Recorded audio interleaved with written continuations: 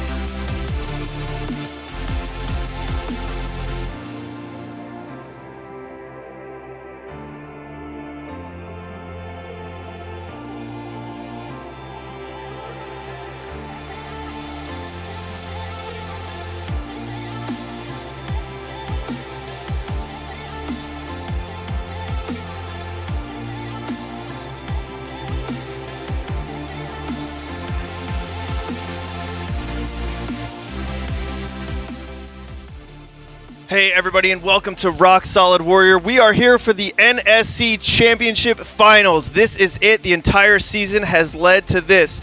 We've got our top 10 men, our top 10 women who will be competing today on 3 challenging courses to decide who will be crowned our Season 2 champion. I'm Chris Ganji, joined alongside Ryan Stratus. Good morning, everybody, and welcome to another exciting day here in lovely Apex, North Carolina, the second location for the Rock Solid Warrior franchise. We got some cool obstacles out there. If you were with us yesterday, you saw a lot of the action take place. They're going to be running similar courses, some altered spots here and there, but nothing too complicated. Just wait and see how all these ladies and gentlemen do today with what changes that were made here in just a bit. Yeah, so the athletes getting ready. A couple looks at the course here.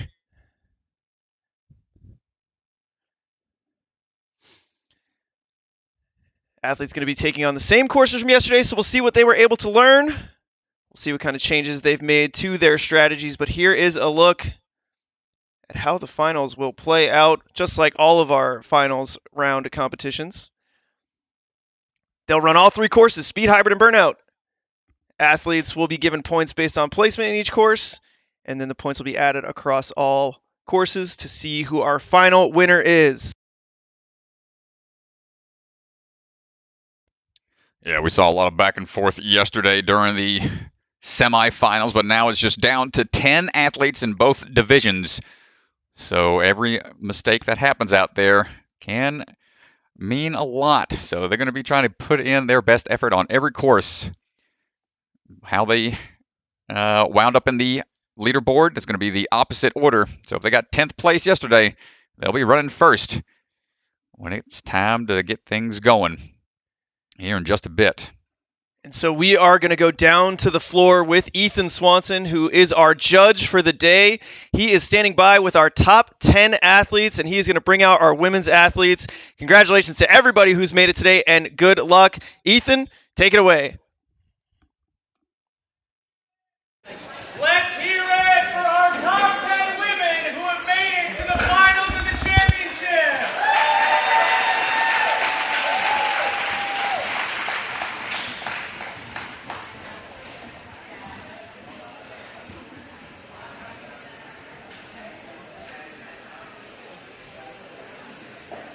Oh, I didn't know if he plugged it in or not.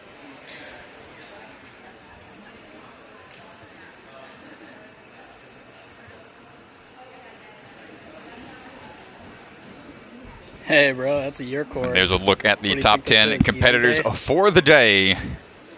Some strong athletes, some familiar faces in there, but some new faces as well that didn't make the finals last year. So it'll be exciting to see some of these new athletes and how they perform the second day of a grueling endurance check. Congratulations and good luck to these athletes. And yeah, like we've said all weekend, this finals is certainly more of a marathon than a sprint. Competing on 3 courses yesterday and then 3 more today. How are the athletes going to manage their food, their energy, their sleep last night? There's a lot that goes into competing well in these finals. Yeah, knowing how to properly manage all of that, it's a learned skill. If you're not used to doing long competitions back to back, pretty grueling. It used to be how things went with American Ninja Warrior. Film the qualifying one night, then semifinals the very next night. But these courses are pretty a little longer than those on A&W. Got 3 courses to run in a day, then 3 again the following. Up first, going to be Sadie Berger. Let's hear it for our first runner. Sadie Berger coming out of Obstacle Academy. All right, Sadie, here we go. Ready to go, all chalked up. 1 on you. Sadie Berger starting things off. No problem with that. First, a sliding step. We saw some folks have a hard time with that yesterday. Not getting enough momentum here on the side wall. Still got to make a pretty big 180 turn. Sadie being only 4'10", shortest competitor. Have a couple areas, well, she'll have to jump a little higher. Yeah, she's the shortest competitor here in these finals. Certainly capable here, though. Yeah, definitely don't take it. Don't underestimate. Yeah, don't underestimate the height, because she's here for a reason. Yeah, one of the only burnout clears earlier in the season. Yeah, I'm really excited that she made it to the finals because she's got that one burnout clear on the season. You know, it really shows how strong this athlete is, and certainly going to be fun to watch in these finals. Certainly deserves to be here. Here we are on the cornerstone. This is the one that caused a lot of grief for athletes the other day, and I think we might need a reset on that one. Not sure. Yep, looks like so. Got to watch the angle that you land on those cornerstones. Those do slide out from underneath you. And it's an off-angle swing to that dancing stone. Swinging around and sticks the landing that time. Excellent job. Can't ping off of that pillar. And oh, that is very unfortunate there. Sadie, you got it. This is where the height starts to become a little bit of a factor. She has to release the ring and drop down to the stone in order to stick the landing. So a little more challenging for her. Cutting that corner. It's a little further away today, and nice job almost getting eliminated there. Remember, the retry system is in play. If they fall 3 times before clearing an obstacle, then their run is done. Well, this is what took her out yesterday. Big trampoline jump with these bolt cutters.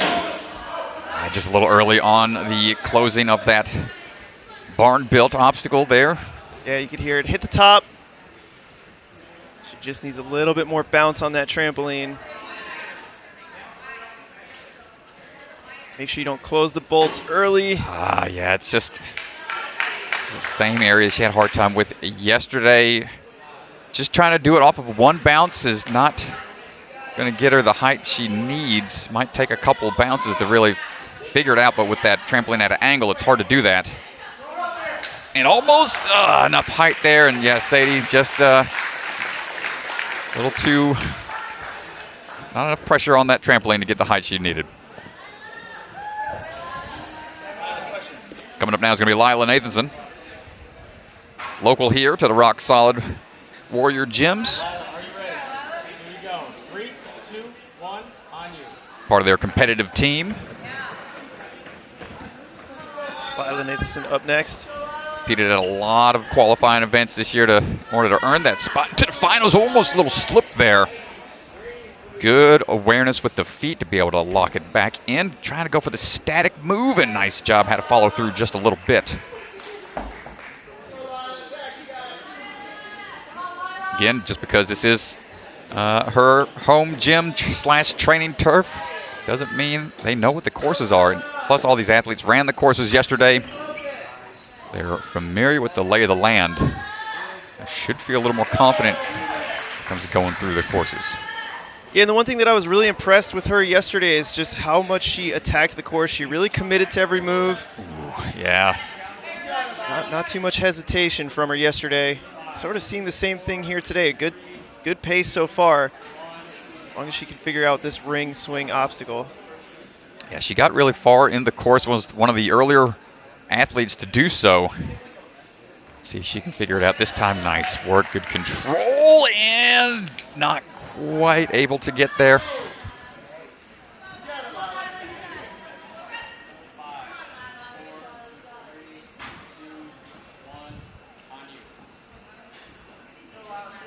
Let's see if she can figure it out on this third attempt. Took the backswing on the last attempt.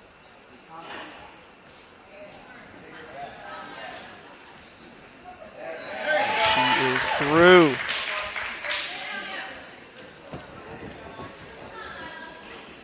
Nice work on the bolt cutters. Did a good job on this yesterday.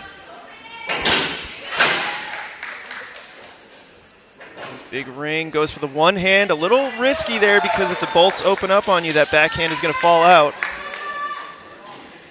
So the change on this obstacle here, this flying table, is it's offset. Kind of hard to see from this angle, but it's a little offset each side. Yesterday they had to go straight on at it. This time they've got to be able to slightly adjust their transfer and not able to hold on to the table that time. Brent Strong yesterday was able to hop up there and reset really quickly, but now often go for the block. I'm pretty tired from all those hops. Oh, trying to get through quicker that time, didn't quite make it. There goes hopping back into action. Well, she's got about 45 seconds left. 3:30 on the time. So coming down to the wire here. Adjust for the turn. Oh, not able to get all the way on there. Nice try. That just off-axis throw might be enough to Got Olivia. really slow these athletes down. Yeah, it was a nice try. She comes through. Just doesn't quite get the hole in the right spot. Yeah, those special delivery throws, tough enough. You're just trying to reach simple obstacles, but now they're making it way more complicated. But Olivia Vivian on the move, Australian Ninja Warrior extraordinaire. That's a really cool first obstacle. I actually really like that. A little slide and step. Slide and step. Forces you to commit at the jump. A little cha-cha slide. Might see the cha-cha slide out of Olivia, who always seems to be having a good time when she's out there competing. Or was in a dance at some point in time. She danced during the interview yesterday. See if she can get another dance sequence. Yeah, she's been fun to watch, but unfortunate slip there. And she's going to have to reset here, collect herself. All three stages are going to be ran today. And line back up. Going to take another swing here just to be safe. Opting to go for the underneath holds instead and slipping a little bit. Good catch. Underbars through, heading on now to the cornerstone.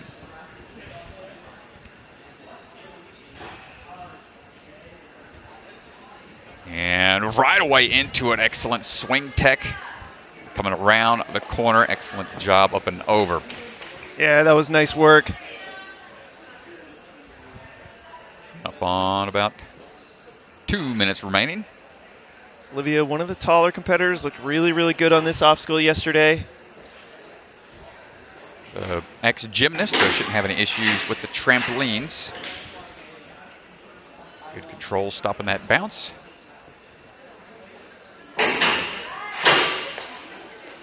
Got to make that transfer to the ring, which has been a little tricky for some, but those bolt cutters stay up there surprisingly well when you let go with just one hand.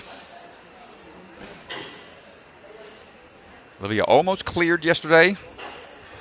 She was so close, just barely timed out. Got a good pace here. As long as we're pretty accurate with these tosses.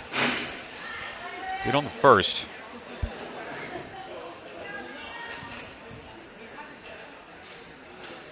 Just needs to be accurate here. This off-angle toss is tough to get.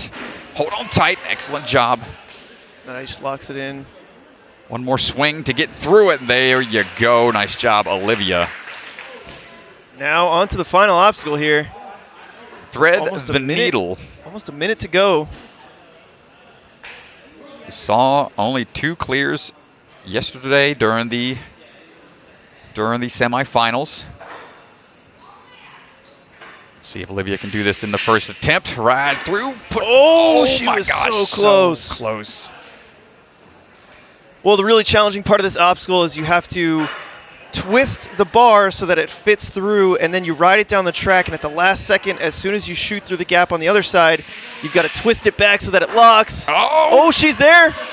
If she can save it. Oh, no. The feet not quite enough, and I think she's going to call it on that.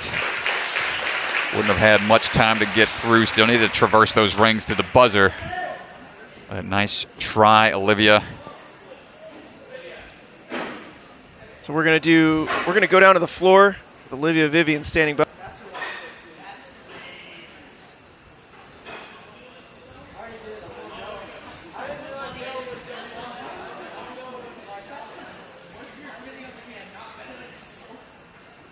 So let's go down to the floor with Ethan, who's standing by with Olivia.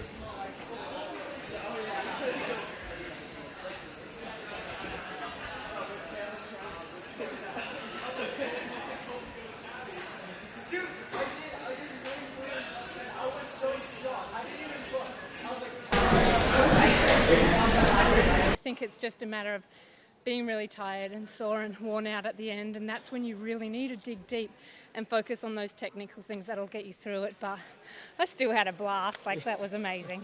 You looked like you're having fun. You said sore and tired at the end of a course, but then also, how are you feeling after competing all day yesterday? 3 courses, long day. Yeah, I'm the 33-year-old that needs like a month to recover. But you know what? It is what it is, and it doesn't mean that you should hold back from your potential. You got to come in, change your mindset, just get in the moment and in the groove, and give it your best. At the end of the day, that's all we can do, right?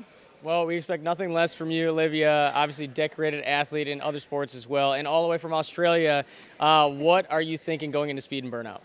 Hopefully I'm going to execute speed like I did yesterday. Today's going to move a lot faster, so it's kind of like we got to be ready to go when it's go time. We'll see what the rest of the day holds. You never know. It is Ninja. You never know, and we'll see you soon, Olivia. Thanks, Ethan. Hey, give her up.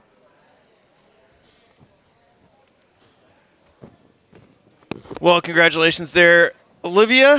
Nice run down to the last obstacle. Unfortunately, could not lock it in. But we'll see her on the speed and the burnout later today. Up next, we got Violet Capo. And Violet on the move. Had some great runs yesterday. On the move across that rock wall. Coming out of the Ninja Playground. Pretty passionate about Ninja as of late. Also pretty passionate about The Lord of the Rings. Been reading those books and watching those movies. Great deal, she says.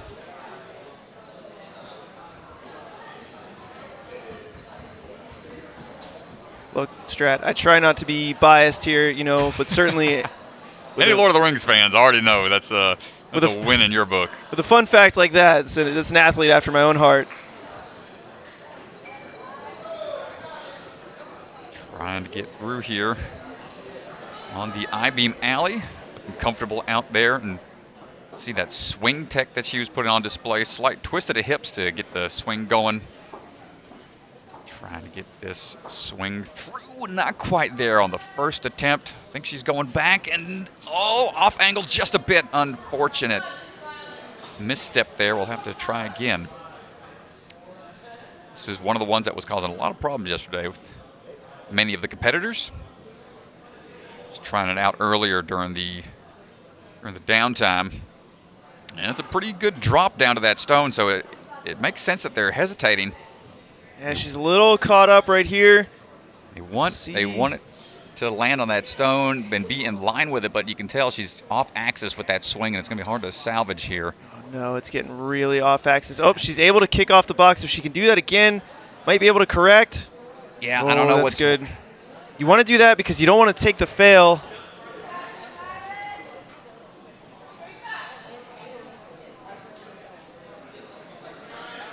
Waiting for that drop. And there it is. Nice job. We still got one more to go here. Spent a lot of time on this obstacle. She's going to have to really speed up if she can get through it. That she does. Nicely done, Violet. Now it's going to be a bit of a crunch all the time. Spending a lot on that balance obstacle.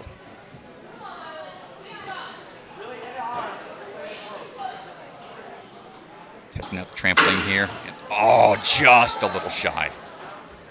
Yeah, she did get this yesterday once.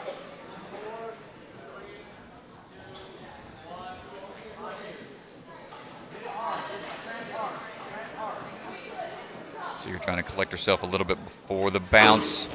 Just a little short again.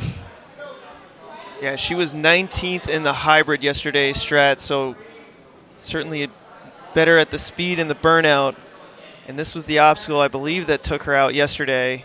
It's just a big trampoline dump. She did get it once yesterday. Yeah, you can see the frustration there, and understandable. It's a tough bounce. It's very weight and height dependent. If you don't have good tech on launch, and that's tough. Tough break for Violet there. But still 2 more rounds to go. She can always come back from that. We've seen many runs, exciting returns. Isabella Wakeham up next out of Texas, qualified out of Austin Ninjas. She had a good day yesterday, 13th in the hybrid, but 2nd in the burnout. So she can put together a good hybrid run here. Go a long way for the rest of the day.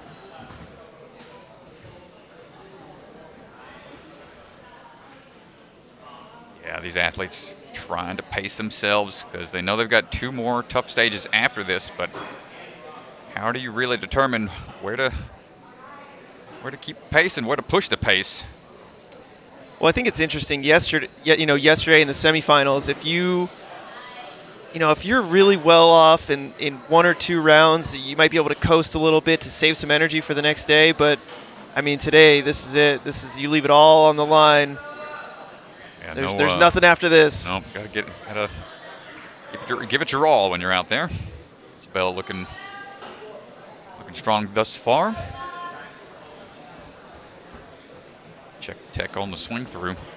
Curious if she'll take a backswing. Yeah, she's going to take the backswing here. Dropping, but not following through with that other leg. It's tough to do. Dropping down onto balance in such a small landing area. It's not easy. You got a couple different things you're trying to coordinate. Swing tech, you can't get too turned around. You're trying to control that swing so you're in line for the drop. And following through right after. Nicely done that time. Let's see how we handle this turn around the pillar. And there we go. She's through into the bolt cutters. Bella's got a couple years experience competing on American Ninja Warrior. Getting ready for that next season coming up. She had a problem with the trampolines.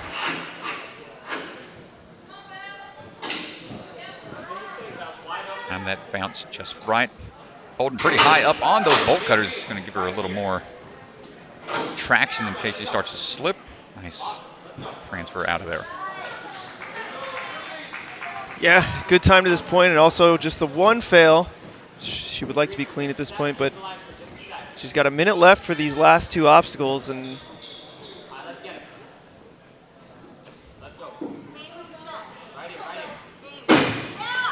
Nice catch on the first unstable table toss. Twist around a little bit to try to get that momentum going to that second unstable table.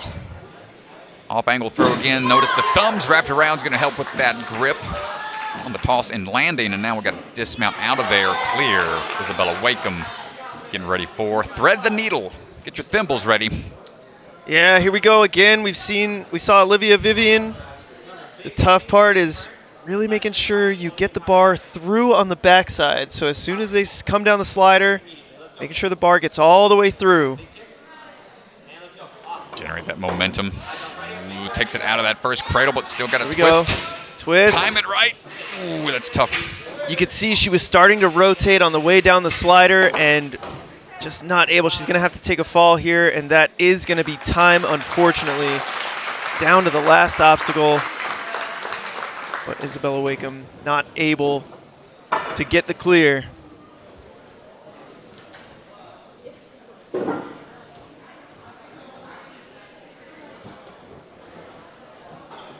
Up now, it's going to be Annabella Heinrichs.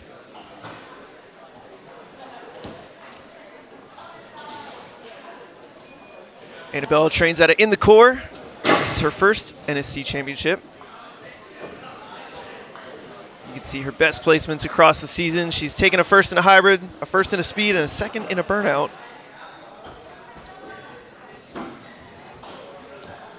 Strong competitor here. Yeah, Annabella getting ready to run.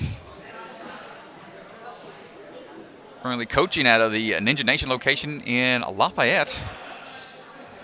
Got some options for obstacles.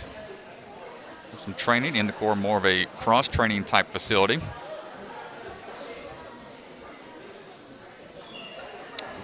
These transfers here.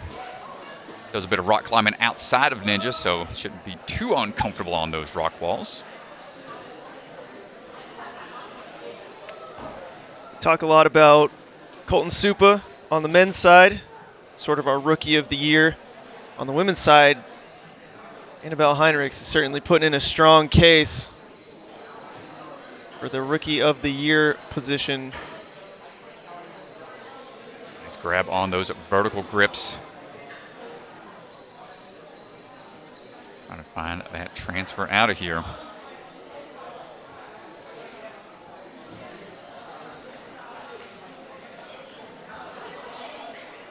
And no stranger to big competitions. A&W Family Edition, A&W Junior Season 2, and previous season on A&W was Season 14. As he tries to work through this swing landing just off axis a little bit. Yeah, these athletes, they really seem to have figured this out yesterday, but having some trouble today.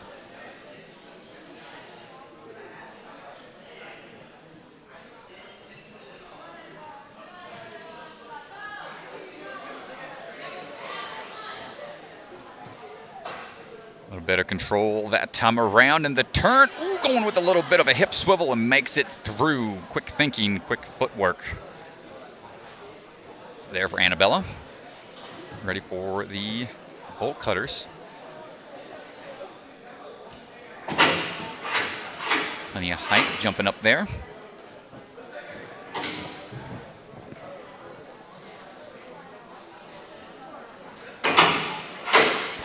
And just needs that ring to swing on through. And great work making the clear. Going to chalk up a bit before the unstable table toss. Yeah, the big question, can she get through this clean? We've seen a lot of athletes struggle with this obstacle, both yesterday and today. Ooh, good catch there.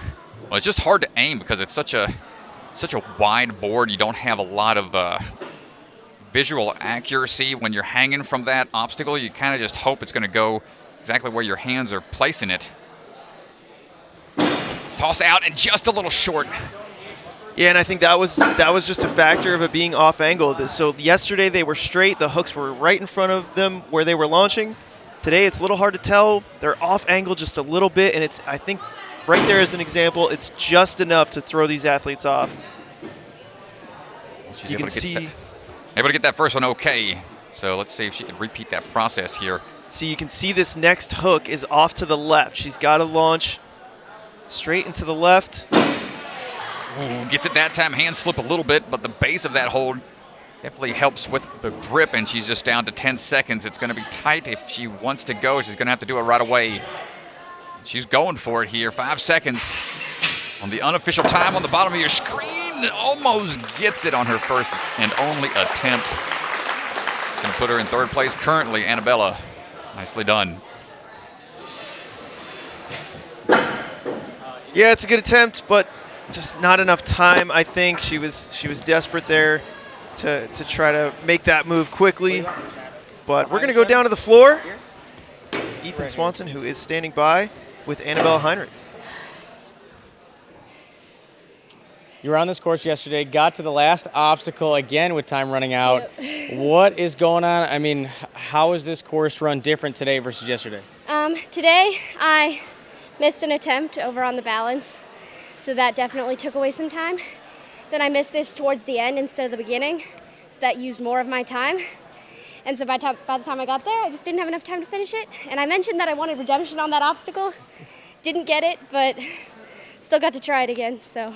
Well, that's good enough to put you into first place right now in the hybrid, but talk to us about this obstacle. It's a little different than yesterday, right? It is a little different. Yesterday, you just kind of had to hold on and hop it forward. Now you actually have to aim and maneuver it onto the hooks, so it's definitely a little trickier. A little trickier, but still a great run and sitting first right now, going into speed and burnout. What are you looking forward to more, speed or burnout? I think burnout or speed, I don't know. I want redemption on the speed course, but I think burnout is more my strength, so. All right, we'll see you there in just a little bit. Congrats. Thank you.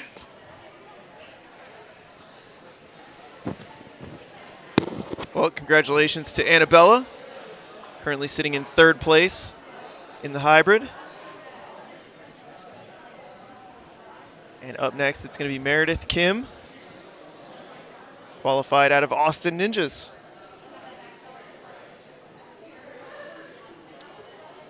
Meredith Kim on the move, going across that sliding step. Just a little short on the leap across. That's the tricky part of that sliding step. I think I've seen that configuration, but I think there were multiple steps that slid like that back at one of, I'm going to say, Brett Sims's gyms, but being able to generate momentum towards one is a nice way to go about it. Oh, she's getting a little squirrely here on the rock wall. 2 slips with those feet, but didn't bottom out, thankfully.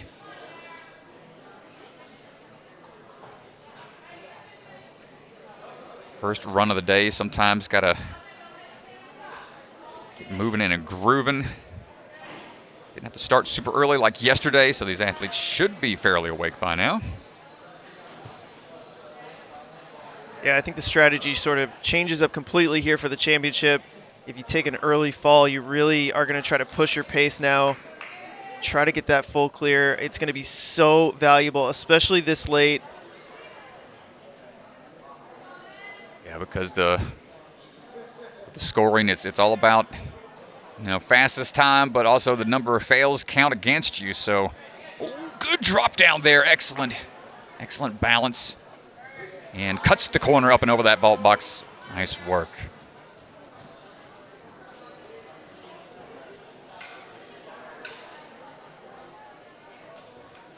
Here we go with the trampoline bounce. Just a little short there. Tried going a couple bounces to get it going. The tough part about this is the trampolines, generally you need a good run up in. Want to get a lot of power if you can't generate it in a small amount of space like that, but Meredith able to figure it out on her second attempt here and gets it on the transfer. Just needs to get to that ring. Yeah, wants to get out of there. Nice work. Yeah, only 3 runners to go after her. Sitting in 5th place, and so, a clear here would be a top 4 finish at the very least. Just a little shy on that first table toss.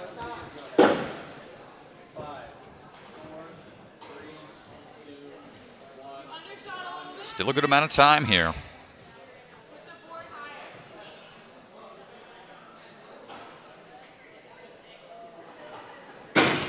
Oh, just shy again. Needs a little bit more distance. See the hook hit above that hole. Just need to have a little bit more distance and height. I want to bring it down properly onto that hook.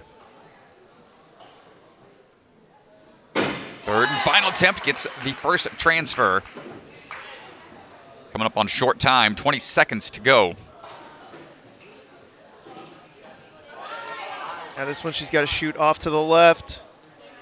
Keep those thumbs wrapped. We got 10 seconds. It's going to be enough. She's got to get out of there. It's still a pretty big launch to the platform. Scissor kick, able to get that bicycle kick going.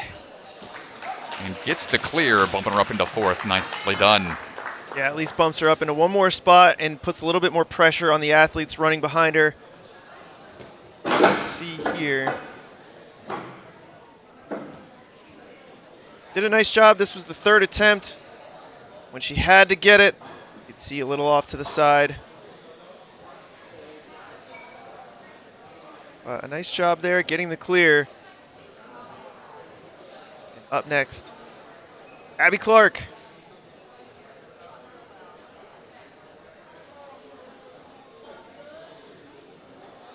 Abby Clark getting ready to run.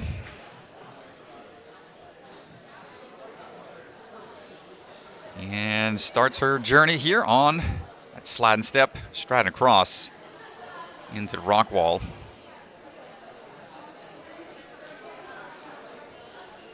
Trains alongside yet another longtime ninja, Joe Campo. These hybrid style courses tend to be the type of course that she enjoys the most. Yeah, I think a lot of athletes would say that it's definitely the more traditional style that we're used to seeing. A lot of variety and skill sets required.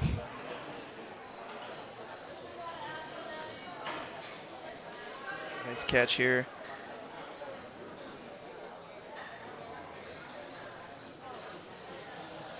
Nice cat grab on the I-beam. Swings on through.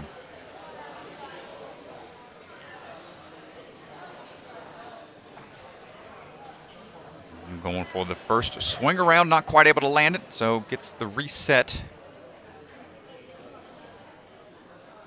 Well, it's good that she's able to take the reset on the starting platform and not take a fall here. You want to see if you can get through this course as clean as possible. Not quite able to land it.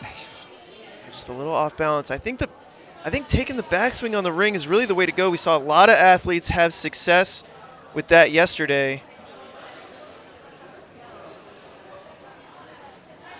Here we go. Here comes the backswing. She's getting a little crooked. Yeah, the twist is tough to manage. Oh, wow. She's having a hard go at it here. Try to figure this out here.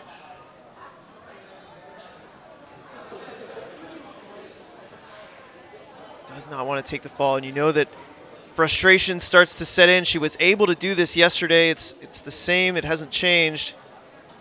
Trying to figure out what she did yesterday to make the difference.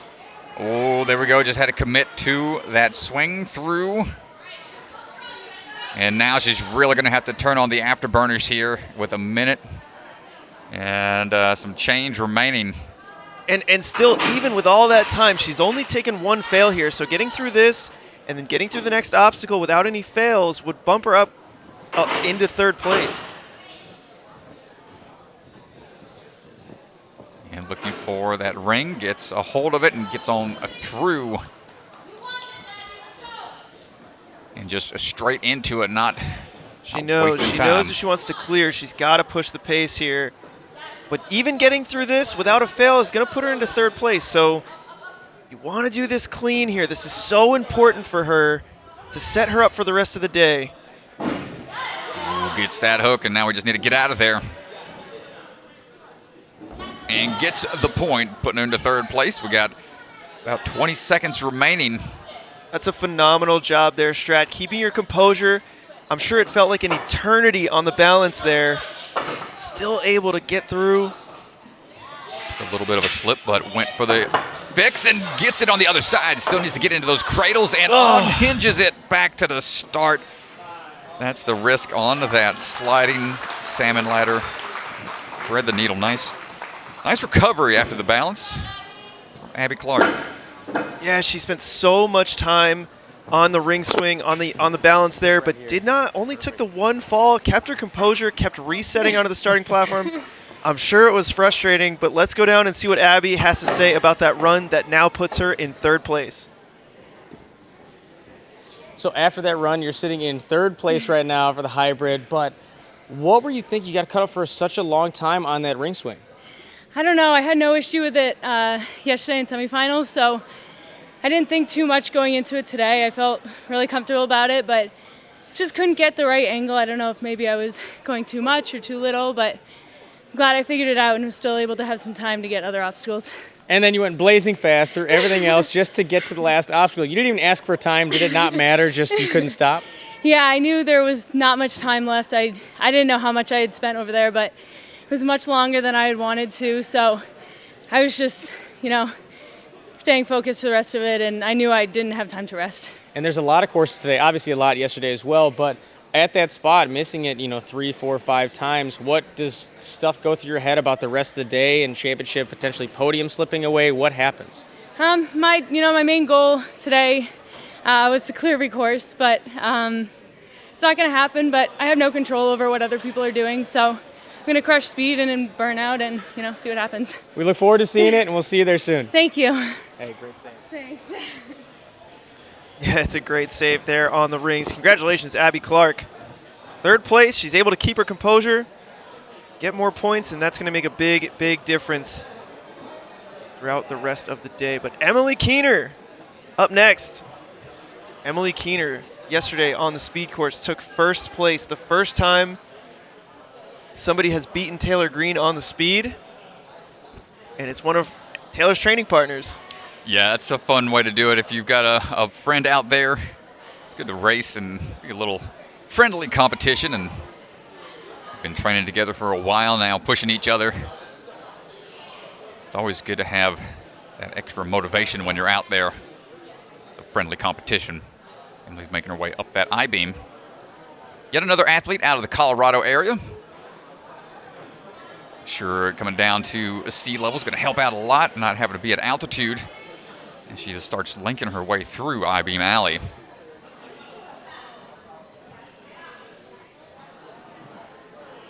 And gets on through. Another one of our younger athletes, around 15 years old. As we are getting through on through the balance. Excellent work. Good save there on the first one. Ooh, yeah, a little good. scary. When they throw the arms up wildly, it's like... Wave your hands like you just don't care, but you actually do. Now onto the bolt cutters.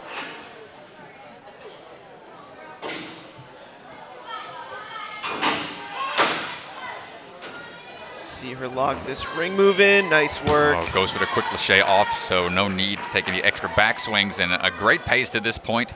No fails thus far. That's the important part.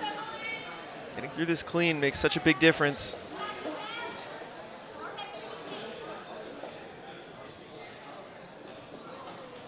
Here we go with these unstable tables.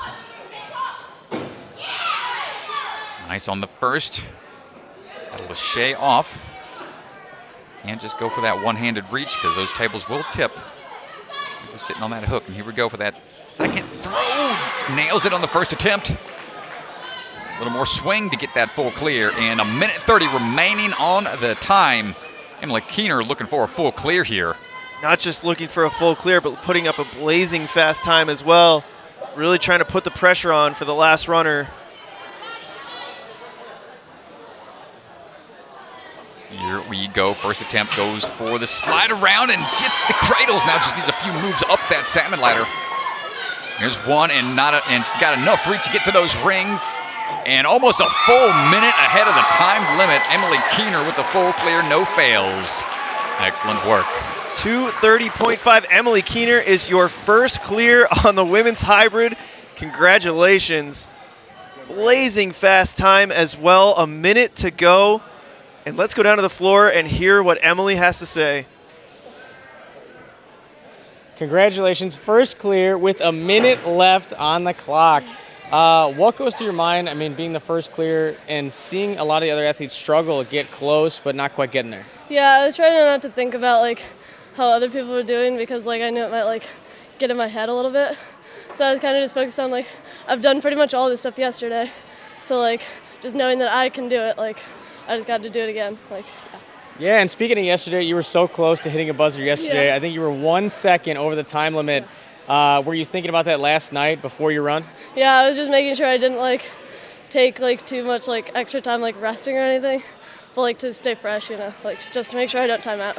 Yeah. Well, you did not rest very much. You had a minute left. Congrats. I know one runner left, Taylor Green, and she was one of the clears yesterday. Yeah. How do you think she's going to do? I think she's going to do great. She always does, yeah. Well, we'll find out soon. Congrats. Thank you. Awesome job. Congratulations, Emily Keener with the clear. We'll see. We've got at least one clear. It's always great to unlock the course. See a clear, but up next, Taylor Green, your defending champion, and the title defense starts right now as she takes on the course. Home gym in the core out of Colorado, and as she is was undefeated in NSC speed until yesterday. Well, Taylor's been in the sport of ninja since he was, a long time ago. I mean, one of her first viral videos was way back at the Wolfpack Ninja training area. Just grown with the sport.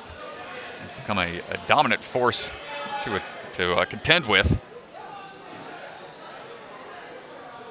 Looking for that second championship.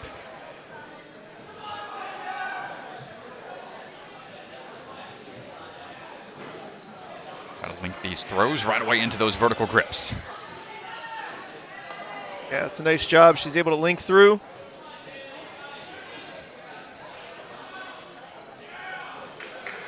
Nice work. We go on the cornerstone.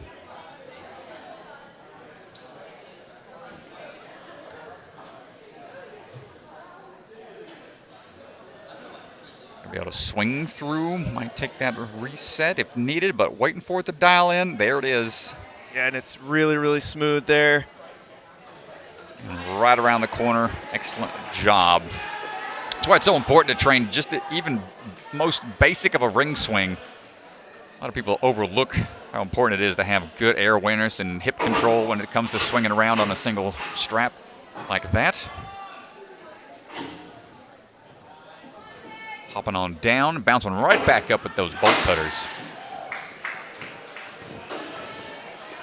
And Lachey's through. Head on over for the last two obstacles. 2 obstacles remaining. 45 seconds if she wants to beat Emily Keener here on the hybrid.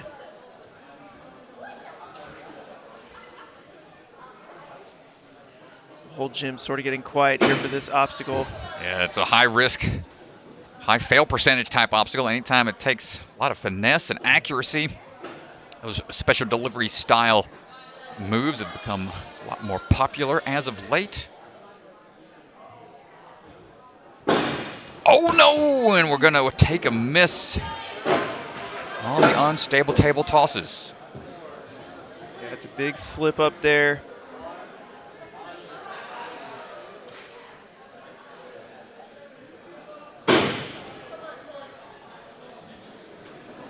That's all right. Still has plenty of time here to try to get a little further up the leaderboard. Off axis here has been troublesome. Some of the athletes, and there we go. Second attempt. Knocked it out. That's going to bump her up into 3rd place.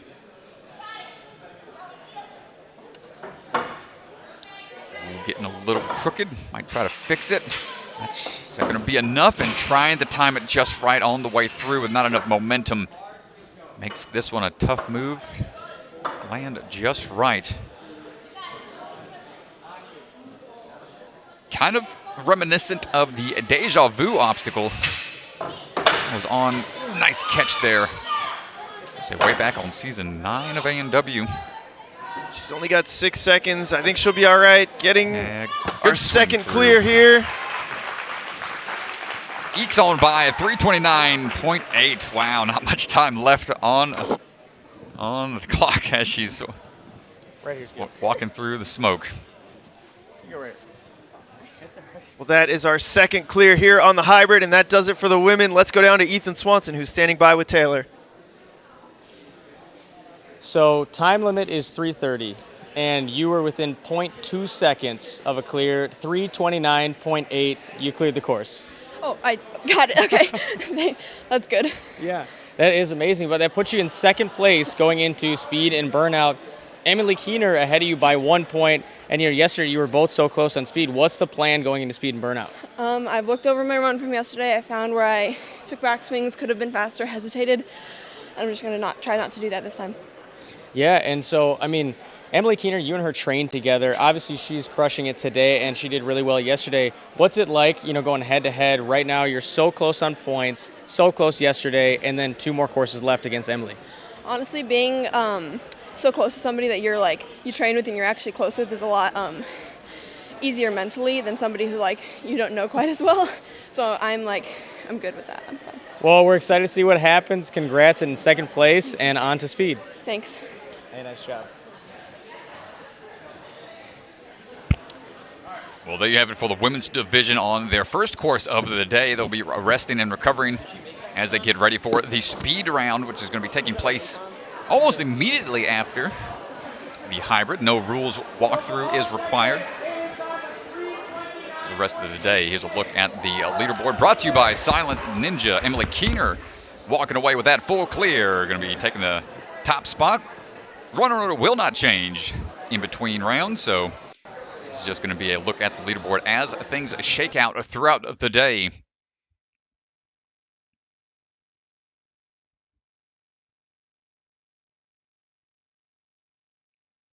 Great work, everybody. As the cameras right now are going to be repositioned, and a few of the landing platforms are going to be moved around for the male division, getting ready to start up in just a bit. Thank you again, everybody, for joining us here on the live stream. I'm Ryan Stratus alongside Chris DeGandy, who's currently out on the floor trying to get things set up with the rest of the Ninja Sport Network team. Got Hunter Gerard manning one of the cameras, and another one of his athletes, Jeremiah Boyd, who's putting on some great runs yesterday, but unfortunate, not able to make it all the way through into the finals, but seems to be working under the tutelage of Mr. Hunter Gerard out there.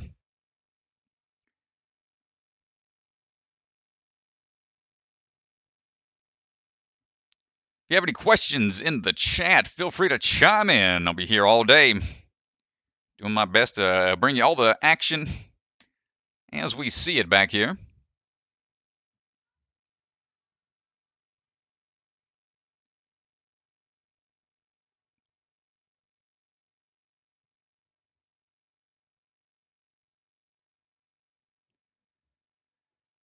Things look to be wrapping up in just a bit. Some last-minute final touches on the course before we get ready. Start once again. Info on season 3. Season 3 info. We gave that out last stream, but we're going to be right back. We're going to do a quick commercial break. From the secret factory in an unknown corner of the world, Bucket of Chalk is coming to you. Sport Championship is brought to you by Role Model Software. They craft custom software tailored to fit your business needs, and they're also the makers of Ninja Master and Lightning CAD. Silent Ninja, check out their website for exclusive ninja holds and ninja training equipment. Celebra Family Restaurants, supporters of the Ronald McDonald House, helping families and children in need. Consider donating today. Biagi Bros, a full-service logistics company with 3PL and supply chain solutions with warehouses and truck terminals scattered across the U.S. League of Ninja Warriors, check out their website for exclusive ninja collectibles. Ocean Needs Everyone, the nonprofit organization dedicated to helping save our oceans. and Bucket of Chalk, our official chalk sponsor. Reach into the bucket and grab some chalk today. At Roll One, we believe software development should be learned like any other craft. In our Craftsmanship Academy, cohorts of apprentices participate in hands-on immersion that leads to long-term mentorship. All of this under the supervision of experienced software craftsmen. Most of the academy you spend just in a room working with other people that are also struggling to figure out the same things. And it's actually much faster that way because they figure things out when you don't know them and you help them figure the things out that you figured out. One of the phases of the academy is shadowing phase, where you get to work under a mentor and take all of the practical skills you're learning and apply them directly to a real project. Working in the academy taught me to write business-ready software in a way that I could take my experiences and translate them to the real world. And I could see the results, and I could see people using the software and the utility and the value that it provides. If the Craftsmanship Academy sounds like a fit, I'd encourage you to reach out. Hi, my name's Enzo Di Ferrari Wilson, and I am the founder of the ocean conservation organization Ocean Needs Everyone, and we are proud to be a sponsor for Ninja Sport Championship Season 2. I'm here to tell you today about 3 reasons why you should help the ocean. 1, there's so much left to discover in the ocean. 91% of marine species are still undiscovered. 2, if we don't help soon, there's a projection that by 2050, there will be more plastic in the ocean than fish. 3, without the ocean, we wouldn't even be here right now because it gives us 65% of our oxygen. So even if you don't live near an ocean, go out and pick up some trash because it will make a difference. And one final bonus reason why you should save the ocean is because it's nice and refreshing. Ninjas, it's time to take your training to the next level. You need a ninja course in your backyard, and FitBuild offers a range of beginner to elite level courses. All builds are completely customizable and designed to fit your ninja needs. Build slots for 2023 are filling up fast, so contact FitBuild now to secure your spot. Check them out online at fitbuild.co or on Instagram at fitbuildco.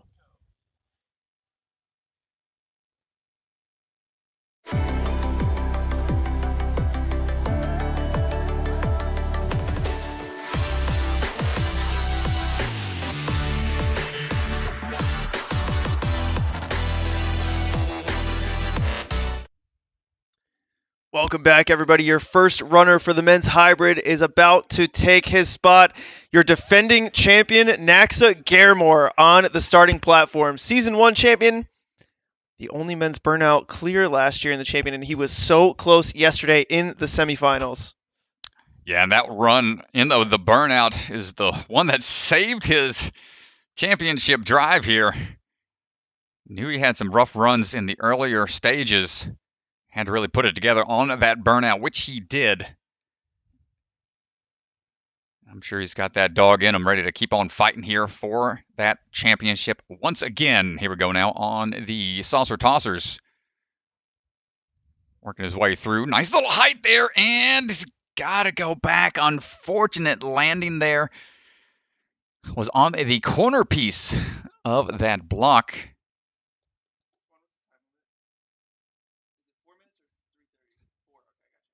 And securely lands that time around. So slight change from yesterday as they've got 4 minutes on their course this time around. Going to give them a little bit more breathing room. Next, getting that under cling there. And skates on through. Here we go now on the I-beam climb. Dropping down, swinging through. Going to link what he can into those vertical grips. Yeah, like you said, Nax's burnout yesterday saved his championship. He had an absolutely massive comeback from taking 22nd in the hybrid to being able to make the top 10 here today and continue the title defense. He's getting really hung up here. Yeah, he might just take the drop and start again. He's got time, but the way he came off of that platform with the ring in hand just didn't get him in a good swing position. Go from that seated spot and just drop into it. Able to grab the cereal bowl that time.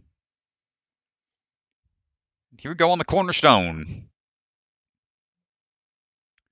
little shallow onto that first swing through, but able to lengthen it out a bit. It's a good save there. Woo.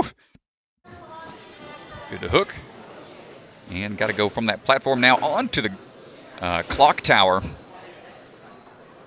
It's a pump it up / clacker type move. Got to go on the silver only when you're turning over, so you don't pinch your hand on those cradles. No problem for Naxa making his way through. On now to the batarangs. Batarangs were the absolute ninja killer yesterday. We saw so many fails on this obstacle in particular. Well, see if these athletes have had a chance to figure it out. Right away, that was the tough move for a lot of folks, making that sideways move, coming off straight. Naxa going with that left hand hold. Now he's got to be able to special delivery with that batarang insert and get on out of there.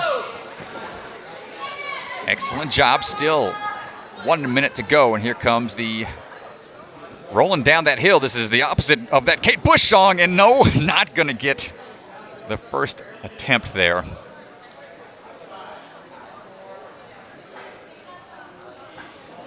Rolling log, as soon as you barely tap it, it starts to go. You cannot control that descent down the track. I think we are good to go. Kept his legs up that time. Excellent job, Naxa. Still putting in the work here. Still 30 seconds to go. Onto the dropping spinners.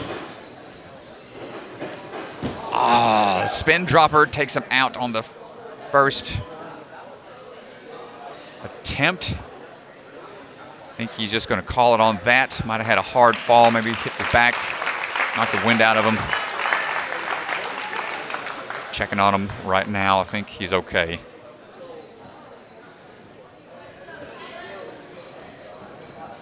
Here at Role Walking it off now. We value our partnerships with our clients. Listen as Dr. Eric.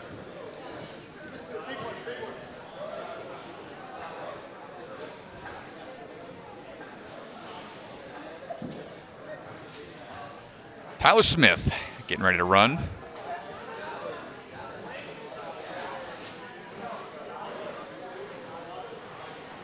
Tyler Smith on the move, sliding across his way. On that first step, but low on the angled platform, and uncharacteristic rough start for the technician. Tyler Smith training out of that danger zone in the barn. Yeah, we talked about Naxa's comeback just to get into the top 10. Tyler Smith had one of his own from 20th place in the hybrid, was able to make it into the top 10, had a massive performance in the speed and the burnout to get his spot here today. Tough start for both these athletes. Early falls. On to those UFOs now. Gets that undercling, no problem. Just going to chalk up a bit more before this I-beam alley.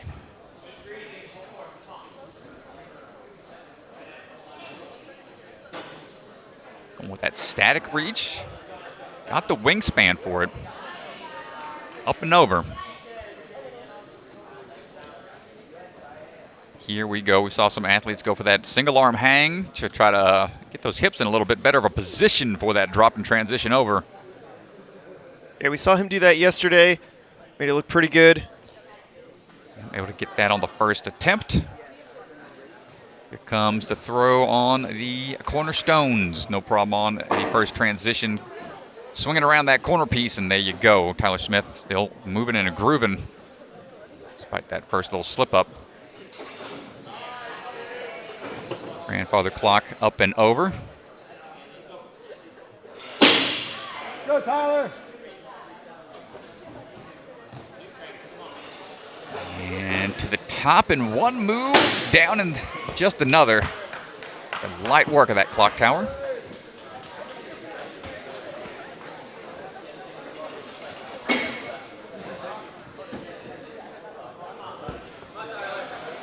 Four-minute time limit.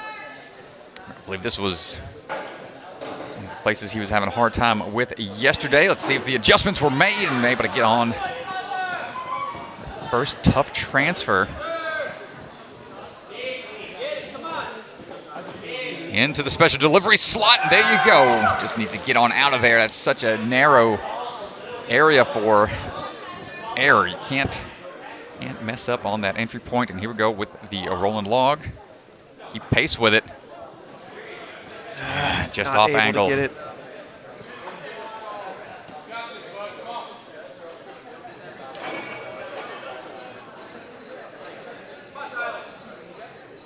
Try number 2. Oh, just falls back. Took a little hard fall on the back. 50 seconds remain. Third and final attempt here. Tap and go, and nice job able to commit on that final step. And here we go now for the spin droppers.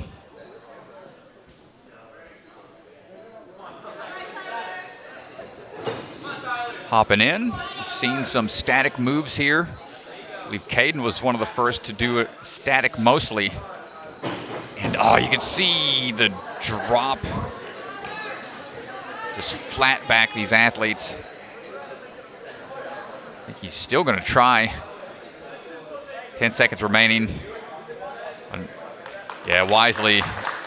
At the end of a course like that, when you're exhausted and you take a flat back fall like that, even with pads there, it's unexpected. It might knock the wind out of you. And just hard to recover from those kind of falls. See him catch and then drop, and oof, yeah, right on the back.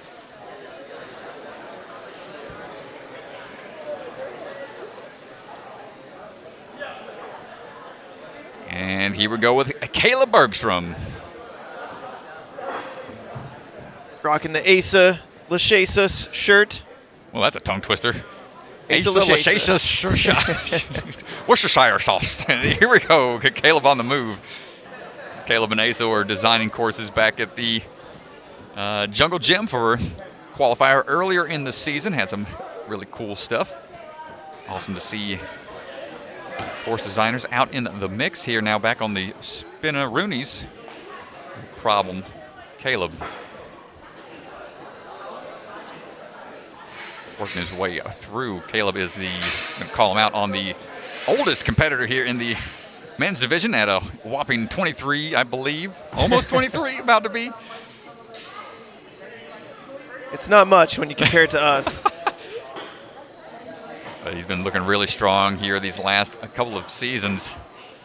Just continues to get stronger. He was second place last year in the championship. He was one cliffhanger touch point away from taking first. Nice control here and hopping up and over. On now to the clock tower.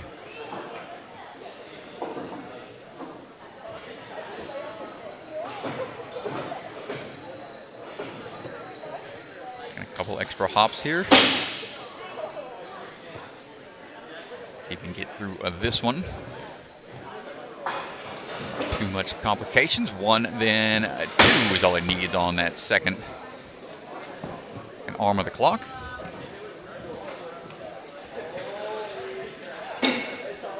And batarang time.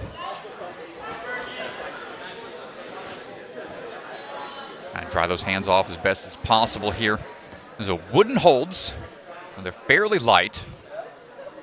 Be accurate with that quick flick of the wrist. And catch on the other side. Nice job, Mr. Bergstrom. These athletes had a lot of attempts yesterday at this battering ram. And he had multiple attempts because they didn't get on the first try. Oh, not going to get it on the special delivery portion. Shock up a little bit.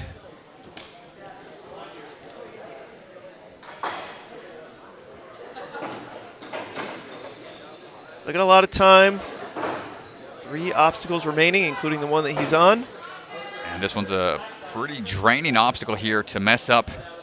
Second attempt. Ooh, watch that pinch point. You know that is biting into that meaty portion of that thumb. Caleb's like, don't care, I'll grow that skin back later. Let's keep on grooving. Big step across, nice control. Really, really smooth there. Through the balance. Looked pretty casual for him. Good thing he's got control. And Mr. Isaiah Wakeham there trying to get the best action shots. Didn't even get a heart rate going. Caleb's running right at you. He's got plenty of control. Let's see how he handles the spin droppers. Yeah, he's going to go for the static approach. I've seen athletes do this. Spun around here. That's the tough part about this obstacle. It spins, it drops, it's constantly moving. Thought for a second he was going to go for a coffin toss move, but not going to get it. He's going to have about 20 seconds to take this on if he wants.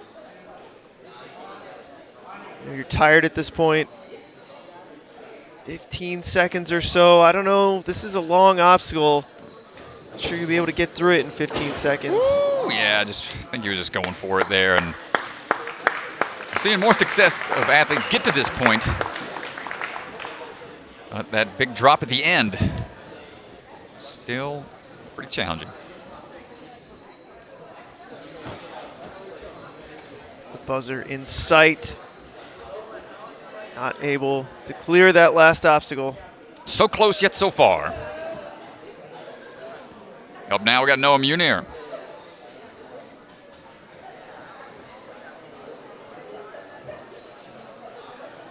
Noah coming out of that Vitality Obstacle Fitness crowd.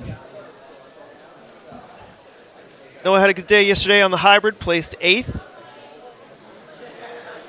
Overall, got through the Batarang, I believe.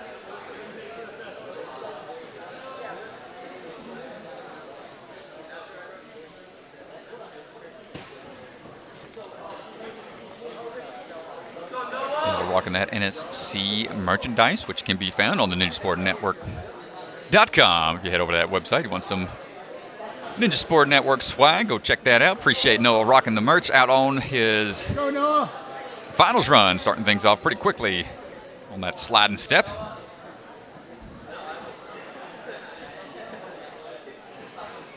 Working his way up for the saucer tossers. Oh, little slip there. See more athletes take that shortcut to the side, and good dismount, able to get through quickly.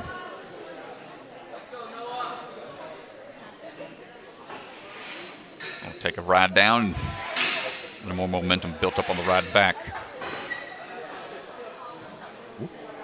Almost kicked the course resetter.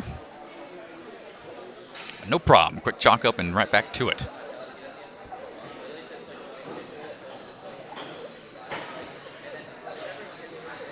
Noah still hasn't had the chance yet to get on American Ninja Warrior since they lowered that age range. I think he is shooting for that still. And putting on some great runs here. Yeah, certainly an athlete who deserves to be given a shot. Go, Noah. Definitely capable. Swinging through. Great footwork there on the cornerstone.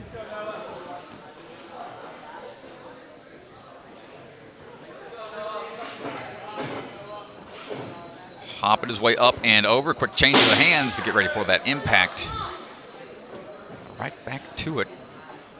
Moving through really efficient. And just great hip tech, able to pull through right after dropping that arm down. Quick sip of water and right back into action. You got this, Noah. Let's go. Batarangs, yet another Brett Sims custom. Oh, and just undershot it with his other hand. Go back for a quick grab of chalk from the bucket of chalk. Tries again.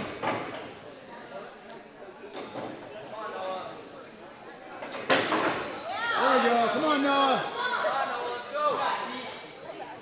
Back to a single hand on the bar. Could use the other hand, but it's tough to really get any rest when you got that Batarang in hand and special delivery time. There it is. Yeah, really smooth on that special delivery. And now onto the balance. This is where he went out yesterday.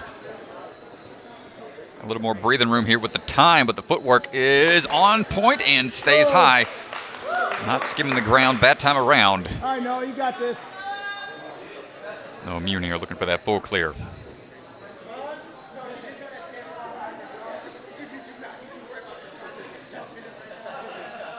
Here we go on the spin dropper.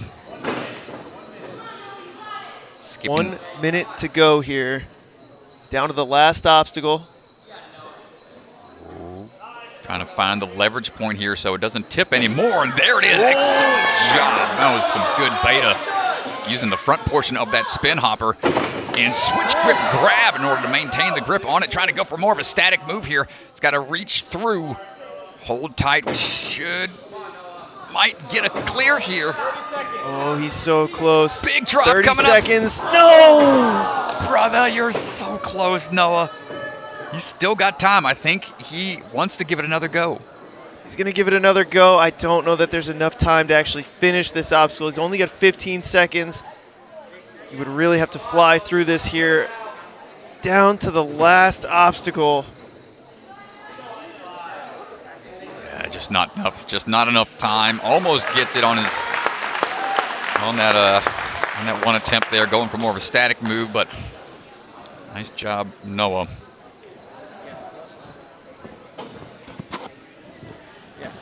Over here.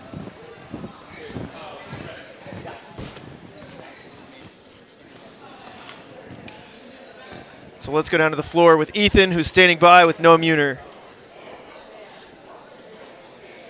So we haven't seen a clear on the hybrid yet today. You were getting to the last hold right before the dismount. What happened on the spin hopper? So I was slipping off the whole time. Those are very slippery. And I know that chalk or no chalk, it was going to happen. And I gave it my best shot, and it wasn't good enough. So.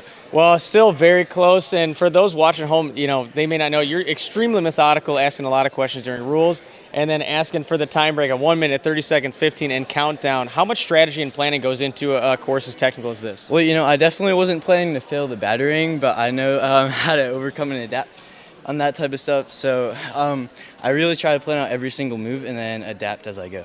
Yeah, and something like the battering brought to us like Brett Sims, it's a pretty new obstacle. I mean, technical stuff like that, you're pretty good with. Have you used batterings before? Yeah, we definitely have one in the gym we've been working on, but you can't let stuff like that get in your head. Yeah, well, hey, that puts you in first place right now going into speed and burnout. Talk to us about speed and burnout. What's the plan? So I got to go all out, man, because we got to make up some time here. Well, we're looking forward to seeing it. Congrats, sitting in first right now. Thanks, dude. It's a nice job from Noah Muner. Certainly he would have liked to have held on to that last catch, but still puts him in first place so far. Congrats.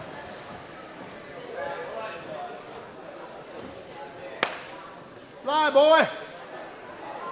And up next, Isaiah Thomas out of Texas. Trains at Ninja Nation Murphy. Flyboy Ninja, built different. He likes to exclaim after beating the course. Man done well on A&W Juniors, done extremely well on A&W Actual his first couple of seasons. He was 6th place overall yesterday, 3rd in speed, 11th in hybrid. No, sorry, 11th in burnout, 13 in hybrid. One of the faster athletes, I would say. Whew, nice catch there. Going to take a second to wait for that swing. Get built up.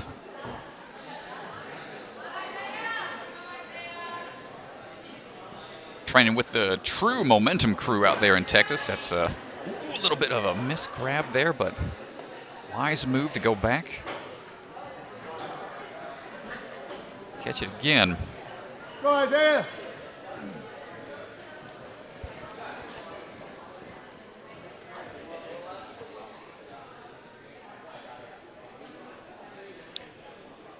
Dropping in, gets that first one. Height helps out here on the dismount. Nicely done, Go. Mr. Thomas. Going for the drop. Needs a little bit more of a swing through. There's where that height helps out a bit at 6'2". A little bit of a slide on that stone, but no worries. Still able to commit and step on out of there.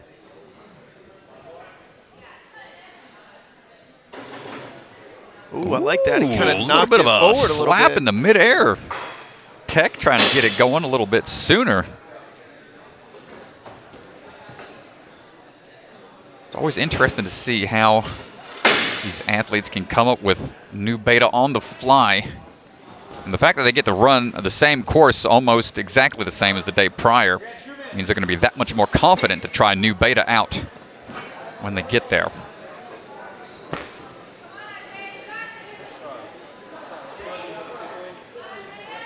Now we look to the Batarang.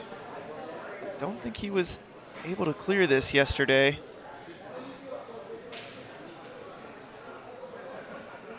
Yeah, still a fairly new obstacle that was just recently introduced into the mix.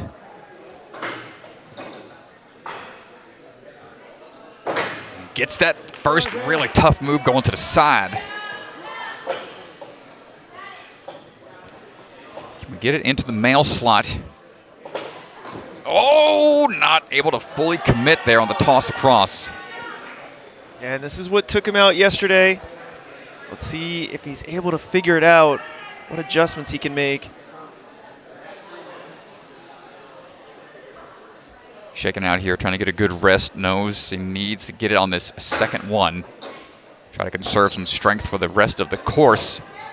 Ooh, good save there. You can notice they just tipped a little bit, which makes that grab a little more difficult. And great accuracy there. Well, certainly a sigh of relief, I'm sure, from Isaiah here. That was the obstacle that took him out yesterday. Well, he'll have right around 20 seconds after that reset. Timer goes away. Let's see if he can commit to the step here. Oh, no! Looks like he came down on his hand. Wrist potentially shaking his hand. Hopefully he's all right. Kind of stepped back after that miss.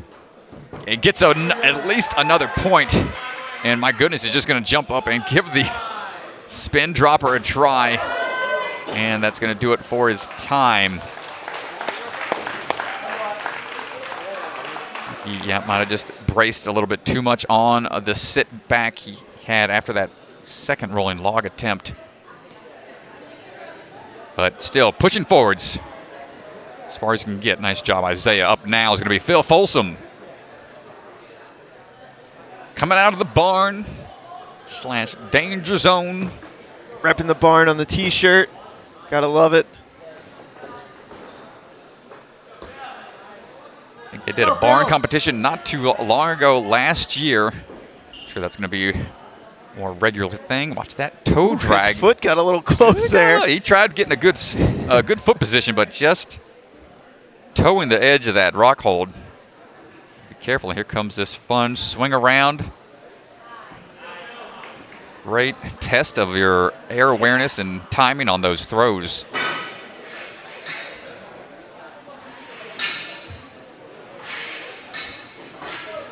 Nice. He's able to lock in the reverse catch there.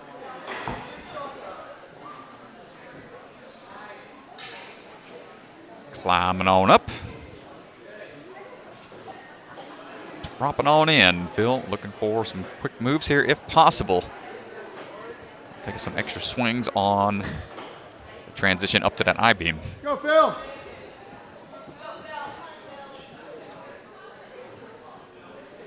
Got second place back when he competed on A&W Junior. It used to going quick.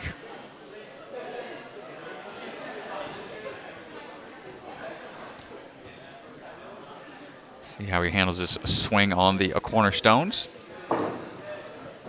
Nice job. Gets that first tic-tac off of that stone and maintains the grip on the ring. Coming around the side. Gets the clear. Bill now on to clock tower.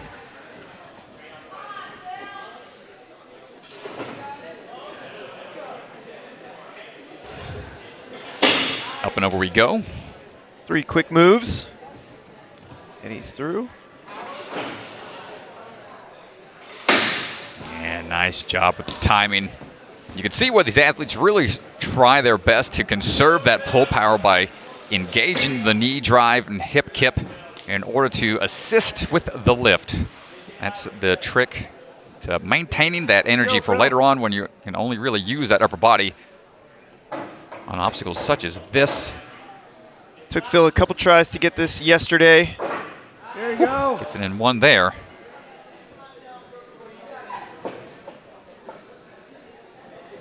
On to the male slot. Nice, that's where he missed it yesterday. He's able to lock that in. And great pace so far, still 1.5 minutes to go, 4-minute time limit. Looking for the drop now on the rolling log, got to sprint across here. Off angle onto that last stone, unable to make it on his first try. 2 more attempts, minute 15 remain.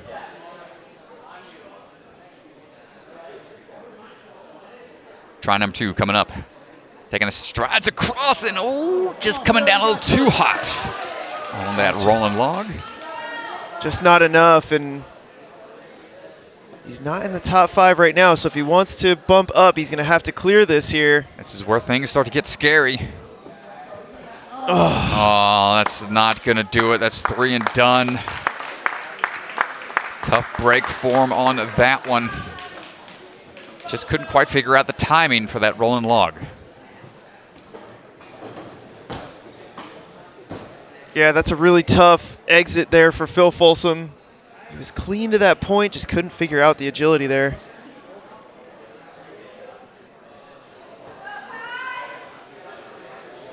Up now is going to be Kai Beckstrom coming out of the Grip Ninja, Utah. Family runs that location. Saw a handful of the family out competing, and just a quick tic-tac off of that step. No need to slide on through to the other side. Well, Kai is definitely one of the more explosive athletes. He's got really good speed, really good explosive power. Something we're used to seeing from him. A nice job just skipping that first saucer. Controlling his way through. He's going to need that back slide here.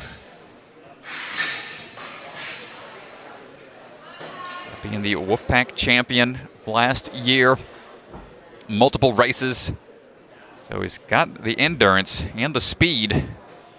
Just need to be able to keep things fully clear here as he works his way through with a hybrid. Looking strong so far, not missing any steps.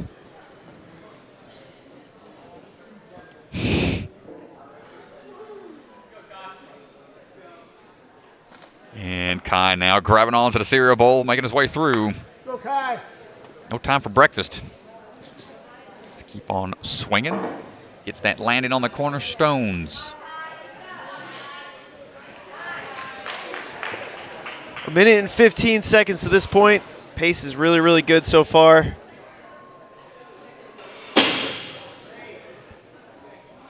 Nice work coming around on that second arm of the clock tower.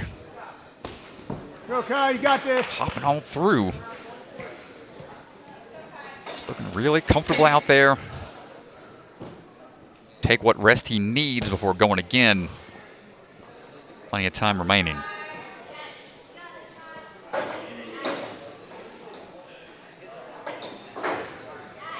Looking for that next move up. Nice catch. Into the male slot. Oh, nice work. So smooth, yes. Now on over to that rolling log. Just tap and go. Just enough to get it going, but man, that thing starts rolling real quick, but he's able to catch up to it. Well, he's got over a minute and 30 seconds left for this final obstacle. We saw Noah Muner on a similar pace and made it down to the last move. Can Kai be the first? And to do it clean would be huge. Ooh, skipping 2 spin hoppers right there. Not taking that beta, going straight to the big drop. Oh, no! And the peel off on the backswing. Well, he's still going to have like a minute to do this, so he's got plenty of time. Time to reassess the strategy. Already in first place, but a clear here would certainly put pressure on our final 3 athletes.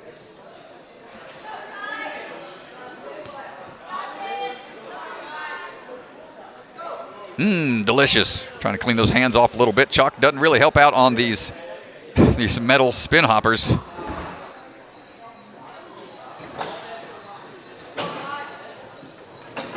And holding tight. Next big drop coming up. He's got the power for these. Let's see if he's changed up the strategy, going static here. Down to the final move, 30 seconds remaining. Not sure if he's looking for a dismount here or the next spin hopper. Hold, a little bit of a twist. He's got the catch. Does he have enough energy to get out of there? And there it is, buzzer, full clear. Mr. Kai Beckstrom, excellent run. Full clear, Kai Beckstrom. And let's go down to the floor.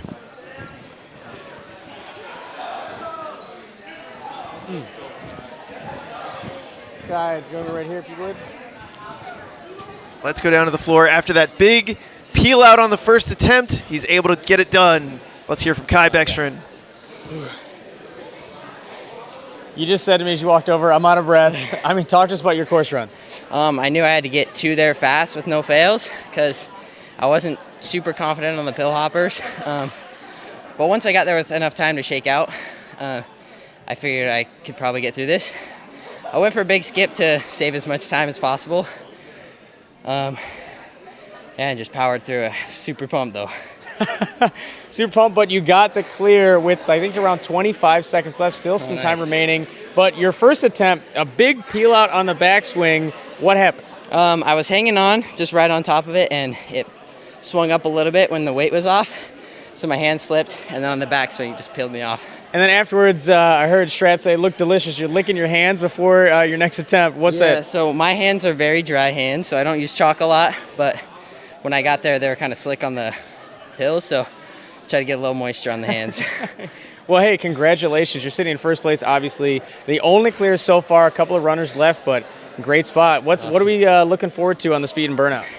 I'm looking forward to hopefully taking a first on the speed, because we all know my burnouts are not the greatest. Well, I think everyone's excited to see you on both. Congrats, man. Thank you. Good, awesome job. Congratulations, Kai Beckstrom. First place right now with 3 runners to go. Sam Folsom, Jay Lewis, and Caden Lebsack. He's put himself in a really good position there with the full clear. And now let's see if a member of the danger zone can match that performance.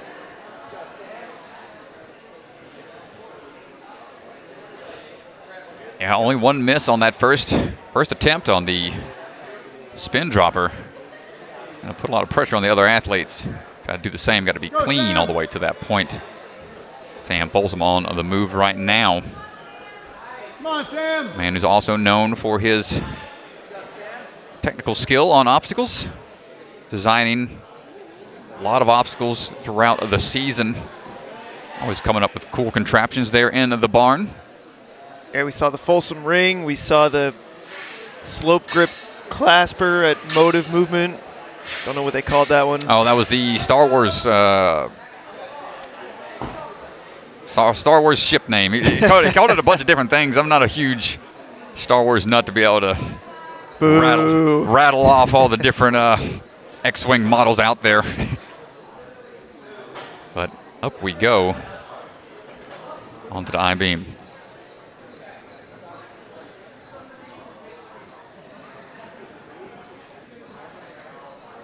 Making his way down and swinging his way over. Staying relaxed out there. Yeah, staying relaxed. I think the goal here, certainly for a lot of these remaining athletes, is just to do this thing clean. You've got 3 courses. All 3 points will be added up throughout the day. So, you know, it's really important to take a top 3 spot. You don't necessarily have to win. It would be nice, but it's not absolutely necessary.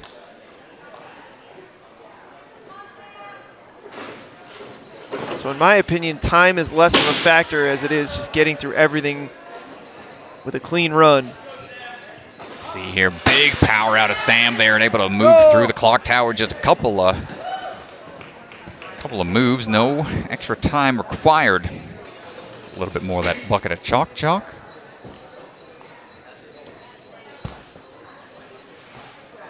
We're heading on over to the Bat Cave.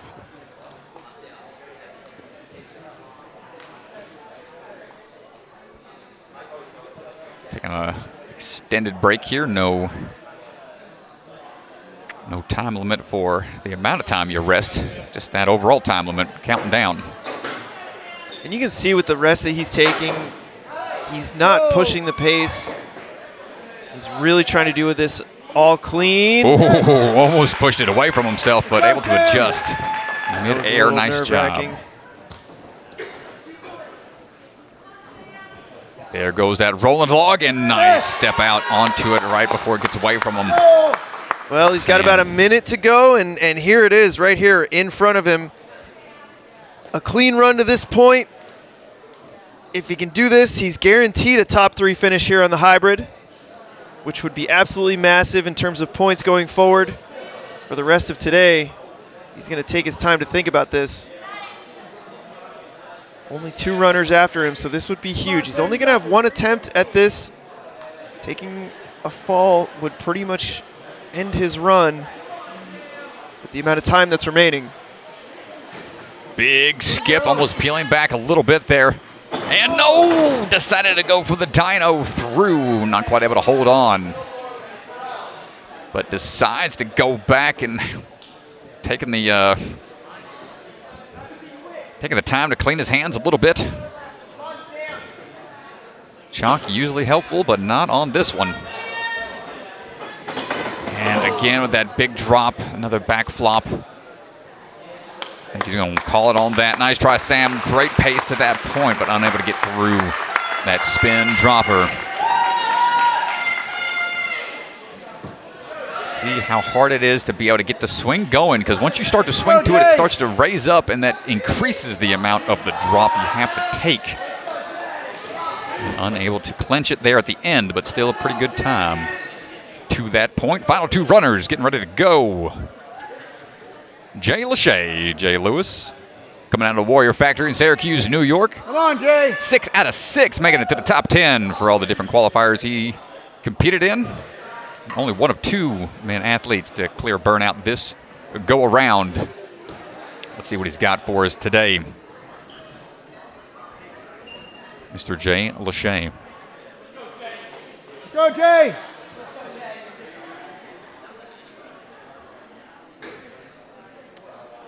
Yeah, curious to see the approach here. We saw Sam take a more, a slower approach, trying to get through clean.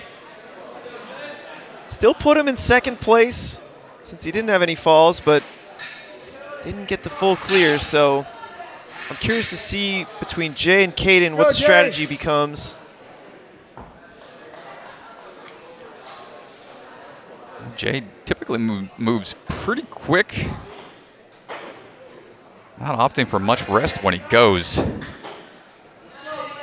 Tends to make things look pretty fluid. Go, Jay.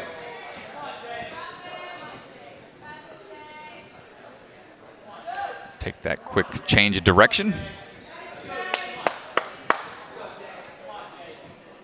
Let's check that swing through. Ooh, good landing. Going with those 2-footed approach on the precision Jay. drop down to those stones. Clock tower time. Athletes have to jump out from that block, which is a slight variation from yesterday where they just started from underneath. Now to drop down. Got to work for it a little bit more from that starting platform. 2 moves and through. Go. Come on, Jay, you got this. Jay finally took a deep breath for the first time on the course. He's about over halfway done now into the more technical aspect here with these batarangs. Up and to the side, overshooting. Loses his grip on the first portion of that batarang. We'll try again. Yeah, he struggled a little bit with this yesterday. Took 12th in the hybrid. He did not clear this obstacle yesterday. And again, the same approach is just overshooting. And he's able to catch it, but not able to land it just right. Third and final attempt here for Jay. There we go. Makes that sideways catch. But only one chance here at the special delivery mail slot. And not deep enough through. Going to be returned to sender on that delivery there. Nice try, Jay. That's a huge shock right there for Jay to go out. That's an early exit, unfortunately. But we are going to go down to the floor with Ethan Swanson, who's going to stand and talk to Jay Lewis. Right here's good. My bad. Sorry, I thought it was over there. So, didn't make it past the battering. Yesterday, you struggled on it as well. What's happening on that obstacle? I'm not sure. I've done a lot of battering practice before, and I feel pretty comfortable on it. But just kept messing up, kept missing my hands. I kept like twisting the battering when I'd go for it, so it'd land horizontal instead of in the normal position, and just not going today. Yeah, I know obviously not the run that you wanted in the hybrid, but 2 courses left. What can we expect on the speed course, knowing what you got to do to take a podium or win? Yeah, no, I'm definitely going to still go all out and see what happens. But definitely not the hybrid run I was expecting. But that's how it goes sometimes. It is how it goes sometimes. Unfortunate, sorry to see it happen, but we are excited to see you on speed and burnout. Thank you, I appreciate it. Good luck, man. Thanks.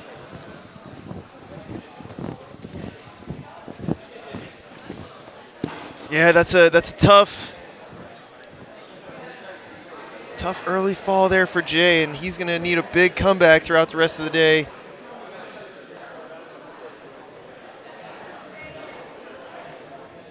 Yeah, the margin for error is going to be really limited now. Caden Lipsack on the start line, getting ready to run Super K on the way. Last Ninja standing on American Ninja Warrior the last 2 seasons. Co-owner of the Bucket of Chalk. Designing obstacles, riding chalk for a lot of athletes all over the place. For those ninjas in need. Get you some Bucket of Chalk, I guess. Bucket of Chalk. I don't know where you're going with that one, Diganjan, but we'll take it. Moving through Caden, no problem here on first couple of moves. Start working our way through these vertical grips.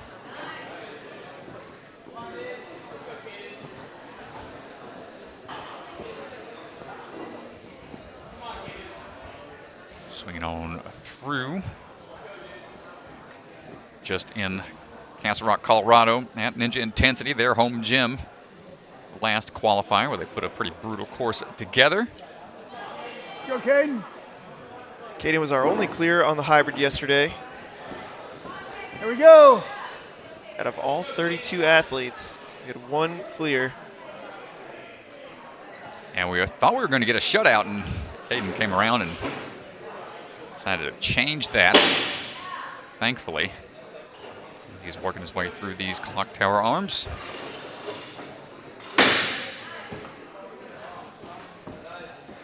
Go, Caden.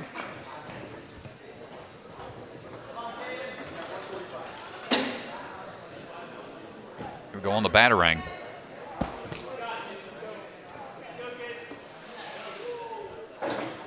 Again, these athletes from Colorado having that advantage of training at altitude should make their recovery a lot smoother in between these obstacles. Nice. I mean, he just looks so smooth on this. Great work it's really there. Unbelievable. He's going to saunter his way over to the rolling log balance obstacle here. And striding his way through. Didn't even look like he was in a rush. Just stepping stones. I mean, this is how he looked yesterday. He just looked so locked in. It honestly looked easy for him. Well, here we go on the spin droppers. This one, he showed us a different way of going about it. It was going more of a static hold. You can see just finding that leverage point. I have to dyno. Nope, not going to dyno to that when you got. He's going to figure it out here. Quick hop down. Nice job. He's got to make the big move up. Holding tight here. Yeah, I mean, he just looks so locked in. Notice he's finding those pivot points on the spin hoppers and using that to his advantage. One more grab here, looking for a full clear with no errors. We're going to see potentially Yet another buzzer out of Caden Lebsack. There it is. Another buzzer gets the full clear. Like you said, no errors whatsoever. Congratulations, Caden Lebsack, 2 days in a row, clearing the hybrid. And we're going to go down. The man, he doesn't love to talk, but we're going to force him to. Ethan Swanson, let's see what we can get out of him. Another clear, no fails, both days. Talk to us about your run. I don't know. Every time I kind of forget a plan for the back half because I'm so worried about battering, but luckily we got through that, and then we got the agility first time today, which was nice. Yeah, it's amazing. And then on the last obstacle, saw you trying to reach for one of the pills and then decide against it. I mean, did you help? Like, what goes into that decision? Yeah, it's nice because we have some pills at intensity, so I know I'm a little bit well, but I thought I could static it. I grabbed it and turned it into a nunchuck and was like, let's not do that. So just went back, recollected, and luckily it worked out. Was your approach any different knowing that today you saw Kai clear and knowing, okay, I have to clear this course in order to take first place in the hybrid today versus yesterday? Not really. I kind of just stuck with my plan from yesterday. Worked out a little bit better this time. Well, you're running last and first place from the hybrid. How you feel going into speed? I think we should just skip speed and go into burnout, honestly. I think that's a great idea. Well, unfortunately, we can't do that, so we're going to see on speed, but then we're going to end with burnout, your favorite. Perfect. So Yep, maybe some redemption on that one? Yeah, hopefully. I slipped off the nunchuck yesterday, which was very disappointing, but hopefully that doesn't happen this time. Well, congrats, man. Looking forward to see you run 2 more courses. Thank you. Yeah, I'm excited.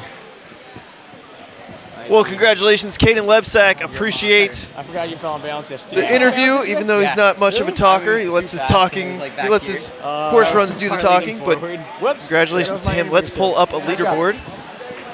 Let's see the men's results.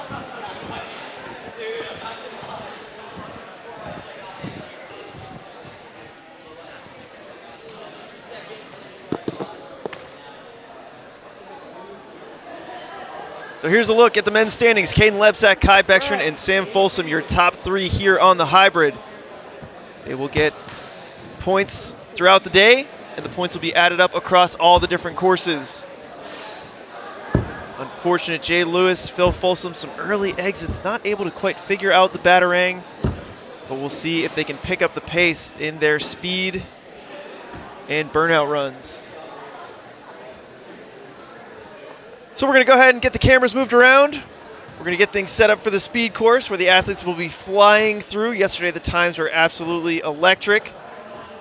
A lot of fun to see. There's a lot of differences the athletes can make on the obstacles. And so we'll get things ready for the speed course, and we will be back very shortly. We're going to go to a quick commercial break, and stay tuned.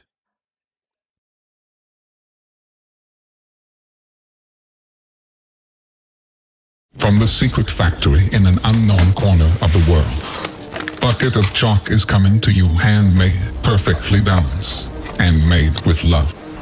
Our scientists make sure that each bucket is made from the purest product, drizzled with the stickiest solution, precisely 1 pound, and complemented by a pinch of the finest salts around. Sealed in the highest quality container. The bucket, the most reliable way of delivering chalk. Bucket of Chalk. Experience long-lasting grip.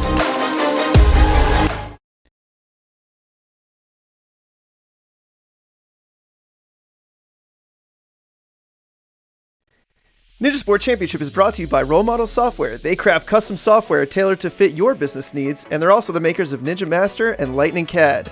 Silent Ninja, check out their website for exclusive ninja holds and ninja training equipment. Celebra Family Restaurants, supporters of the Ronald McDonald House, helping families and children in need. Consider donating today. Biaggi Bros, a full-service logistics company with 3PL and supply chain solutions with warehouses and truck terminals scattered across the U.S. League of Ninja Warriors, check out their website for exclusive ninja collectibles. Ocean Needs Everyone, the nonprofit organization dedicated to helping save our oceans. And Bucket of Chalk, our official chalk sponsor. Reach into the bucket and grab some chalk today.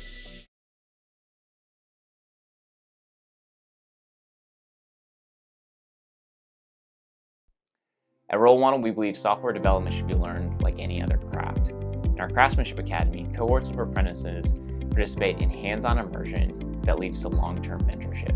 All of this under the supervision of experienced software craftsmen. Most of the academy you spend just in a room working with other people that are also struggling to figure out the same things. And it's actually much faster that way because they figure things out when you don't know them and you help them figure the things out that you figured out. One of the phases of the academy is shadowing phase, where you get to work under a mentor and take all of the practical skills you're learning and apply them directly to a real project.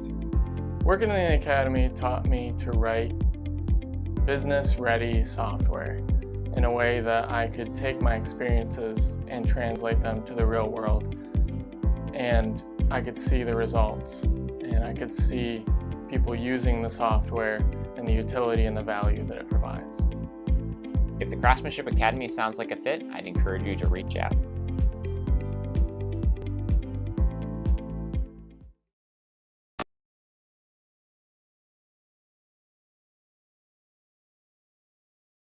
Hi, my name's Enzo Ferrari Wilson, and I am the founder of the ocean conservation organization Ocean Needs Everyone, and we are proud to be a sponsor for Ninja Sport Championship Season 2.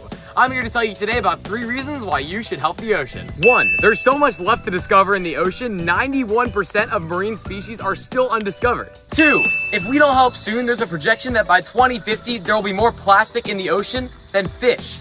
3, without the ocean, we wouldn't even be here right now because it gives us 65% of our oxygen. So even if you don't live near an ocean, go out and pick up some trash because it will make a difference. And one final bonus reason why you should save the ocean is because it's nice and refreshing.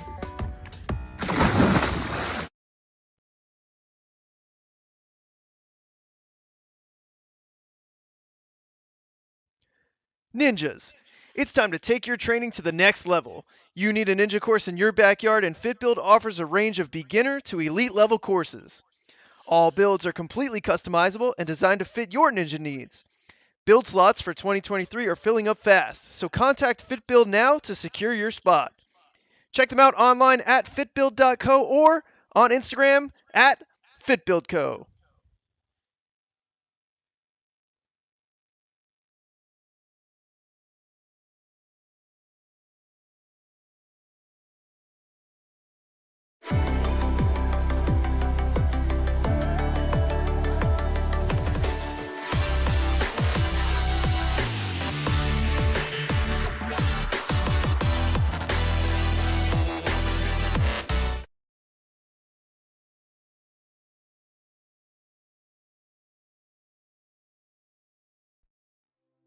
Here at Role Model Software, we value our partnerships with our clients.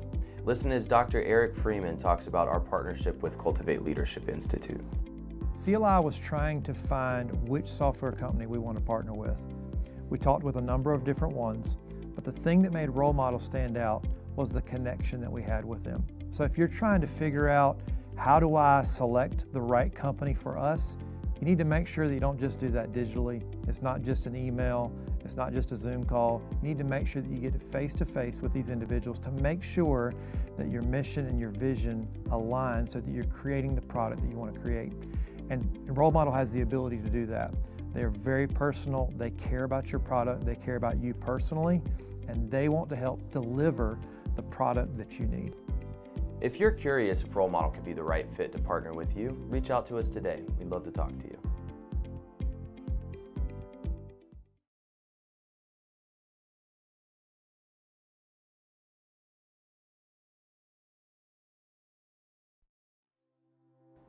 One of our long-term partners, SAFA, designs and manufactures fall safety protection systems. Over the years, they keep investing in their software because of the incredible return on their investment, like seeing their quote times going from 4 hours to just about 30 minutes. That's an 80% time savings. The design software that Role Model created for SAFA automates their design process to produce instant estimates, 3D visualization, parts list breakdowns, and more. Once finalized, their system automatically sends the design to the manufacturing team, reducing production lead times by 3 to 4 days. Are you curious to see what a custom software solution could do for your business? Schedule a free consultation today, and we'd love to talk to you.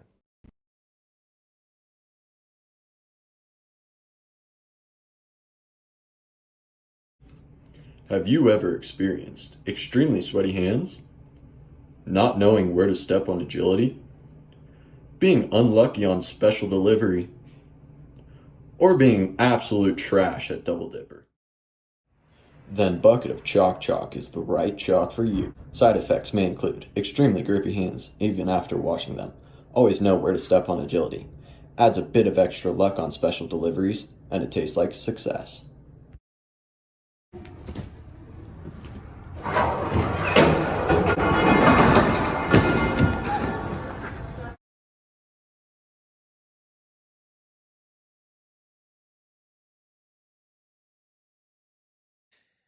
All right, everybody, welcome back to the speed round. Women are about to take on the speed course here. Let's go ahead and take a look. Let's take a look at where the leaderboard stands right now.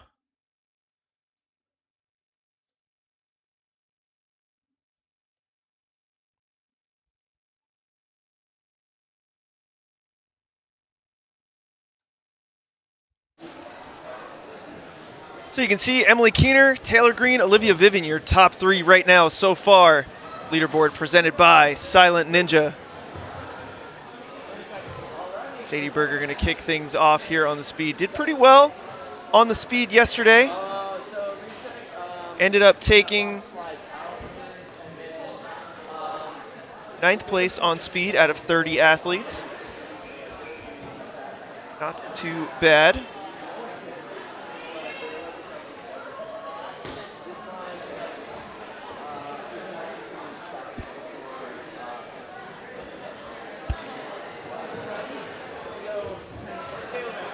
Speed round time, folks. Not too familiar with how the speed round works. The retry system still in play, but fails don't count nearly as much as they did in the hybrid. So the fails are going to be mostly just that time required to reset the obstacle and go back to the start line and try again. And still beat the course faster than the other athletes, even with those fails. Speed trumps all into this round. Sadie Berger getting ready to go out of Obstacle Academy.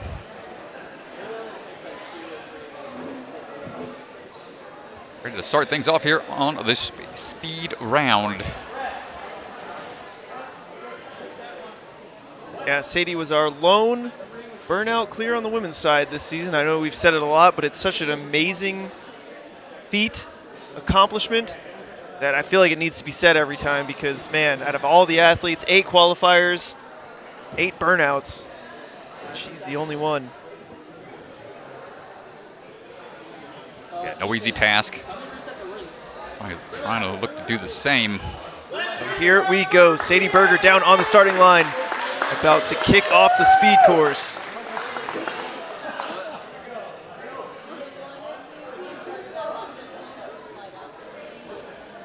Go hopping her way through the first couple of vault boxes.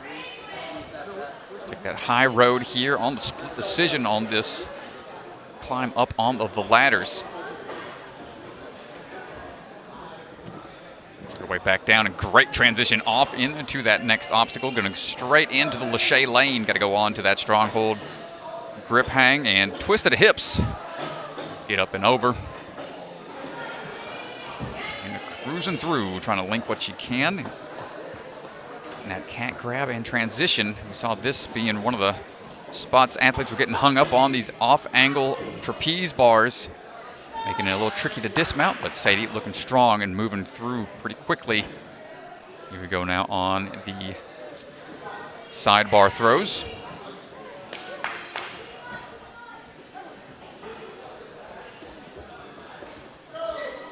Cat grab and transition over. Can she get that in one? Nice pull through. Now it's time for the rings. Work her way to the wall. And a first attempt up and over to the top to the buzzer. No errors. 114.3 for Sadie Berger. 114.3 beats her time yesterday by about 5 seconds. Really nice job. Lila Nathanson up next. Lila put up a time of 1:18 yesterday on the speed. See if she can improve that here. Ooh, try to go for that shortcut off of the sidewall. Would have needed to do a big jump. 2 falls there.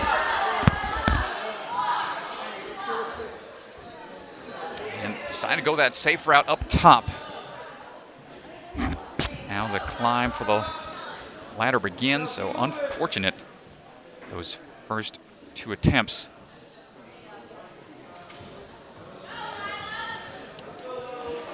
Working around for these laches now. Try to make up for that lost time.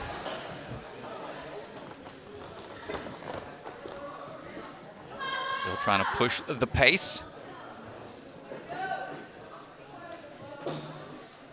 Got to keep pushing here. You never know what's going to happen in some of the other runs. 2 falls. Ooh, not enough forward. Need to go all the way through past the plane for that to count. Yeah, there's a tape line on the ground that they got to get past.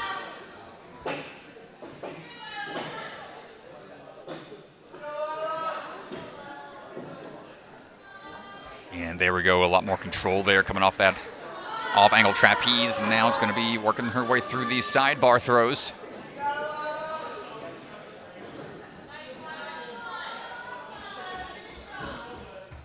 Looking for that next cat grab onto the pillar.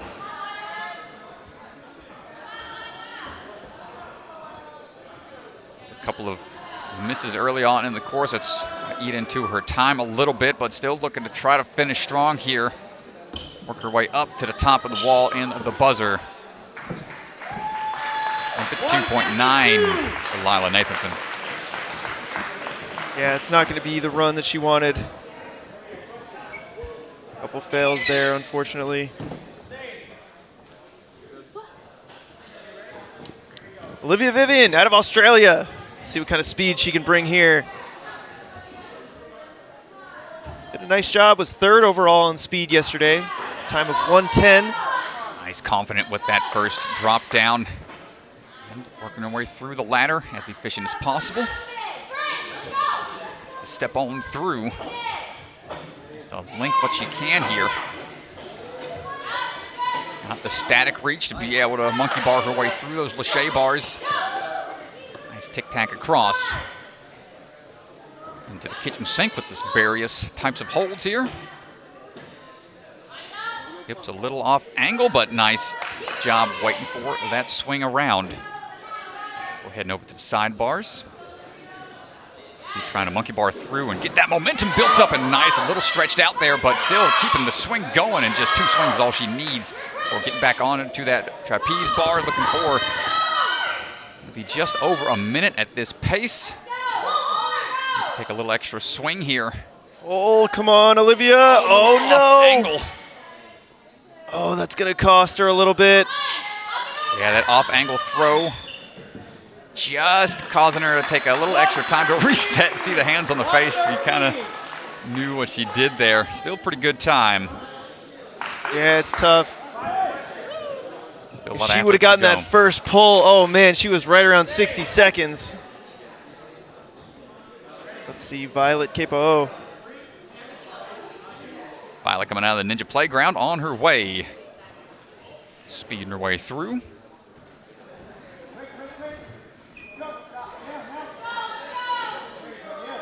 Starts working her way up the ladder. Violet's time yesterday on this course was 1:20.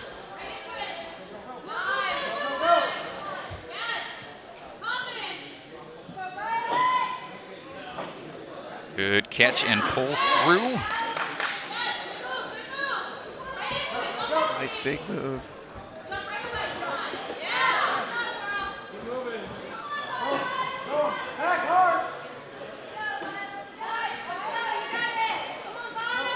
Pulling around, nice dismount there, not getting hung up at all thus far.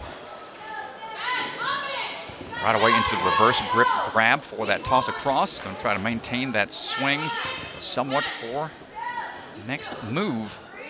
On pace so far to beat her time from yesterday. And here comes that sideways dismount, maintain. Oh, gets the thumbs up. And excellent job to the top. 113.2 for Violet. 113.2, fastest time so far. Now Isabella Wakeham on the starting line.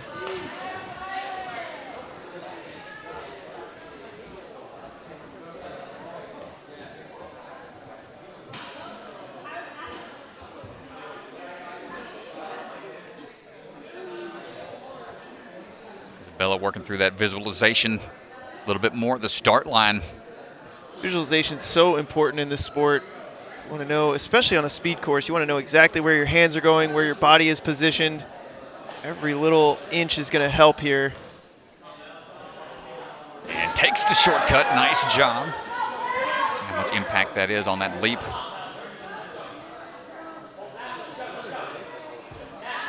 Crane landing on top of that vault box. Link through what she can. Fancy footwork through the rail on to that next cat grab.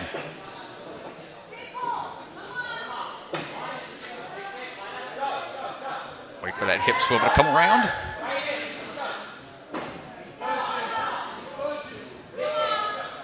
Here's where the differentiation of time starts to come into play here, knowing how to get through this in just one or two swings.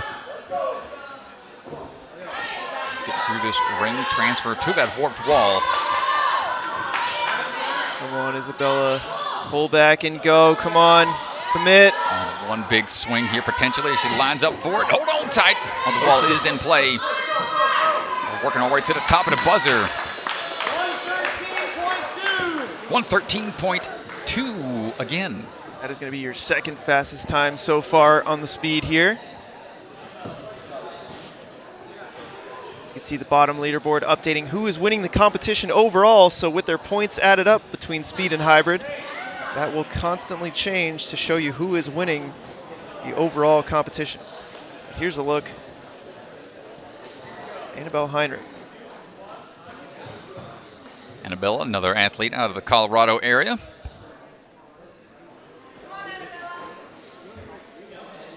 Making her way through.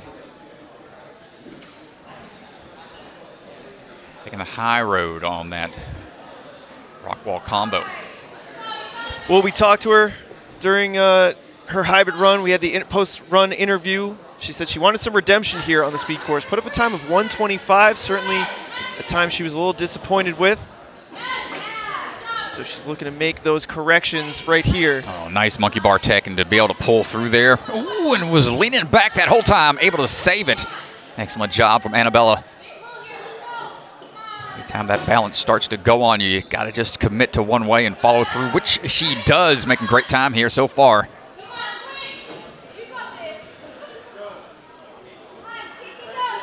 Just want to take a second here to try to get those hands into a better position. Keep the hips moving back and forth. Almost could get it on that one, but wanted to be a little closer and lined up just right. You can see a little bit missed foot, but not letting that disturb her run so far, still going. Well, overall, a much better time so far than yesterday. I would say redemption has been had here. Oh, nice work at run 116.3 for Annabella. 116, that's going to put her in 5th place for the hybrid.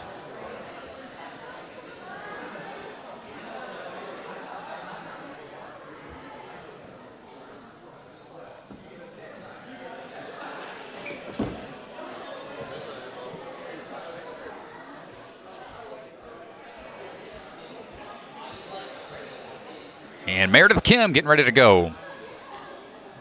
Meredith on the move. Iron Sports athlete. Firecracker Ninjas, what she went by back on season 2 of A&W Junior. Trying to have some fireworks out here on the course. Swinging through. They work through the Lachey lane. Just sets those feet and hips in the right direction every time. Great swing tech. Notice how they just lift the knees and change the angle of their feet to adjust that swing. Such a vital skill to have, especially somewhere in a speed course. And look at that transition. Meredith looking for a fast time here. Sub-minute to the final swing over to the rings. And looking for a fast time to finish up. We had a couple sub-minute times yesterday, almost there at 1:05.9. Great run from Meredith Kim. 1:05. That's going to put her in first place on the speed. Let's see if we can pull Meredith aside to talk to Mr. Swanson here. Great run on the speed so far. That puts her in third place overall, 7th in the hybrid, first on speed, and let's hear from Meredith. So fastest time so far, 1:05, and you kind of needed that run, 7th place in the hybrid. What's your mindset after the hybrid run coming into speed and burnout? I just knew I had to do really good in order to get a good placement, so I need to go fast. Well, you went fast. 1:05, it's the fastest time so far, and you're in third place overall right now. So a couple runners left, of course, but where does that put your headspace going into the burnout? What do you think about the burnout course, how far you can get? I'm going to try to do the best I can and get a full clear and just do really good on that. Yeah. I mean, and this is also, a lot of stuff this weekend, a lot of courses. Are you having fun this weekend? Yeah, it's really fun. Oh, glad to hear it, and we're looking forward to see you on the burnout. Great run on the speed. Thank you. Nice job. Great job from Meredith Kim. First place right now in the speed. Really nicely done. All right, coming up now is going to be Abby Clark.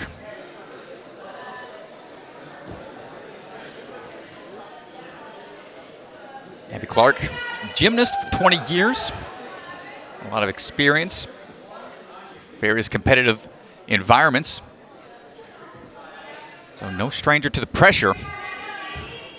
Just making her way through high road on the rock wall combo. Starts working her way through the ladders. Swinging through. Oh, making really nice links here. Trying to link and then monkey bar where she can. Striding across. Up and in. Hips off to the side a little bit. Wait for that circle to swing around the right way before moving on for these next couple of laches. Really pushing the pace here. Try to move on the swing back and forth. Great job, and around the pillar we go to the finish rings. She's crushing it. Is sub 60 possible? It's going to be close. It's going to come down to the climb up here, up and over to the buzzer at 1:02.4.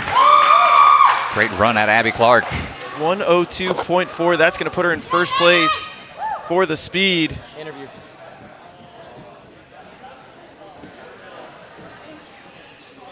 Join me?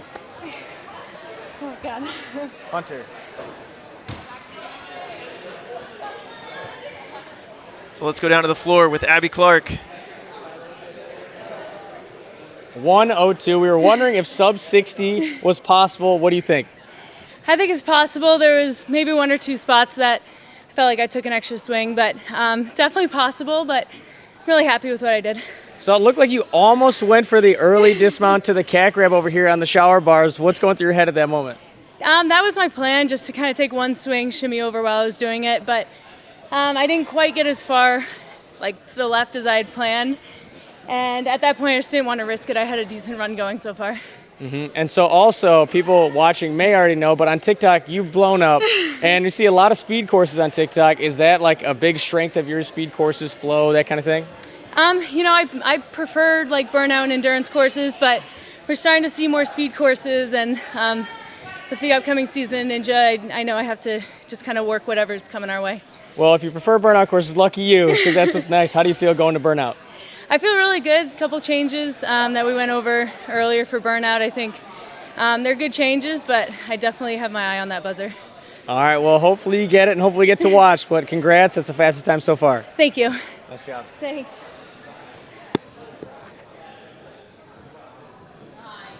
Congratulations, Abby Clark. Up now is going to be Emily Keener, another athlete out of Colorado area.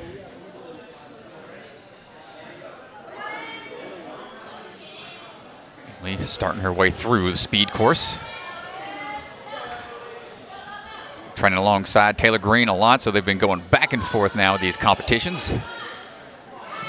Emily's gotten really strong quickly over these last couple of years. Making it to the finals for the first time. Gonna make it count. Here we go. Cruising through. Set a great time yesterday. She won the speed yesterday with a time of 104.18. Already seen Abby get a time of 102. Oh my goodness. That transition down was great there. Did you get this in 1 or 2 throws? She can get this kick back and move through in 1. That might make the difference, and we want to make sure these rings are going to be. She is blazing here, Strat. Sub-minute. Can she land it? It's going to be close. Up the wall we go. 57.8 for Emily Keener. She does it again with a great time. 57 seconds, sub 60. Absolutely huge. And let's see, it's a close call. We got to look at this replay real quick. It's so close here on the warped wall. You can see Ethan Swanson right there. Foot looks good. You get the thumbs up. Look at how close she was to that pit pillow. Oh my gosh, you can see the heel doesn't touch. Pit pillow doesn't move at all. I think it's good. And let's go down to the floor. Emily is talking to Ethan Swanson.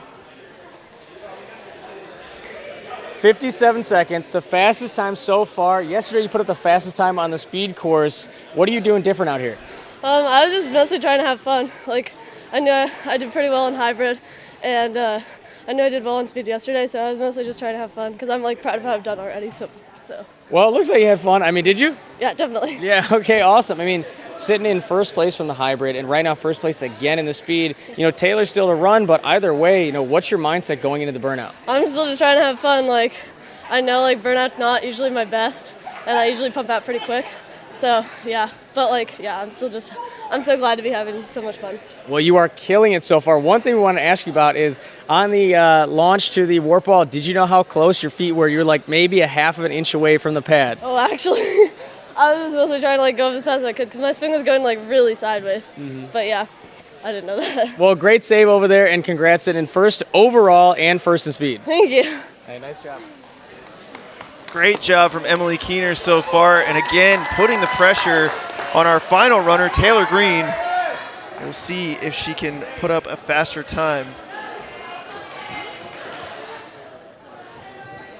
There's the speed results on the left side of your screen. Emily Keener, Abby Clark, Meredith Kim, but up now, Taylor Green.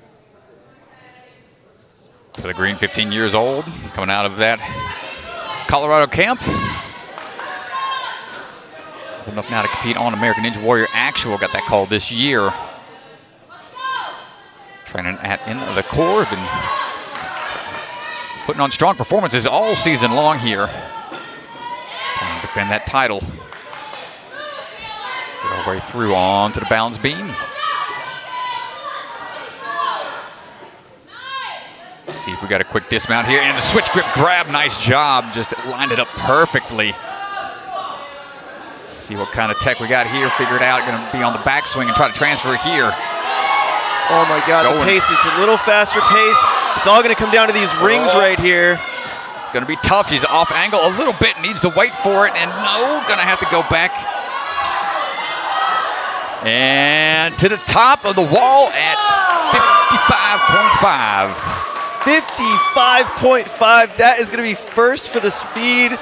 Wow. Emily Keener, I didn't think we'd see a faster time, but Taylor Green with some revenge here. Emily Keener beat her yesterday. Now Taylor comes back. They're training partners. You know there's a friendly rivalry there. Great job, Taylor Green. And let's go down to Ethan, who's got Taylor standing by. So Emily just put up 57 seconds. You just put up 55. What's going through your head? I mean, you had to know Emily had a crazy fast time right before your run. I was freaking out just a little bit, but I had everything planned out pretty well. I still have some things that I could have worked on better. I took back swings, but I feel good about it now. Yeah, and yesterday, we've talked about it all season, you have been undefeated in the speed until yesterday. You know, was that in your head at all before the speed course today? A little bit, just a little bit, yeah. When right now you have a first and a second place, Emily has a first and a second place. There's one course left. All comes down to the burnout. Talk to us. Where are you at? I think I'm ready for it. It's a little nerve-wracking, but yeah. Well, we're excited to see it. Congratulations, fastest time on the speed and one course left. Thank you. So let's go ahead and pull up our leaderboard. It all comes down to the burnout. You heard Ethan say it. First and second for Emily and Taylor right now. Abby Clark not too far behind. Sitting in third place, Olivia Vivian. It's really up for grabs at the moment. Plenty of time to make up for the burnout course, but Emily and Taylor right now in a battle of first and second, and we will see how it all plays out. Yeah, great stuff from the athletes here. Just kept getting faster and faster. I'd have to see a tiebreaker come down to play after the burnout is all said and done.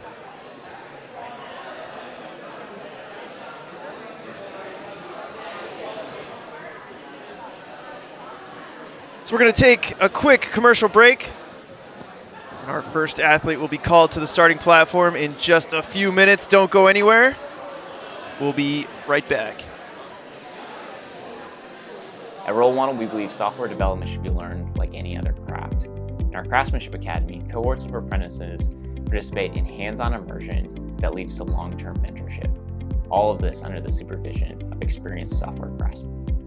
Most of the academy you spend just in a room working with other people that are also struggling to figure out the same things. And it's actually much faster that way because they figure things out when you don't know them and you help them figure the things out that you figured out. One of the phases of the academy is shadowing phase, where you get to work under a mentor and take all of the practical skills you're learning and apply them directly to a real project. Working in the academy taught me to write business-ready software in a way that I could take my experiences and translate them to the real world. And I could see the results, and I could see people using the software and the utility and the value that it provides. If the Craftsmanship Academy sounds like a fit, I'd encourage you to reach out. Hi, my name's Enzo Ferrari Wilson, and I am the founder of the ocean conservation organization Ocean Needs Everyone, and we are proud to be a sponsor for Ninja Sport Championship Season 2. I'm here to tell you today about 3 reasons why you should help the ocean. 1, there's so much left to discover in the ocean. 91% of marine species are still undiscovered. 2, if we don't help soon, there's a projection that by 2050, there will be more plastic in the ocean than fish.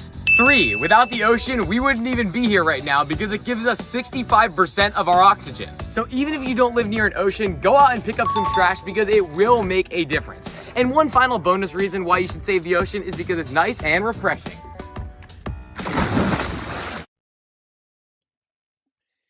And welcome back to the men's speed course. We are down to our final 2 courses. Let's take a look at where the men stand before we start this speed round.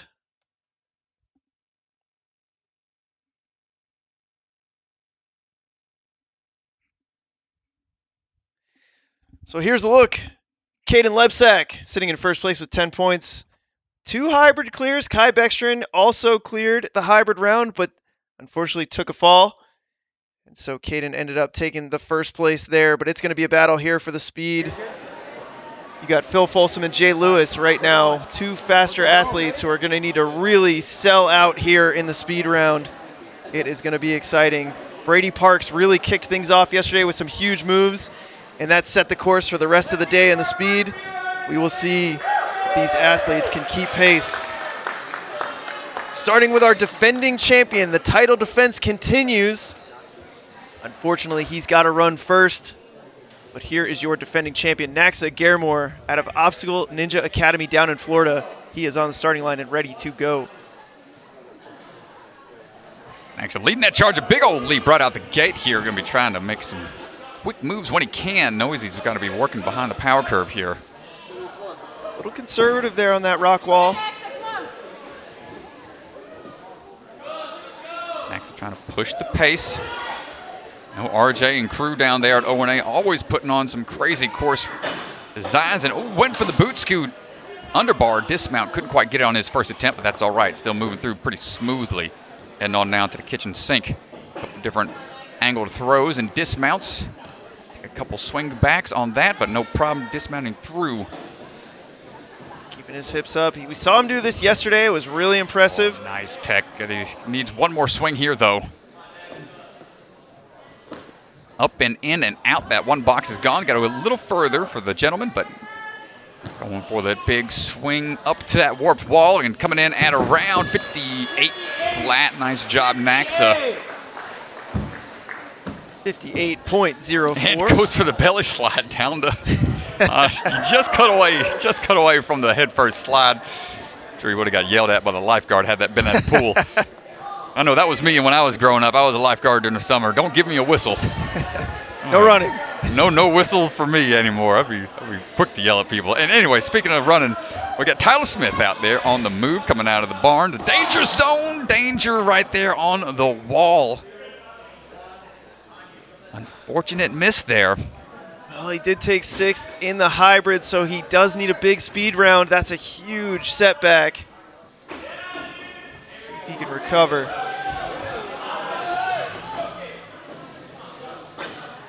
Popping through, getting a quick little underbar tech. Working his way around the balance and into that cat grab.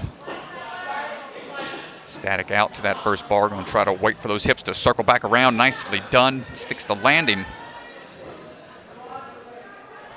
So trying to move as efficient as possible. Ooh, thought he was going to link that for a second, but it's going to shimmy over just a bit more before grabbing onto that trapeze bar and swinging on out of there. Great crane landing on top of the vault box. Match a few moves here and one arm swing straight to the top of the wall and sub-minute potentially. Nope, almost there though. 1 minute flat, 0.9. Nice job, Tyler Smith. Unfortunate miss off of the shortcut. Hurt his time a little bit. That rock wall was tough. He wanted to go for the big move, but unfortunately his hips got pushed out and couldn't make the big jump.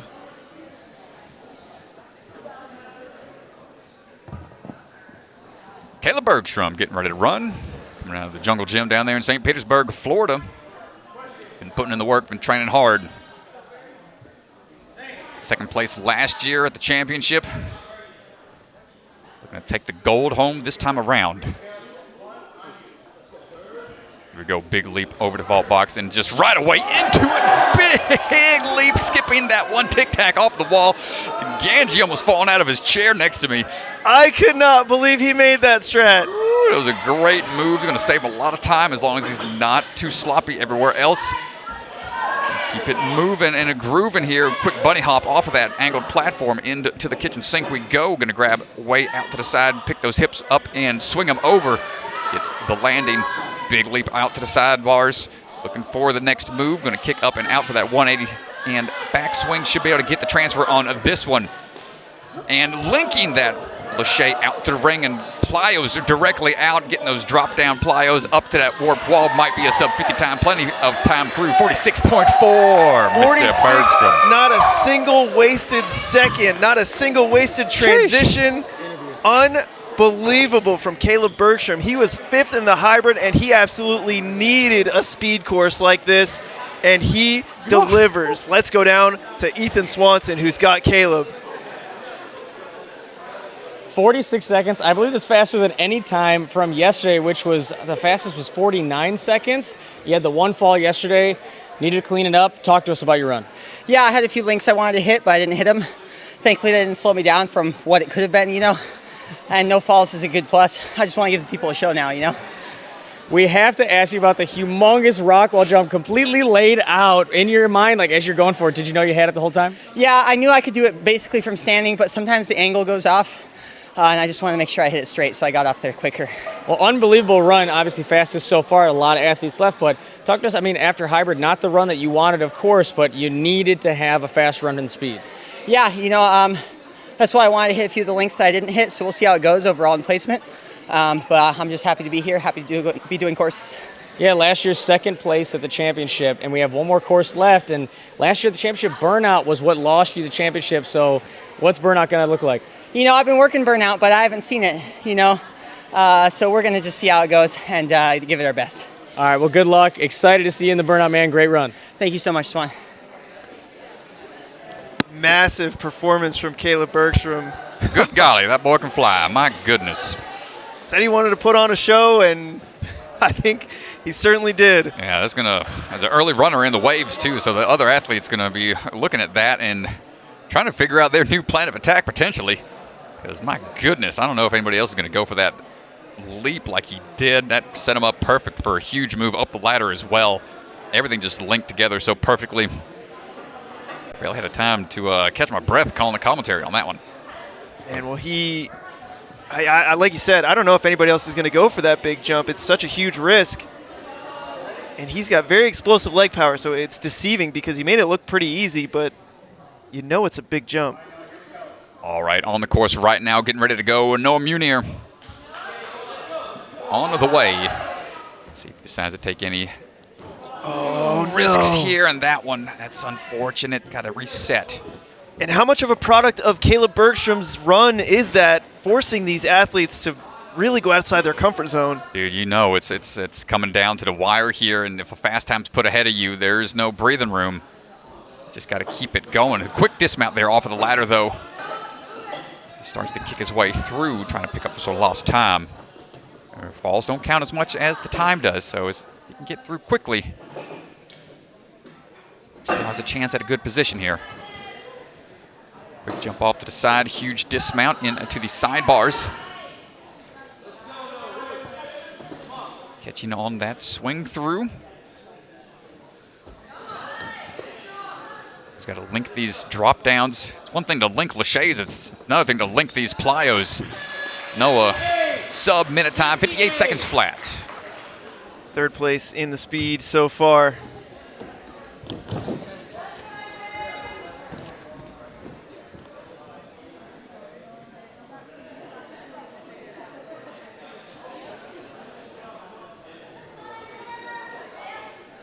Here we go, Isaiah Thomas getting ready to go. Flyboy getting ready to come in for a landing.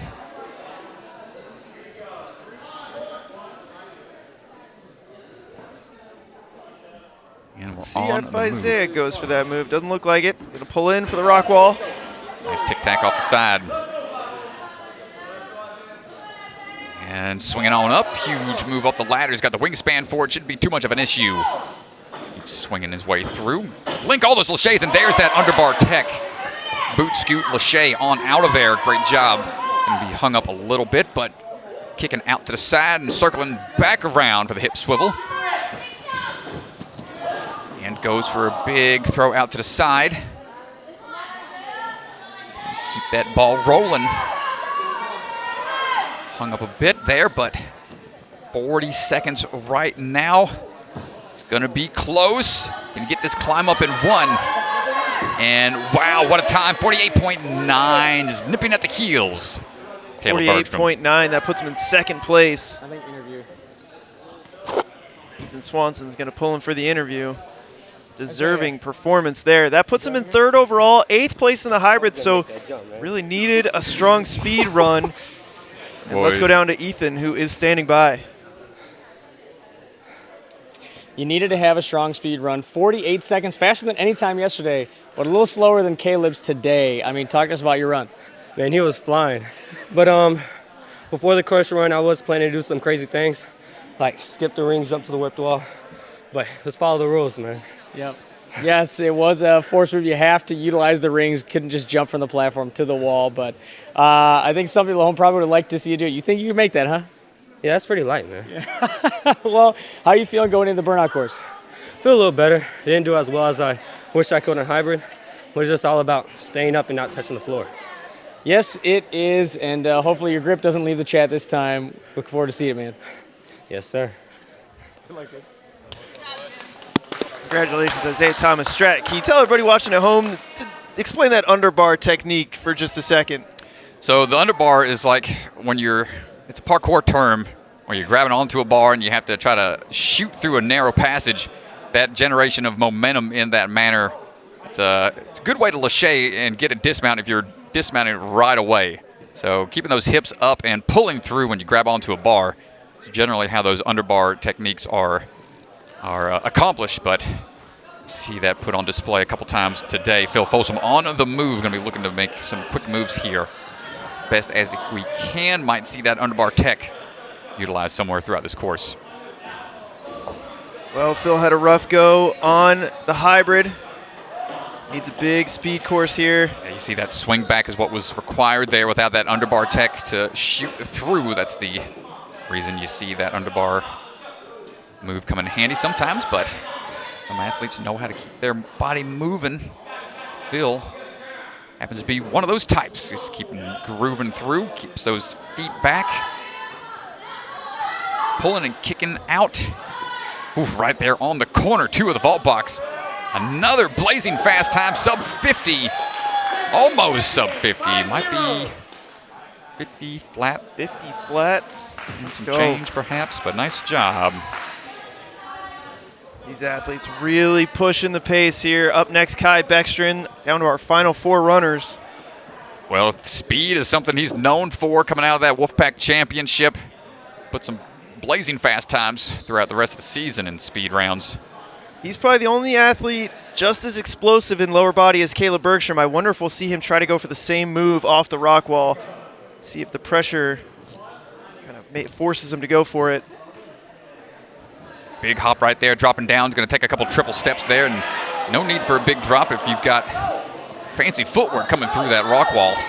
And good swing tech coming down. Thought he was stepping out of bounds there for a second, but and here comes the hop and drop, pop and stop. Ain't no stopping this man. He is moving through. Kai trying to get a fast time here, getting a little hung up at the start. Going to be off axis here just a bit, but gets a good dismount, moving to the right of that box. Into the sideways throws here, goes for one, gets it in, one and done. Now it's going on through the rings. Got to get these, don't get tangled up here. Looking for a quick finish, keeping the feet up, swinging out and climbing the warp wall. Going to be sub 40 time, possibly 40.7.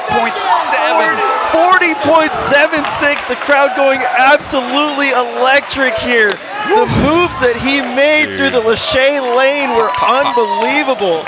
And then the link off the shower bars. Let's go down to the floor. You know he's going to get pulled for the interview as he saunters over to Mr. Swanson. Let's hear from Kai Beckstrom. You just said, oh my gosh. How much of a relief is it? It looked like everything went to plan. Yeah, my beta went exactly as I wanted it to be. I didn't think it was going to be that much quicker than yesterday, but I proved myself wrong. I have no idea how you shaved off 9 full seconds from one of the fastest times yesterday. 40 seconds, almost under 40 seconds. You're like 40.7. That's insane. Yeah, I have no idea either. I have no words. Yeah, and you had an amazing run in the hybrid as well. So, I mean, what's it looking like going in the burnout then? I'm going in with a little more confidence. Still want to do as good as I can on the burnout, obviously, but I have a little more leniency. Yeah, and then after last year's championship, not going as well as you probably wanted it to. Yeah. I mean, you're setting yourself up for a great run here. 1 course left. Yeah. Were you thinking about last year's championship coming here this weekend? Yes, usually I go into speed courses pretty confident, but speed course at championship last year didn't go to plan very well, so just a huge relief to have this one go good. Well, congrats, dude. That is a wild time. I know we have some athletes left, but it's going to be hard to beat. Okay, thank you. That's nice awesome. job, dude. 40.7 seconds. Absolutely wild. Good grief. Yeah, being able to pop through those Lachey bars, that Lachey lane, that fast, and then the one and done Lachey through, that's what really split the difference there. Sam Folsom, thumbs up to the judge. Ready to try to beat that, but a little stumble at the start, getting a little hung up, but doesn't let it get him too discombobulated. Working his way over for the ladder descent. And there it is, underbar tech kick on the through. Nice job. Really cool to see that technique utilized in these speed rounds. That side exit and looking for the leap up. Getting a little lost in the sauce a bit. Let's see if we can link it through. Going to take one back swing here. Nice, balled up like a gargoyle up there. And getting through, still a great time. Going to be a sub 50, plenty of breathing space, 45.3. 45 seconds. That still puts him in second place for the speed. Third in hybrid, second in speed. This is going to be an absolute battle going into the burnout. 2 runners left on speed. We'll see if anybody can match that, but Sam Folsom is standing by with Ethan Swanson. They just keep getting faster. Take a step back if you would. Unbelievable run. I know, following up Kai's 40 seconds, you put a 45, second fastest. Did it rattle you at all watching Kai put up that run for you? No, it didn't rattle me. A lot of the moves we were going to do were the same, so it was actually good to see someone else do them. Yeah, not too much. It was a hard slip up at the beginning. Get past that and keep the same pace going.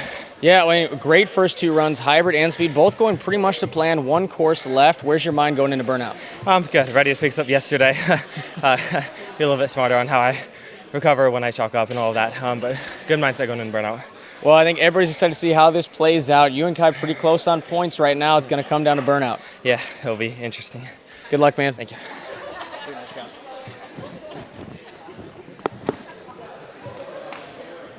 2 runners to go. Jay Lewis followed by Caden Lebsack.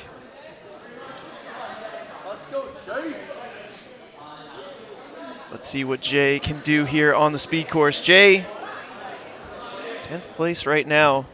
He's going to need a big speed round here. Yoink, just pulls himself all the way up to the top of that ladder. Let's see where he decides to go, trying to thread the needle here through those rungs. Comes the quick little moves off of that Shea lane, trying to move quickly here. There's a few areas that can really make the difference on your run. And Jay going for the linked move from way out, and oh my goodness gracious, what a fail for Mr. J. Well, he had to sell out here. Dang, that would have been nuts if he got it in one. He tried to link it off of the transfer. And sticks that corner. Still might get sub-minute if he can get up to the top of the wall here and pull up and over. Even with that fall, 57.1 for Jay Lachey. Ninjas, it's time to take your training to the Man, next that level. was a bit of a scary peel out, but A-OK on the way down. See him trying to get his hips back so he could pull through off angle. Couldn't get a foot on the pillar. Had that pillar been able to catch that foot, he would have been able to stick the hold, I think. But up now, Caden Lebsack going to try to finish things out. First in hybrid. Going to try to take first in speed, maintain that top spot. See where he decides to go here, if he can take a shortcut anywhere. Caden sometimes doesn't look like he's moving fast, but with his fluidity and efficiency, doesn't it look like he's cruising? He winds up getting through things pretty effortlessly. So monkey bars his way through. Quick little double tap on that vault box to finish up strong, and looking for this move. Going to set his hips back for one more swing through for that cat grab. Kicking on back off the pillar. And like I said before, he wasn't looking like he was really pushing the pace, but man, still 45.4 is going to put him in third on the speed. Still puts up, third place in the speed. He's second overall now, but a really great performance here on the speed. He needed, burnout is certainly his strength, but first in the hybrid, third on speed. He's sitting second overall, and let's go down to Caden with Ethan Swanson. So first in the hybrid, third on the speed. I know you're always nervous about speed, but you just put up the third fastest time by actually very close, almost second fastest. Talk to us about your speed run. Thanks. Yeah, I'm really happy with that everything went to plan for me. There's all these guys throwing crazy moves, but I kind of just stuck with smaller moves trying to go fast, and it worked out, I think. Worked out great. Third is amazing. I think there's 7 athletes that wish they had third place. But going into the burnout, you're actually in second overall, 1 point behind Kai Beckstrand. I know you love burnout. I mean, talk to us. Where are you at for burnout? Yeah, I'm super excited to run burnout, get a little bit of redemption from yesterday. So hopefully I don't slip this time, and I'm excited to give it a try. Yeah, last year at the championship, we know you were sick, and so didn't have the result that you wanted. So you're feeling healthy today. Talk to us about where you're at and compared to last year. Yeah, for sure. Last year was very rough for me, but this year it's awesome getting to be healthy and competing. So excited to give it my all, and hopefully that turns out good. Well, it's really close between you, Kai, and a couple others, so it's all going to come down to burnout. Excited to see you. Sweet. Thank you. Good luck, Well, it's really close indeed. Sam, Kai, and Caden, all three of them, it's really going to come down to this burnout course here. So let's go ahead and pull up the leaderboard for you. Dang, and look at that. Leaderboard brought to you by Silent Ninja. 17, 18, 19 points total right now for second and third. Pretty unbelievable when you look at the results. First and second for Kai, first and third for Caden, and a second and a third for Sam. Really consistent at the top. And then Caleb Bergstrom right behind them at 13 points. It is anybody's game in the top 5 right now for the burnout round. Yeah, those burnout rounds got one chance. No mistakes can be made. Things getting set up right now. Camera's going to be rotated and switched around. A couple obstacles got to be hung up. Be starting things off with the women on the burnout round here in just a bit. So we're going to take a quick break, get the cameras moved for the burnout, and we will be right back. Big announcement, though, before we go.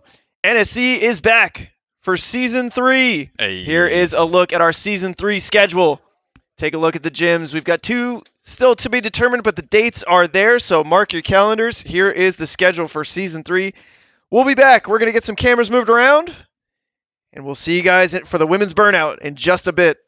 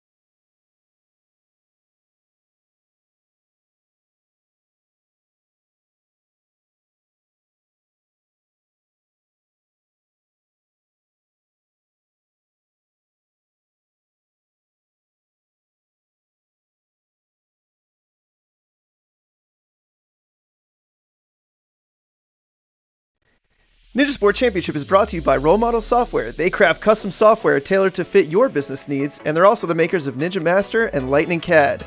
Silent Ninja, check out their website for exclusive ninja holds and ninja training equipment. Celebra Family Restaurants, supporters of the Ronald McDonald House, helping families and children in need. Consider donating today.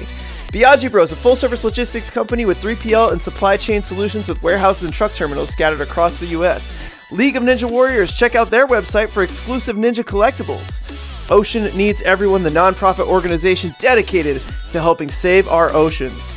And Bucket of Chalk, our official chalk sponsor. Reach into the bucket and grab some chalk today.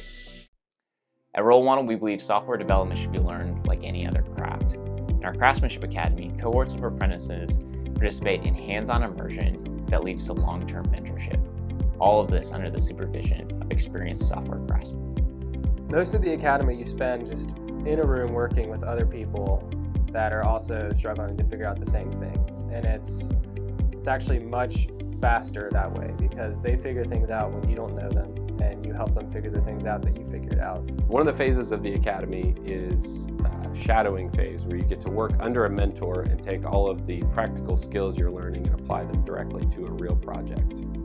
Working in the academy taught me to write business-ready software in a way that I could take my experiences and translate them to the real world. And I could see the results, and I could see people using the software and the utility and the value that it provides. If the Craftsmanship Academy sounds like a fit, I'd encourage you to reach out. Hi, my name's Enzo Ferrari Wilson, and I am the founder of the ocean conservation organization Ocean Needs Everyone, and we are proud to be a sponsor for Ninja Sport Championship Season 2. I'm here to tell you today about 3 reasons why you should help the ocean. 1, there's so much left to discover in the ocean. 91% of marine species are still undiscovered. 2, if we don't help soon, there's a projection that by 2050, there will be more plastic in the ocean than fish. 3, without the ocean, we wouldn't even be here right now because it gives us 65% of our oxygen. So even if you don't live near an ocean, go out and pick up some trash because it will make a difference. And one final bonus reason why you should save the ocean is because it's nice and refreshing. Ninjas, it's time to take your training to the next level. You need a ninja course in your backyard, and FitBuild offers a range of beginner to elite level courses. All builds are completely customizable and designed to fit your ninja needs. Welcome back, everybody. We've got a quick announcement before we get started for the women's burnout. We've got an important competition coming up.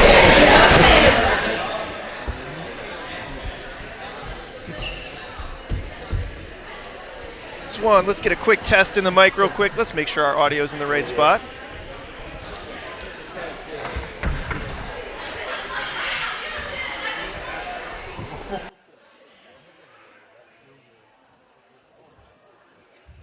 One second, folks.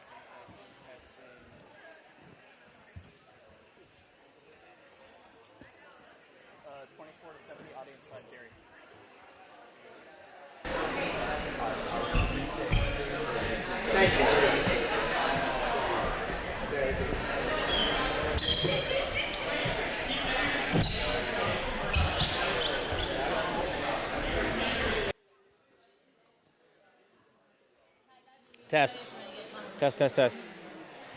All right, thanks for bearing with us, everybody. Getting our audio in check. We've got an important interview with Mr. Jackson Erdos, who wants to talk about something important for us all. So let's take it away, Ethan Swanson.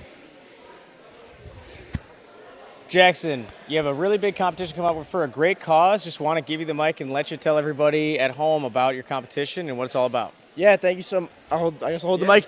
I'll try and go as fast as I can without stumbling. On June 3rd and 4th in Philadelphia, Pennsylvania, I'll be hosting the 2nd annual Gravity Forge 4-stage ninja competition for suicide prevention and mental health awareness. Half of the proceeds will be going to the American Foundation for Suicide Prevention. Last year we raised $3,000. This year we're shooting for $10,000.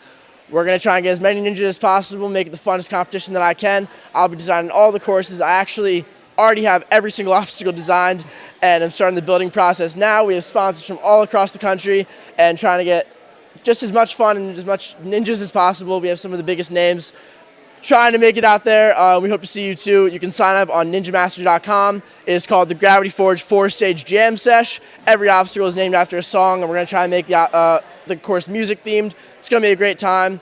That's pretty much it. Hope to see you there. Awesome. Thank you, Jackson. Gravity Forge 4-stage Jam Fest. Jam sesh. Jam sesh. Awesome. Sounds like fun, man. Yeah, hey, thank you so much. I hope the courses go great and Thank course you, I designing appreciate it. goes smooth for you. But you guys have to check out that competition. And let's get started with the finals burnout on the women's division. Yep. Thank you so much. Hey, thanks, man.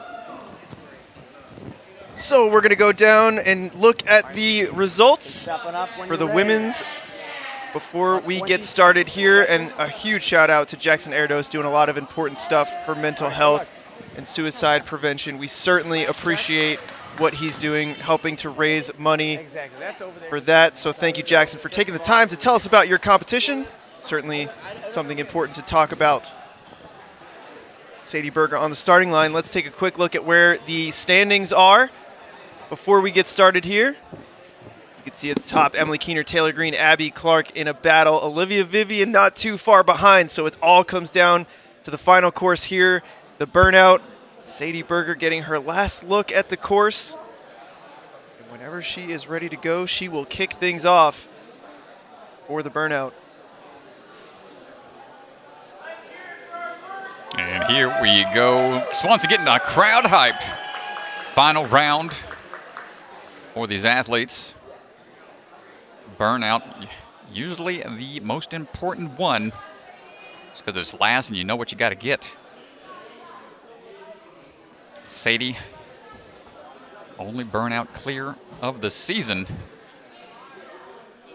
See how she handles it here in the championship. Yeah, what did you think about this burnout yesterday for the women? Well, they had a really tough version of the inverter. That was a stopping point for many. We'll see if anybody can get through it. We didn't see much beyond that. So a couple cone transfers and then a cliffhanger, and then after that it was pretty much uncharted territory. So hopefully we get to see some more athletes deeper into the course today. Few alterations made. Speaking of that inverter, this was definitely the ninja killer on the women's burnout yesterday. Well, Sadie had a hard time with it yesterday. I think she's got it under control this time around, though.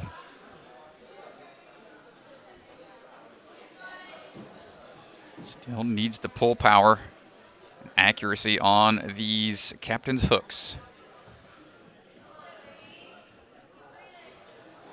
Don't want too much swing on these, so you have time to accurately place that hook into the next carabiner.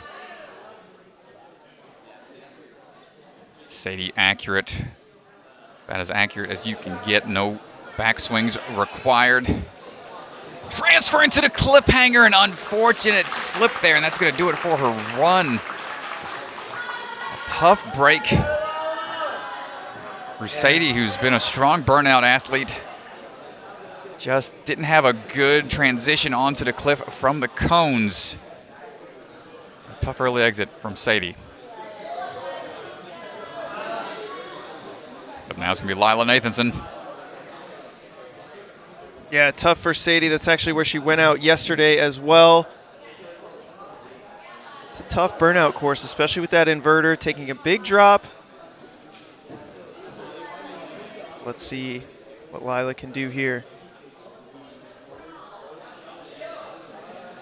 Use those legs best as she can on the rope. Try to alleviate some pressure.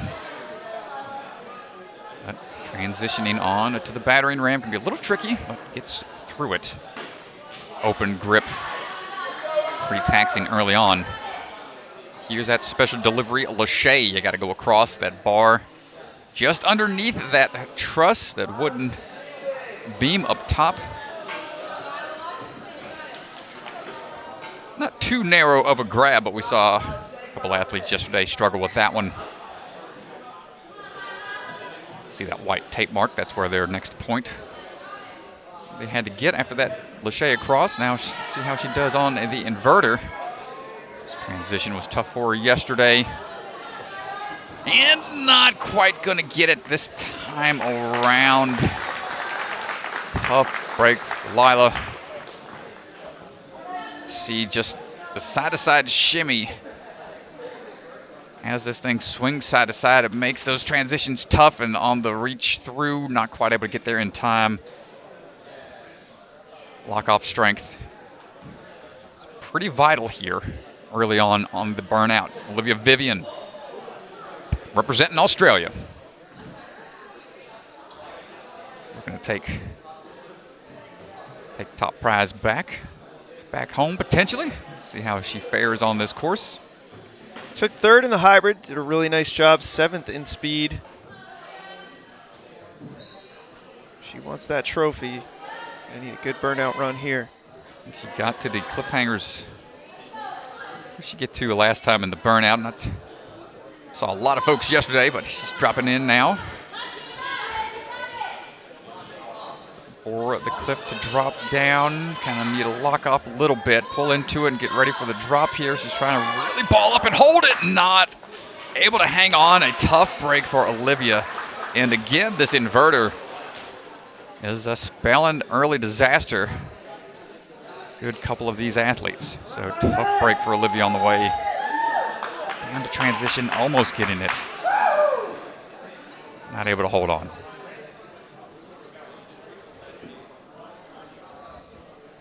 And Violet Capo on the move right now.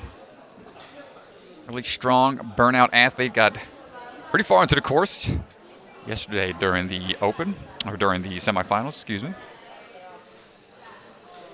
Yeah, she did a nice job. Yesterday she actually won the burnout, took first place. Going now on that Lachey across. Nice. Kind of leads out with one. If you see athletes do that, they lead out with one. Kind of helps guide in that backhand towards them. Makes those accurate Lacheys a little more doable, not so scary. Here we go now on the transition. See if she goes for the reverse. Going forward facing cliffhanger style. Now is going to change it over for the reverse pull-up. That next drop down, good work. Now onto the captain's hooks.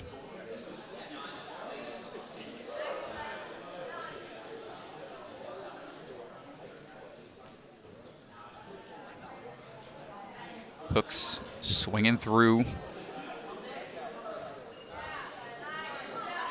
Nice work. Onto the cliffhanger, keeping those arms nice and relaxed as much as she can. To that bar. Hey, very good here. Now it's going to be a little bit of sideways throws. I think this is about as far as we got yesterday. It's that first sideways grip in hand. Got another one right after. Nicely done, Violet. Holding tight, dropping down to the bar, and then transitioning over. This is really where Violet has excelled this season, is in these burnout courses.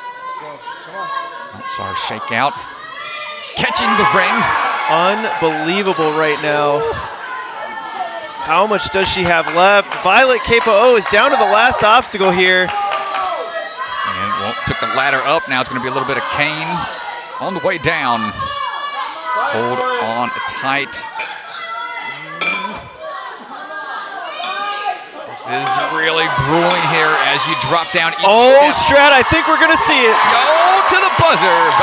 Violet gets the clear. We don't get them too often. Nicely done. 231.7. Excellent work. Violet Capo with a massive performance. First place on the burnout. And after 9th in the hybrid, 5th on speed, she absolutely delivers here. It puts her in 4th place overall. And let's go down to the floor with Ethan Swanson, who's standing by. You won the burnout yesterday, and you just were the first clear on the burnout today. Well, I mean, what do you think about the difficulty of this burnout course? It is pretty hard because you don't get a stop anywhere and you don't get a rest anywhere, but I felt a lot better today for some reason. So. Well, whatever the reason, I mean, you made it look so easy, and burnout courses are not easy. This season, this entire season 2, you're only the second woman to beat a burnout course. Oh, that's awesome. Yeah, that's pretty amazing. And so I know hybrid didn't go the way that you wanted to. 9th place in hybrid, 5th in speed, much better. But how important was it to come out here and have a good run on the burnout? It was so important, and I felt really like a lot of pressure going into this because I was just like, I need to get far to get like more points. So I'm glad I got a full clear. Well, you couldn't have gone much farther than that. So congratulations. That is an amazing clear on the burnout course. Thank you. Nice job. What a run. Violet Capo getting the burnout clear. Only the second time we've seen a woman do it this season, and she did it when it absolutely mattered the most here in the championship. Great run out of her. That was impressive stuff. So you can see on the bottom leaderboard, it puts her in 4th, so she won't be able to pass Taylor Green or Emily Keener, but keep an eye on Olivia Vivian, because if more people pass Olivia on the burnout, but not Violet, it could bump Violet up into 3rd place. So keep an eye on that. Going to be very interesting to see. Violet could have just earned herself a position on the podium. We'll have to wait and see where Olivia Vivian lands. And a couple more athletes have some things to say about it. Yeah, they don't want to let it go that easily. You got to clear that early on in the burnout. Definitely put pressure on the rest of the athletes.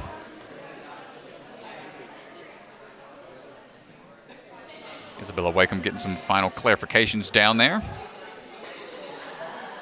Better ask your questions now, because you're not going to have time to do it when you're hanging off those obstacles. That's the last place you want to be when you get confused on where to go. So here we go. Isabella Wakeham looking to try to get it clear on this burnout course. Popping her way through. She did really well yesterday here in the burnout. Took 2nd behind Violet. That was a quick transition down onto that inverter. And So great lock smooth. off there. That's the trick to that inverter, is making sure you've got a decent one-arm lock off to prepare for the drop. If you can pull that cliffhanger down and just kind of get your body into a better position, you can make those transitions a lot easier. And Isabella trying to move quick. Save that pull power for later on. A little squirrely on these hooks. Oh, this is tight Swing here. backs, and then we go. Gets it locked in that time, but still might go for a skip here. Ooh, opened up a little bit on that one hand, but still it's a transition through. We see the bend in the arms. Probably feels a little more comfortable going with the get to that bar. Going with the flex in the arms to hurry through it. Now she can relax. Shake out a bit.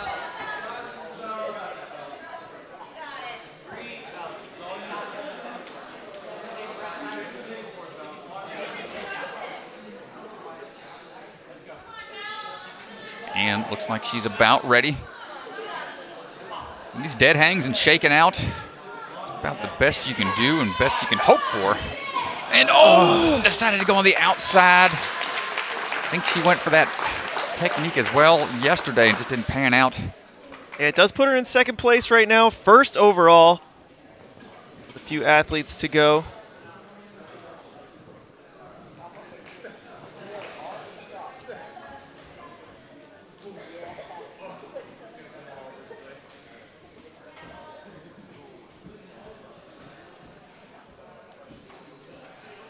And up next, it's going to be Annabella Heinrichs.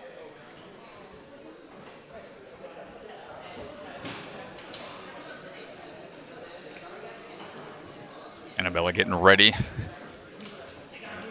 Final preps right before a stage 3 run. Pretty nerve-wracking. Calm those butterflies down, lock it in. Hope everything goes your way when you're out there. Annabella on the move. She did really well in the burnout yesterday. Definitely one of the reasons that she's here in the finals. Took 5th place out of 31 athletes. Between that and her hybrid, it vaulted her into the top 10. Well, this being the 6th course these athletes have ran, you know they got to be pretty tired on the burnout by this point. 3 yesterday and 3 today. Annabella looking to make it on to this dropping portion of the inverter. Don't want a lot of side-to-side shimmy here. All those extra moves starts to tax that grip a little bit, and you can see touching that cone to try to get that touch point and shaking out just a little bit before full commitment on to these hooks. Up move and out is going to be pretty tricky. Have good accuracy on these.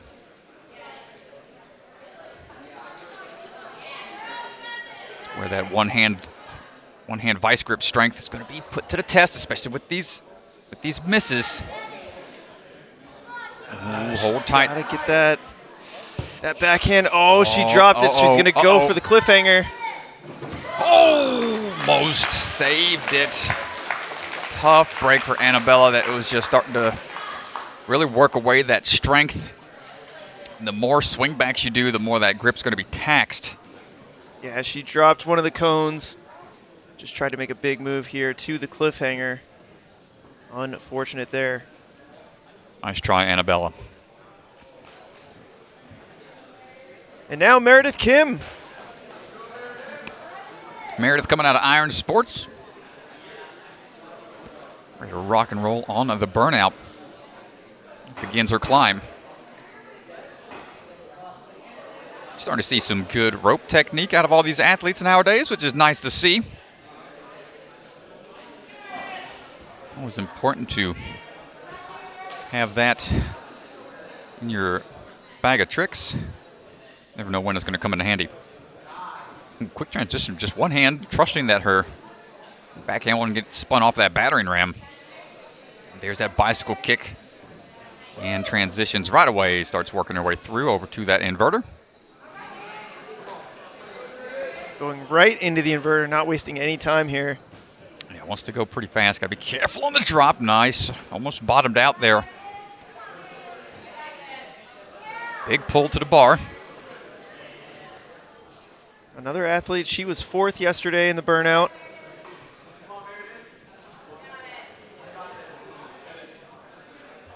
What's amazing to me is how relaxed some of these athletes look. It's like they don't even... Some of these big pulls, and I'm like screaming my head off. I'm like grimacing. I mean, that's even early on. That's like the second obstacle. I mean, these folks are just out here, la-da-da, is swinging through. Meredith looking for that transfer over now. Nicely done. See the hands. This is where you can see really starting to clench up on you. Yeah, going straight arm is going to prevent those forearms from burning out too much. Keep some of that pull power for later. She's going to need some more accuracy here on the sideways throws. See what options she decides to take, going for the sideways actual. Up and under. Went for a switch around and couldn't quite clutch it there. It's a good attempt, though. Puts her in 4th place at the moment. You see the hip swivels. She tried to lead with the other hand all of a sudden, and just that caused it to get just out of reach. Nice try. Still pretty far into that course. Next up, Abby Clark. Sitting in 7th place right now. She's looking for... With Emily Keener and Taylor Green sitting at 19 points, you know Abby wants somewhere close to 9-10 points here. Get her up to 24, 23 points. It's going to take a big performance here. If she wants to guarantee herself a spot on the podium. Well, at this point, what do you do? Do you try to rush to a certain point on the course? You still try to go for that full clear. You know who's coming right after your runs. Kind of see how they did yesterday and maybe base your run off of that. I don't know. There's a lot of game planning that goes into these competitions when it comes down to it, depending on where you're at in that run order. Abby on now to the inverter here. Got to lock off a little bit on this transition down. There we go. Well, if she can take 4th place here on the burnout, it should lock her into a podium position with only Taylor Green and Emily Keener left to go. So we need to get 4th or better here on the burnout. Sitting in 6th place in the burnout right now. Good accuracy on these hooks. Just locking it in. And now we go on to these cliffhangers. Let's see. Start digging deep here. She's not locked into the podium yet. She's actually in 4th in the burnout, but she's tied with Isabella Wakeham on points. Ooh, gets to the bar just enough to get the point. Gets the point that puts her into a locked podium position right now.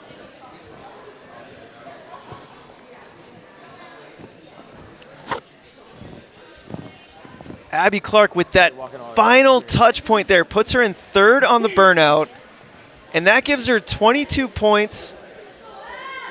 It's going to come down to what Taylor and Emily do, so it's not an absolute lock, but right now she's sitting in 1st overall with only 2 runners to go. Let's go down to Ethan, who's on the floor. So right now there are 2 runners left. You're sitting in 1st overall after that run right there on the burnout. How you feeling?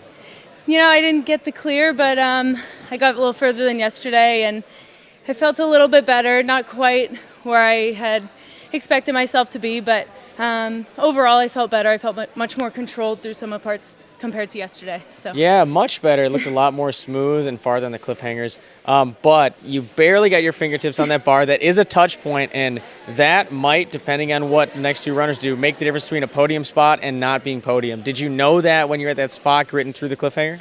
I knew that was a touch point, and I knew that's at least where I needed to get, and didn't want to end it like I did yesterday. But so definitely knew I had to at least touch it in some way, shape, or form. Yeah, overall, talk about your performance yesterday, today. I mean, how are you feeling about, I know, one of the older athletes, which is weird to say, but competing with these kids and then not only holding your own, but excelling on these courses. Yeah, I mean, I think it all just comes down to, regardless of age, it's who's out there, who's training. Could go one way or another. Like, there's a lot of really strong athletes that competed yesterday that didn't make it today, and that could have gone, any way, any other weekend. So I think it just comes down to who's out there and who's putting in the work. Well, it could have gone anyway, but it didn't, and you've been killing it. Congrats on an amazing weekend. Thank you so much. Nice job. Thanks. Great to hear from Abby Clark here. And if you're an Abby Clark fan, here's how it shakes out. If Emily or Taylor beat Abby but don't beat Isabella, if they bump into that 3rd place spot and Isabella still takes 2nd place, it could bump Abby out of that podium position. So something to keep an eye on. But right now, it all comes down to Emily Keener and Taylor Green. They only need a handful of points. They can get 4 points. They'll be locked in. So they only need like 6th place or better. And then whoever wins on the burnout between Emily and Taylor will take the championship here. Drama unfolding here in the women's burnout. It comes down to Emily Keener and Taylor Green. Emily already putting herself into 2nd place with that touch point. Man, the pressure's on here. As an athlete, you got to try to put that out of your mind and just focus on the task at hand. Obstacles in front of you. Worry about all that when it's said and done. Worry about what you're hanging on currently. And so there it is. That bumps Emily into the 1st place spot. She needs to put together a good run here with Taylor Green running behind her. Taylor Green's going to have that information of where she gets to. She's got the advantage. Nice Emily going through that inverter, no problem. Going to start transitioning through these cones. Quick little chalk as we swing on through. Reposition where that cane, little hook is facing. Ooh, hold on tight. Watch out for that miss. And there we go, on to that cliffhanger, trying to get a little deeper into this course. Keeping that swing in line. Want those hips underneath you, don't want them swinging outwards. And nice transition over to that bar. Another chance to relax for a bit. Breathing is so important. You can't hold your breath while you're out there. Here we go with the sideways. Hold on tight to those outside ledges. And no, just a little shy of getting that second sideways board. Great run, nonetheless, from Emily Keener. Emily Keener, 26 points so far. That puts her into first place on the day, fourth in the burnout. And so she only has one runner to go. She's guaranteed a top 2 finish here at the finals. Let's go down and see what she has to say with Ethan Swanson. So you and Taylor have been going back and forth all day. It literally comes down to just the burnout course. You're locked in a second or first, depending on what she does. Talk to us about this moment. It's kind of crazy. I've never really imagined like doing so well in a big comp like this. It's like really cool. Well, I mean, not just today, but yesterday. I mean, you've had a great weekend on 6 courses so far. Getting pretty deep into the burnout course. Where do you think Taylor's going to get to? I mean, when you guys train, I guess, who typically wins on burnout courses? Usually Taylor, but yeah, she'll probably do really good. I bet she can get through the boards, and then she might even be able to clear. I don't know. Well, I mean, we'll have to wait and see for her run up next. But what happened on those boards? You looked so good on the first one, and going to the second one. I was really pumped. I tried so hard to let go, and I didn't really, so I kind of undershot it, but that's okay. Yeah, and also wanted to ask you, our first competition in season 1, you were one of the athletes in the top 10, and specifically speed course didn't go so well. Talk about coming from that competition, not qualifying for the championship, and then here, putting yourself in a top 2 spot. Yeah, that comp, I was not really new to the sport, but I hadn't competed in a lot of big comps like that. And being able to be here and doing so well, it's just crazy to think how much even just 2 years can do. It's kind of crazy to think. Well, a lot has happened over the 2 years, and this weekend, congratulations on an amazing weekend. Thank you so much. Nice job. Congratulations to Emily Keener. Top 2 finish. We'll see if it's enough to become our next champion, but Taylor Green still to run. Emily's had such a fantastic weekend, and she should be extremely proud of herself. So fun to watch this whole time. Yeah, great stuff out of Emily. Now training partner Taylor Green getting ready to go. So here it is, Strat. Taylor Green is going to need to get 3rd place in the burnout, which means she needs to get to that bar touch point in under 1 minute and 27 seconds if she wants to win this thing here. She's our defending champion. She's got the trophy. We'll see if she's taking it back home or if she's going to pass it off to the training partner. Well, let's find out as we go through. You got to wonder, what's her plan of attack going to be? Does she want to rush through, get to that point just for that reason? Or do we want to go for that full clear?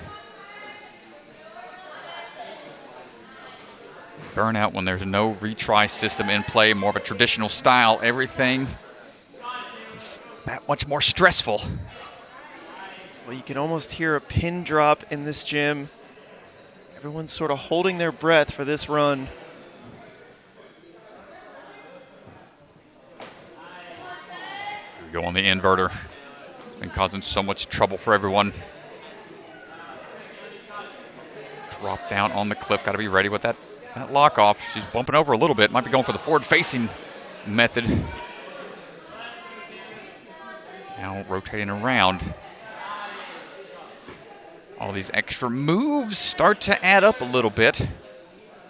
Taylor's shaking out a lot early on here.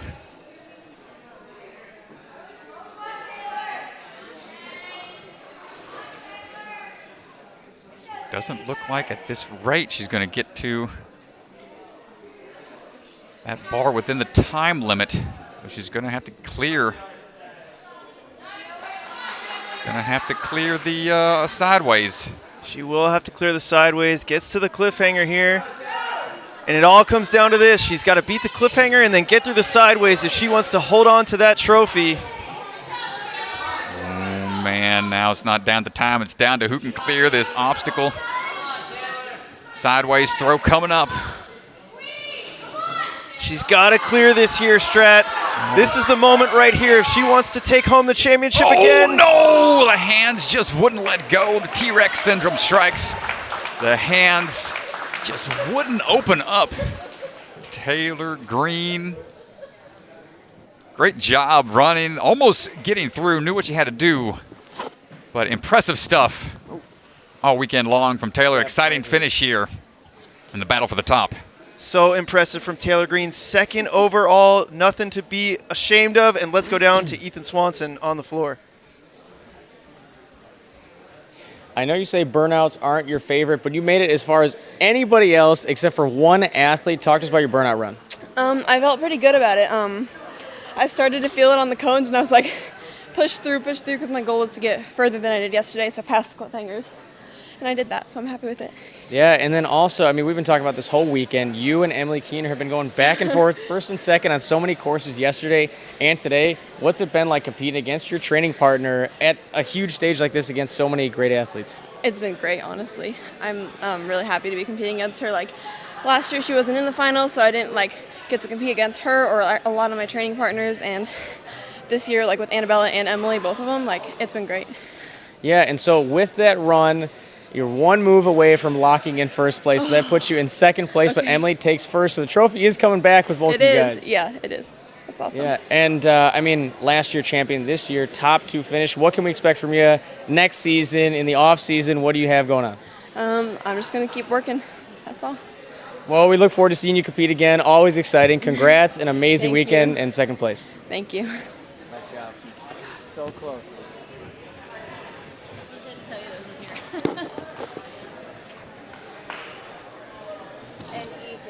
And there you have it, folks. What a great team right there. You can see Taylor and Emily just extremely happy about their performances this weekend. Goes to show you how much benefit you can have from having strong training partners like that. So great stuff out there.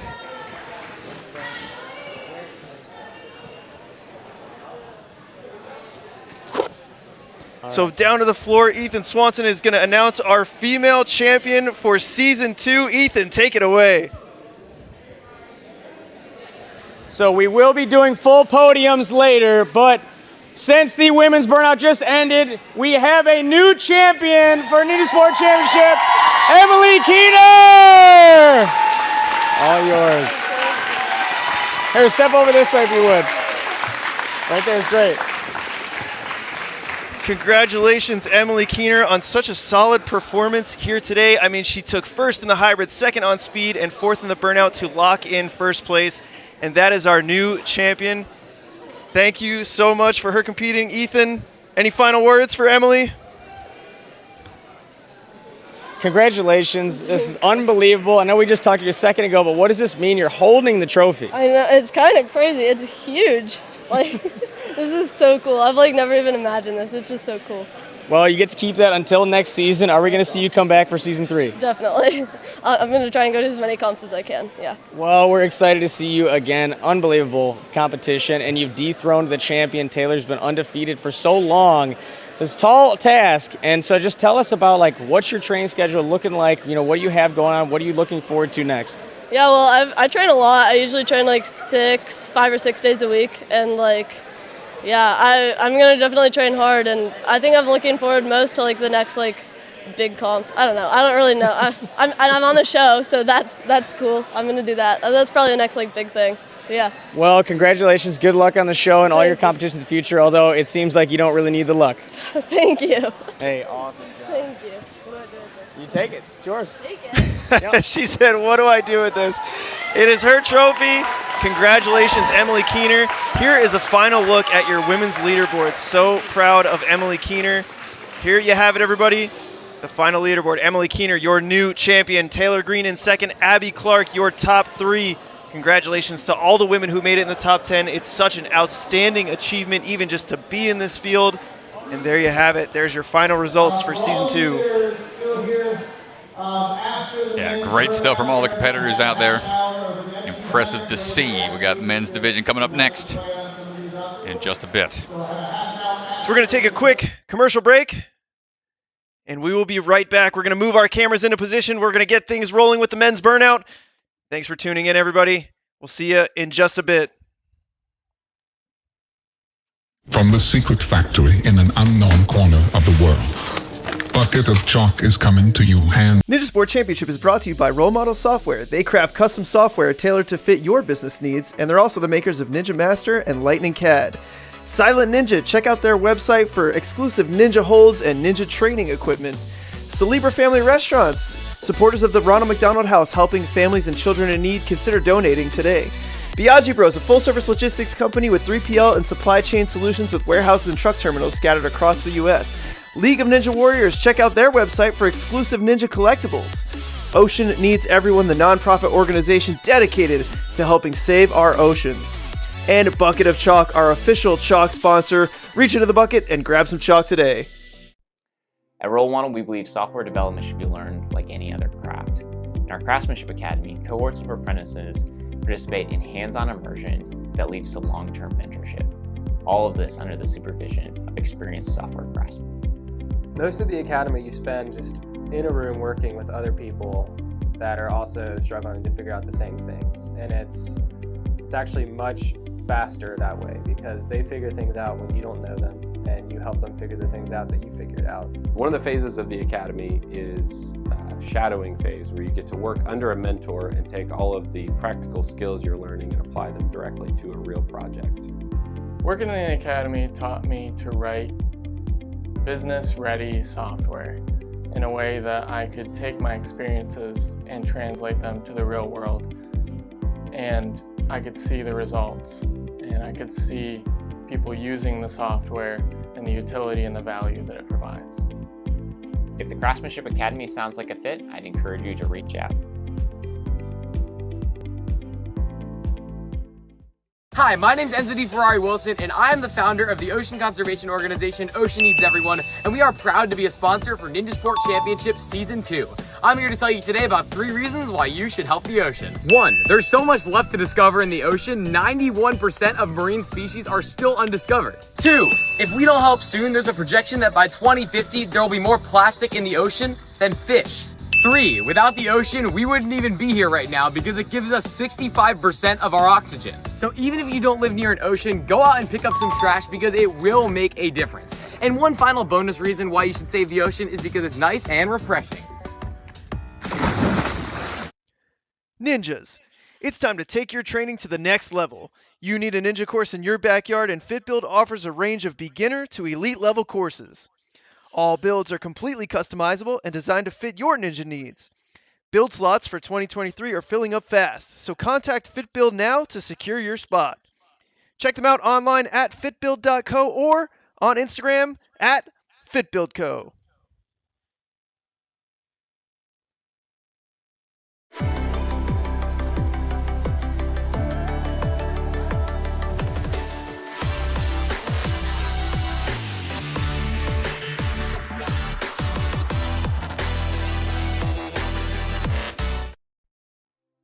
Here at Role Model Software, we value our partnerships with our clients.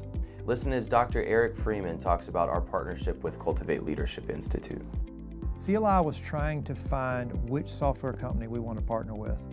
We talked with a number of different ones, but the thing that made Role Model stand out was the connection that we had with them. So if you're trying to figure out how do I select the right company for us, you need to make sure that you don't just do that digitally. It's not just an email, it's not just a Zoom call. You need to make sure that you get face-to-face with these individuals to make sure that your mission and your vision align so that you're creating the product that you want to create. And Role Model has the ability to do that. They are very personal, they care about your product, they care about you personally, and they want to help deliver the product that you need.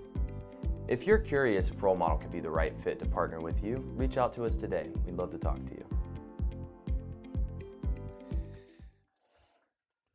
Welcome back, everybody. We are down to our final course of the day, the burnout. We are looking for our men's champion, and it's starting off with the defending champion himself, Naxa Garemore. Will be first on the course. And here we go. Naxa had a clear on the burnout last season. And had a great run on the burnout yesterday in order to keep his championship drive alive. Nice, Naxa, come on. Now working his way up this Iron Maiden. 14 obstacles here on this course. Yeah, Naxa during the semifinals almost cleared. Yes, sir. So close. So strong. So strong, come on. Where he tends to excel. Deep breaths. Obstacle Ninja Academy athlete. RJ Roman putting him through the ropes. Take some breath. Yes, sir. That way, looking relaxed on those vertical limit transitions. All up on that way through. Trust that one-handed grip for a little bit. It was a tricky transition here, but no problem. He's going to go ahead and reach through onto that middle portion. They got a couple touch points on the inverter. Just looks really calm right now. Well, next touch point here is not until that second ring. So they got to work their way up and over a little bit more. They want to get that next touch point.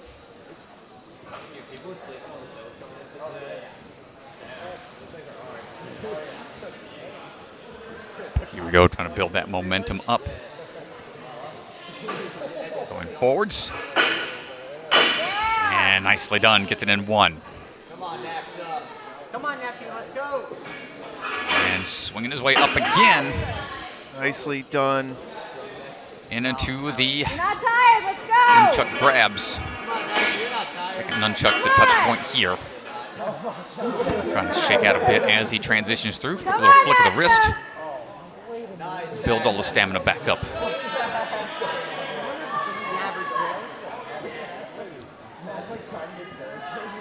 It's like in between rounds on Punch-Out when you smash the B button to try to get your energy back. Insider Nintendo tips there. But Naxa on to this circuit board.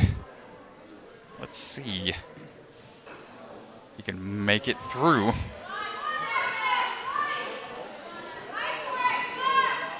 Cliffhanger circuit board. He was so close to finishing yesterday. He's gotten here a lot quicker than yesterday. I think he was down to short time at this point. Come on, Naxa. Come on, dude. Down to the final hold. Here we go. Has to get to the cannonballs and hold on tight and just able to shake out and chalk up still. Shaking out here on the cannonballs. He's got one catch left. Come on, Naxa. Reverse grip here. Going for a static reach. It's a risky move there. What a save, though. Gonna shake out again. Can he regenerate enough to make this grab? He's going to have to follow through. If he goes for a static reach, he's got to follow through with it. If he reaches and pulls, it's going to be tight here. It's insane he's holding on this long. I cannot believe he's still up. Can he regenerate enough? Lock it in tight. Come on. And goes for it and not quite able to get there, and knows that had to be a huge goal of his to try to get another clear. Hopefully he's all right. No reason to hold that head down. Still, not many people get even close to clearing that burnout. So close. Look, he had both hands kind of on. The front hand missed just a little bit. Nice job, Naxa. Good luck, Tyler. And now down to the floor for Tyler Smith.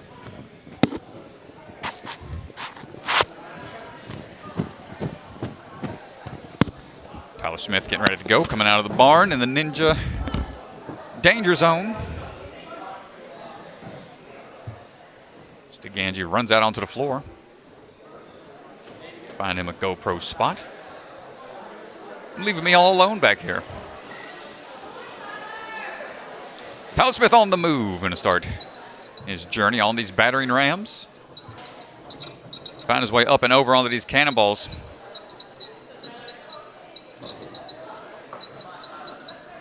Burnout courses have been brutal all season long, but it wasn't until about halfway through the season when they decided to start taking away all their active rest points, only giving them bars to shake out on.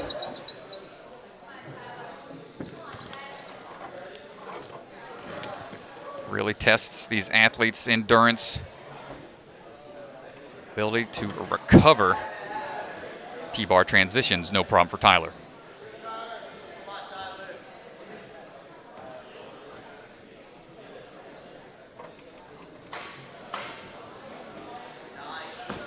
Vertical limit looking strong so far.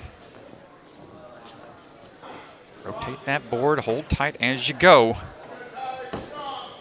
Here comes the turn, one of the trickier parts here on this obstacle. Gets to the bar, that's going to be a checkpoint right there for him. He's going to relax for just a minute before getting ready for this transition over on this ring slide going uphill.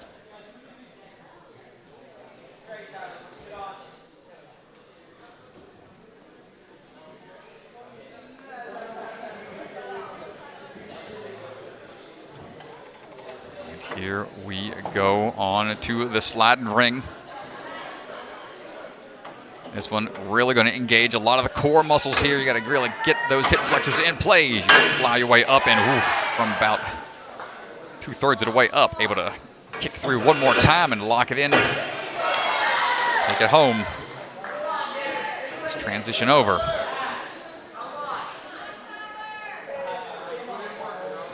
Gallo looking strong, one hand in it through. Second athlete to run, second athlete to get to this circuit board. Everybody knows what the pressure is now that Nax has kind of put everybody on the spot. Yeah, and I think a lot of athletes are going to get to this point. These athletes were really spot on yesterday during the burnout, so these are the best of the best right here, Strat. It's really hard to trip them up early on. It's all a matter of not making any early mistakes and having to have like a crazy save to expend a lot of energy. Goes smoothly through and not able to move forwards. Couldn't get the point through the circuit board, but still a great run from Tyler Smith. Well, you can see the cliffhangers that they're holding on to. There's not a lot to grab there.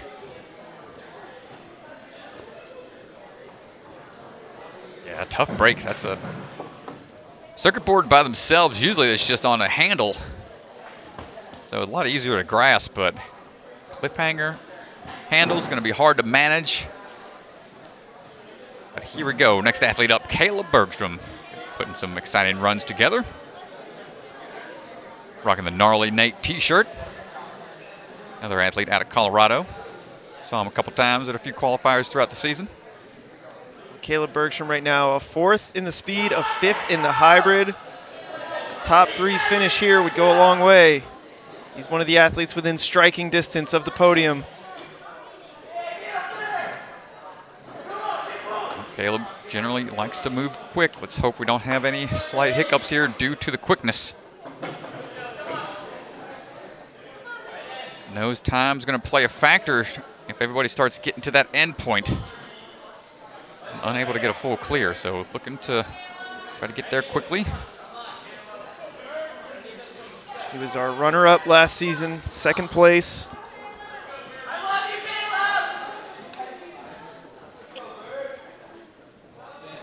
Big reach out.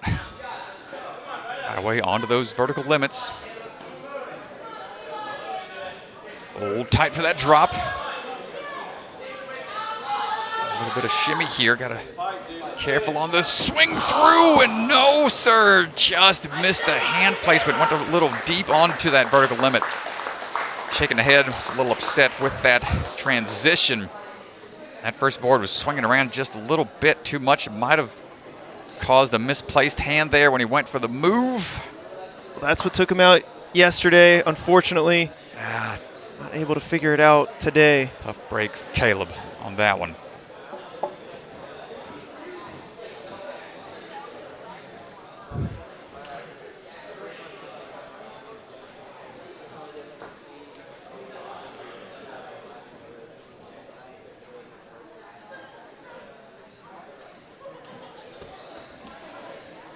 Next one up. Chalking up thoroughly. Make sure he's got everything dried out. Steps up to the platform, Noah Munir. From out of Vitality Obstacle Fitness. Full clear this Stanford hybrid. Seen some strong stage 3-esque runs out of him. Various competitions. Done well at the bucket of chalk. Try to get deep onto the burnout course here.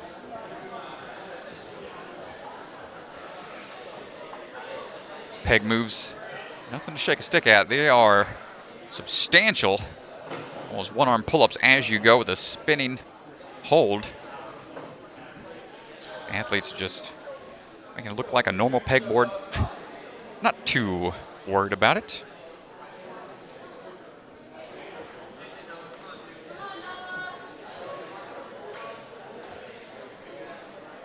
Take a little bit more chalk. We're heading on to this vertical limit. You can see not much to hold on to here. Yeah, thumb grip's got to be extra strong. Such an awkward angle for the wrists. Biceps to be taxed.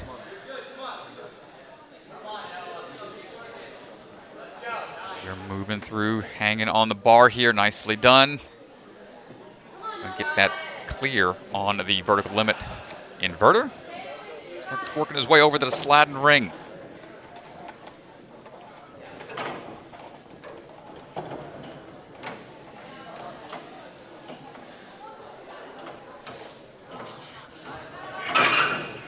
Big power up the track, no problem for Noah. One more to go here. Sliding up, locking it in. Next point comes that second nunchuck is where he wants to get to.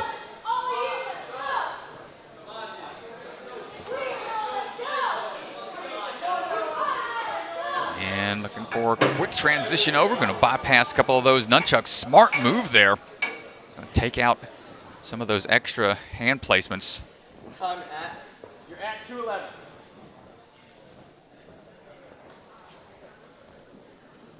Asks for his time. He's at 2:11 when he asked. 5-minute time limit, so he's cruising right now. I wonder if he's... Oh, but just not enough in the tank. Great pace to that point. In a great season for Mr. Munir. Third place overall last year at the championship. Don't know that he'll be able to get that here today, but overall really strong season. Isaiah Thomas stepping up to the plate.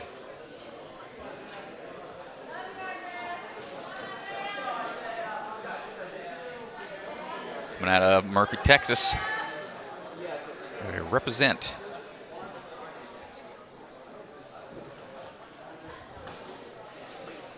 Saw him almost get a burnout clear at Ninja Intensity. He was so close. He was one obstacle away from getting a full clear. Let's see what his plan of attack is going to be here. He came into this round with 9 points. So best case scenario, first place puts him at 19.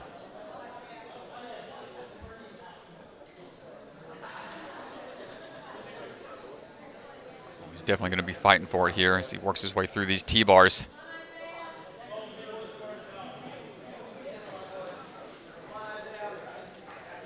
Try to chalk up a little bit.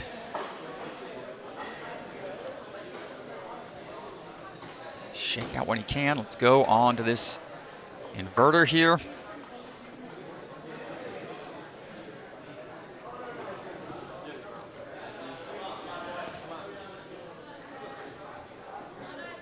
Transitioning over. It looks comfortable here. Oh yeah, he got through that really quickly. Nice job, Isaiah.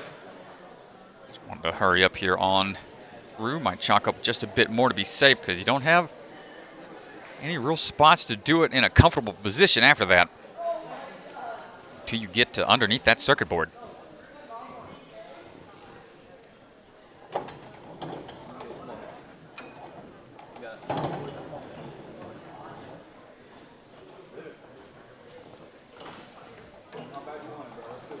Building up that swing here. His hips are a little askew, kind of going off axis a little bit. That's going to mess up his swing. Ooh, and that's really going to start taxing the grip. See him trying to reposition the hands. I'm not sure. He's the swing being off axis might benefit him to go back to the peg for a hot second. But still fighting for this move up and just not going to have it there. The swing off axis really spelled disaster for Isaiah there. Tough break for him on the burnout.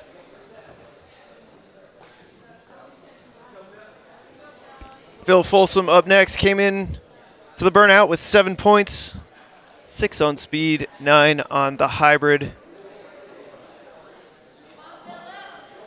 Here we go.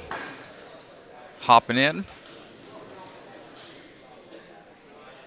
And getting up into the rope climb with that ring.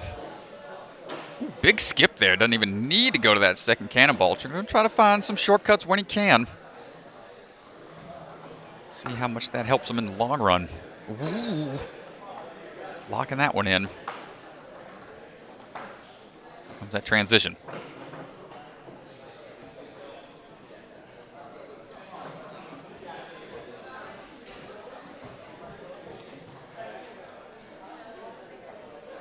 So many different ways to hold on to these obstacles out here. You've got your crimp strength being tested, your vice grip, your lock-up strength, your explosiveness. Everything's being put to the test here on burnout stage.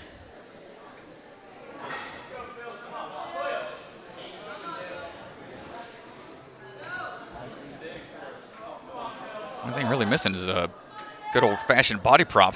I don't even see those much anymore.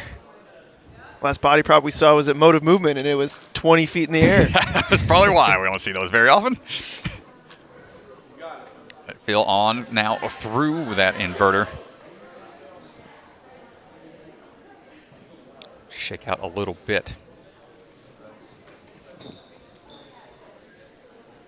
And you know, maybe a body prop would probably be too much rest off their hands anyway, since they can kind of prop themselves up with 2 feet, 1 arm. And, yeah, they're getting really taxed out here, challenged. All the various upper body obstacles. Here we go now on the ring slab for Phil.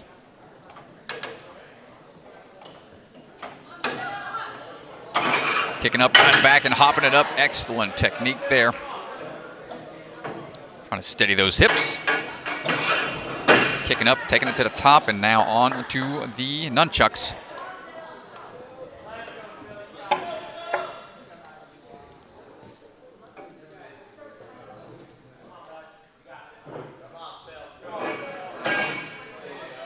And here we go, going with the match tech. Playing it safe, gets to the bar. Looking to shake out a little bit more. Seen a lot of athletes now get to the circuit board portion of the burnout. We're at 2:45, so 2:15 left.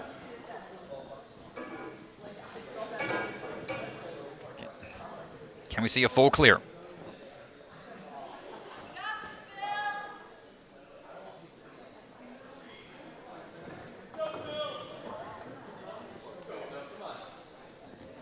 Work his way through the track here. Keep those clips close together and facing inwards. Use more of the biceps. Getting balled up to try to get facing the different direction, and just didn't pan out for him. But good run nonetheless from Phil. Yeah, nice run from Phil there. Congratulations.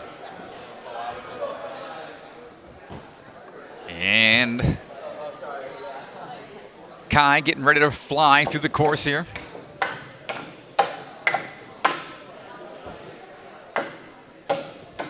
So here we go. Kai Backstrand starting the burnout in first place after dominant performances on the speed and the hybrid. He's got 3 athletes behind him, Sam, Jay, and Caden, so he needs to put as much distance between himself and them as possible. Here we go. Yeah, definitely wants to try to pad those numbers a little bit. So see how deep into the course he can get. It's been a race to that circuit board for the most part. Maxa being the only one to go for the throw. Ooh, Kai getting a little hung up here on that big move up, but able to salvage it. Starts to work his way back down.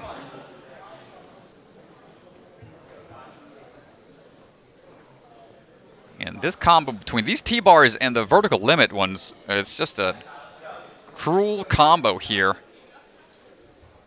Because those tiny ledges right there, just that's not a warm-up for those tendons. But at least they gave him a ring in between. Oh my god! I guess, yeah, that's better than nothing.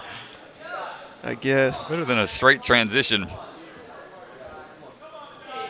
Still, no joke here. Kai looking for the transition around for the first port. There it is. Pinkies popping off slightly, but now the turn.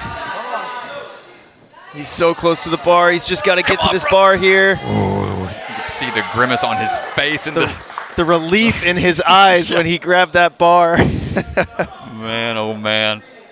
It's like a breath of fresh air for the hands. But still only in 6th place on the burnout here. And he's got Caden Lebsack right behind him. Needs to get a little farther. This would be massive. Really start digging deep here for this ring slide uphill. You can see him trying to wait before building up a huge swing so those hips don't get out of whack on the way back. And not able to hold on. That's going to do it for Kai, sitting in first currently. But 3 strong runners to go. See if that can stand, but you can see just not enough juice to get up and over that little lip. Huh? Yeah, just not quite enough. But he does have first place right now, 24 points. That's 6 in the burnout. So let's go down to Ethan Swanson, who's standing by with Kai. So with that run, you're currently sitting in first place overall with 24 points. You were sitting in first coming into the burnout round, and you knew Caden is 1 point behind you. Talk to us about where your head's at after that run. I think I'm in a good spot right now, but only being a couple points ahead of them. They're definitely going to have to put something together, but I left the door open for sure. What happened? I mean, you made it further than you did yesterday, but on the ring, hands opened up. I mean, talk us through it. Yeah, I swung up and I kind of extended my hands a little bit to reach for that notch. So when I come down, I didn't have a full solid grip around the ring. Yeah, unbelievable performance this weekend, man. It's been so much fun. I know that everyone's going to be talking about your speed course run probably for the next year until the next championship. How do you feel about your performance overall? Like 6 courses down, how are your hands? How are you feeling? My hands are hurting a bit, but I definitely feel very good about my performance this entire weekend. Yeah, congrats, man. We'll see how it holds up sitting in first place overall right now. Okay, thank you. That's awesome. Nice job, man. Congratulations, Kai Beckstrin. Up next, it's going to be Sam Folsom. Trying to catch Kai. 3rd place coming into the burnout. Right behind Caden and Kai, so a strong burnout here. Could vault him over Kai. Kai left the door open with 6th place. Mr. Folsom on the move, making his way down through the battering ram. Dropping down, trying to get into a good position on this Iron Maiden. Up we go. Good climbs. He's working his way up. And right back down, heading over to these T-bars. See how he decides to attack this front section of the course.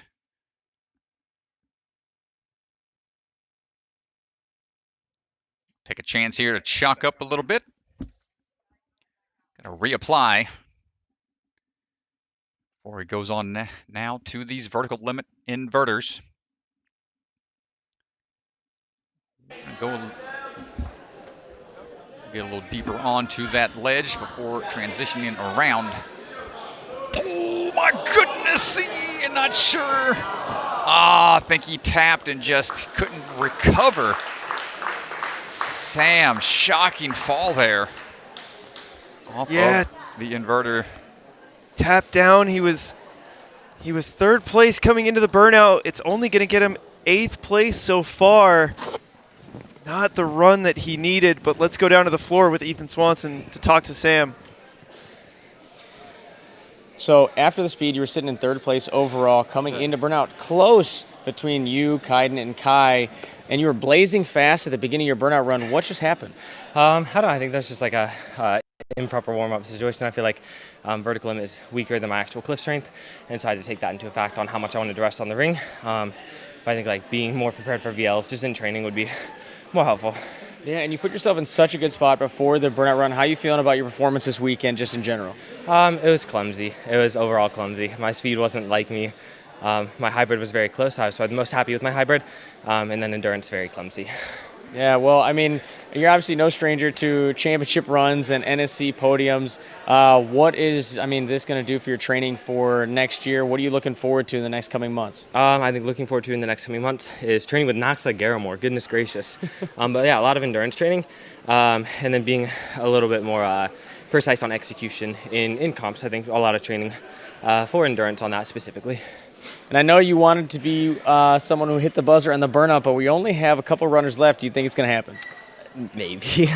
Man, I don't know. I feel like Knox, I'm always rooting for him because he's such a burnout athlete. I feel like if he didn't do it, it's going to be a tough one to follow up, so we'll find out. Hard to argue with that. Yeah. Hey, great weekend yesterday and today.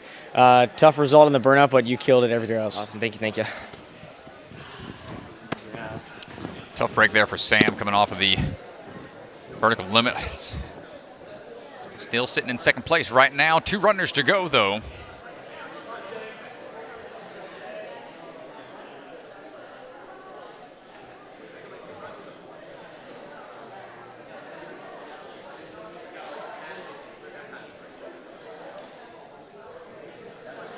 And up next, Jay Lewis.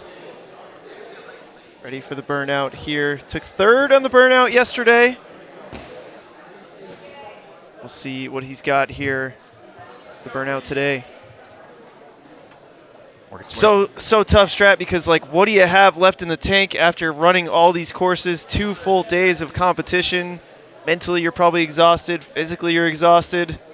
What do you got in the tank? Yeah, this is where the gut check really starts coming into play. How much heart do you have? How much lactic acid do you already have built up in your arms? They are working their way through best as they can. These athletes live and breathe this sport, so they're always training, always pushing themselves. Really gravitated towards the difficulty of this league or to test themselves. We'll see how Mr. Jay Lachey gets through as he works his way into these vertical limits. Staying balled up nice and high. Hold on tight for the turn. There it is.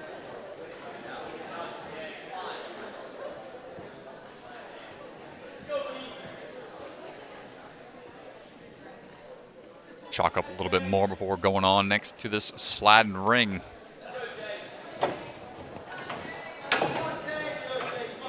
The kick going a little bit, using that peg to help the ascent, and just undershoots. Should be able to get it right away, though. Kept straight on with it. Nice work here. Wants to keep moving. Nicely done. Needs that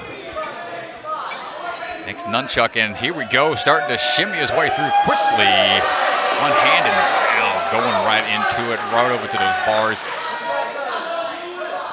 Puts him in 2nd place on the burnout right now and knocks Noah Muner back on the leaderboard. That was the fastest we've seen anybody get through the nunchuck, so maybe he was wanting to rush through to get to this point, so he had some left in the tank for the finish. And maneuver through this circuit board. Good lock off out of Jay. Come on, man, you're almost there. You hear the crowd starting to get hype out there. On to the cannonballs. And now to the flip grip. Oh my gosh, almost gets it. So close. What a run from Jay. Close to clearing. Hey, Jay, hang out. Jay Lewis, unbelievable. Here he is on the last catch. Let's take a look at the slow-mo. He comes through. His front hand is just a little too low. So close. Yeah. But let's go down to the floor. Ethan Swanson is standing by with Jay Lewis. That's what I forgot. Take it away. Like I forgot to do this when I was waiting. Well, you're telling me right now you're doing this hand motion and your hands didn't open up. I mean, it's a product of burnout courses, right? Yeah, no, 100%. I felt pretty good in terms of like my forearms and biceps, but like just the opening and closing of the hands is what usually gets me, and that's exactly what happened there. Like when I tried to go off the cannonballs, they just did not come off, so I fumbled the ledge. Yeah, and yesterday I know you said you wanted some redemption. Looking at that buzzer, you were so close, like 8 feet away. I mean, anything you could have done different to get you to that buzzer? No, in general, I felt pretty good on the rest of the course. I was a lot more efficient than I was yesterday. I probably took like one extra swing over here on the ring, but other than that, I moved through it pretty efficiently, and I planned out my route a lot better on the circuit board. But yeah, I think I just had to, while I was hanging, I probably should have worked on opening and closing the hands to get them a little bit more dexterous at the end. When you were on the nunchucks, third to last obstacle, you're there just kind of lock off one arm and through. Could you hear the crowd going like, oh, going nuts as you're going through it? Yeah, no, I definitely heard the crowd, and I knew, going in, that wasn't my plan, but I felt a lot better than I thought I was going to at that point. So I decided to just pull through it, and it was pretty fun. Amazing burnout run. Congrats. That was so close. One runner left. Do you think Caden can hit a buzzer? I've got almost no doubt that Caden's going to hit the buzzer. Really? He is such a beast, especially on burnout, and I'd be pretty surprised if he wasn't able to do it, but we'll have to see. Wow, be surprised if Caden wasn't able to do it. Hey, awesome, man. Great to watch you run these 6 courses this weekend. Congrats on a great weekend. Thank you. I really appreciate it. All right. Thank you, man. Awesome job from Jay Lewis. Well, we are down to our final runner. Kai Beckstrom is in the championship position, but Caden Lebsack is going to have something to say about it. Let's see if he can get this burnout clear. He only needs 5 points, 6 points to win. Well, if Caden can get 5th place, I think it will bump Kai out.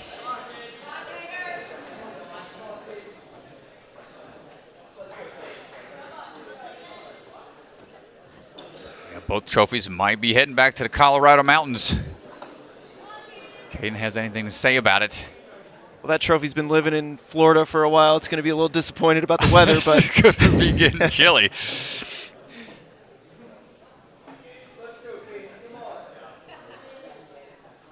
Caden, strong stage 3 performances on American Ninja Warrior. Cleared it both times.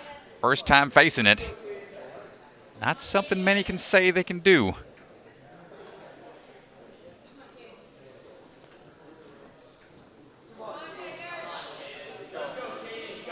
Can't think of many athletes to actually make it all the way to stage 4 in their first attempts ever on American Ninja Warrior. Caden has only gotten stronger since then. Training at a ninja intensity and all over the place where he can get to. Working his way into this last portion of these vertical limits. that bumps Caden into 7th place. He's tied with Kai Beckstrom right now. He needs to get one obstacle further, and he is your new champion. He just needs to get through the ring slider. Well, this is the moment. This is it. Get that swing built up already. He's in a good position here. He's up, and that's going to do it. Just needed to get that touch point. So he's going to be the first place champion, but it's not said and done quite yet. Wants to try to get a full clear. Starts working his way around the nunchucks. The match tech slipped here yesterday, but makes it through the nunchucks this time around, going for the match tech instead. A good adjustment.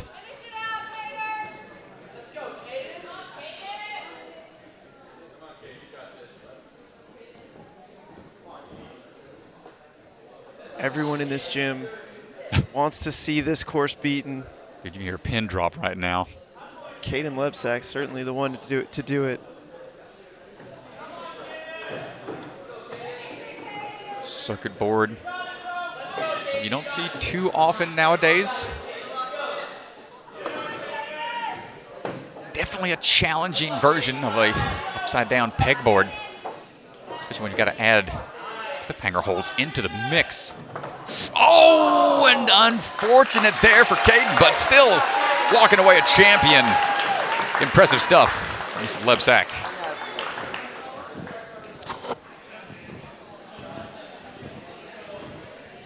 Well, here you can see just not enough there at the end, trying to fight to get it out of the hold. But congratulations, Caden Lebsack. Caden Lebsack is your champion. So let's go down to the floor with Ethan Swanson to talk to our new NSC champion. Caden, I know you wanted a buzzer and you're very, very close, but you are our new NSC champion for season 2. Oh, that's exciting. Yeah, very exciting. I mean, I know that's what you wanted coming into this weekend, but knowing that you had to beat Kai on the burnout course, what were you thinking as you took the starting platform for the burnout? Yeah, it was nice knowing what I had to do. Once I got to that second ring, it was definitely a big relief. But then I just wanted to focus on clearing, and I got a little caught up on the circuit board, but just keep training hard for next season. Yeah, for next season, definitely. And I think we got something for you, and we're going to bring over here. The trophy is officially yours. It's a little heavy. I know you're tired. Hang on to that. Thank you, guys. Great comp. Yeah. Man, unbelievable weekend, unbelievable season for you. What changes for you right now, obviously preparing for American Ninja Warrior the next couple of months? Like, what are you preparing, what are you doing different? Yeah, I'm just sticking with my usual training, up a little burnout a little bit more so I can clear next season. But, yeah, just keeping with it. Man, congratulations, bringing home the trophy back to Ninja Intensity with your family and everybody. What do you want to say to everybody watching? Thank you guys for watching. Subscribe to Ninja Sport Network, and yeah, that's pretty much it. Well, congrats, man. Unbelievable. Thank you. Awesome job, dude. Well, a huge congratulations to Caden Lebsack. So strong throughout the entire weekend. First and only clear on the hybrid yesterday. He was one of 2 clears on the hybrid today, inches from the burnout clear, and he kept his own in the speed. Let's take a look at your final leaderboard, but congratulations to all of our Season 2 athletes. Here is how it stacks up. There you go, folks. Man, what a fight all day long, all weekend long for these athletes. Impressive stuff. Caden taking the trophy back to Colorado. Kai just behind him. Sam sitting in third with 18 points. Nice job to those top 3 athletes. So there is your final leaderboard, and such an achievement to make it into this top 10. So awesome for all these athletes. Naxa Garamore passing the torch over to Caden Lebsack, but congratulations to everybody. Such an awesome season. And we're going to go down to the floor with Ethan Swanson, who's going to be standing by for our podiums to announce our top 5 athletes. Congratulations to everybody who competed. Mind if I use the mic? Mind if I use the mic? Yeah. Ethan Swanson, take it away.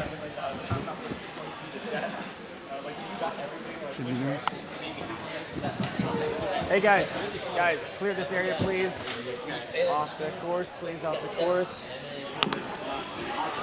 All right, attention, everyone, spectators and athletes, attention, no obstacles just yet.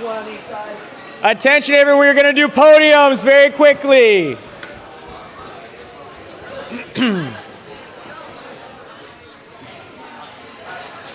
Everyone's attention, please, for podiums.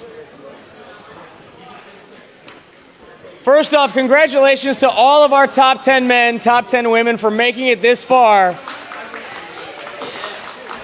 And now we're going to announce our top 5 women for Season 2 of the Ninja Sport Championship. Starting in 5th place with 18 points, our only burnout clear of the day, Violet Kepo. Let's step right over here. In 4th place with 21 points, Isabella Wakeham.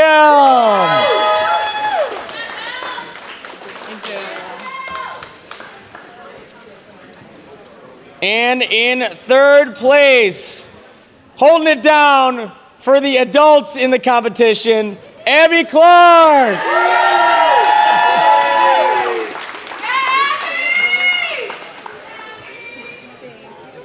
First and second place separated by just 2 points, going back and forth all weekend. In second place, our fastest on the speed course, Taylor Green.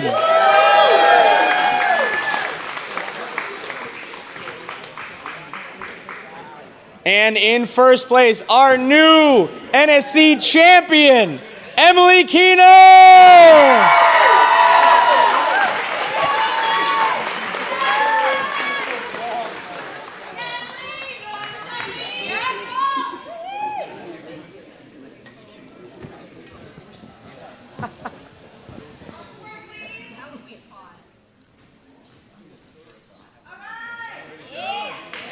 All right, thank you guys for step down. And just hang out on the side for a second because I'm going to bring up you guys with the top 5 men in second 2. And moving on to the top 5 men for season 2. 4th and 5th place were actually tied on points, and it came to a tiebreaker. In 5th place with 16 points, Nexa Garemore. Right there. Michelle Nexa. And in 4th place, taking 4th from the tiebreaker, Noah Munier. Nice job, man. Hey, thank you. In 3rd place with 18 points, Sam Folsom.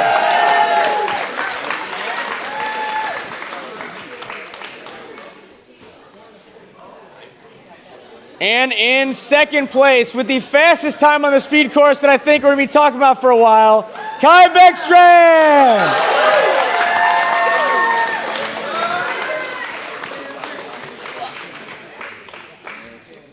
And our new men's Ninja Sport Championship champion, Caden Lebson.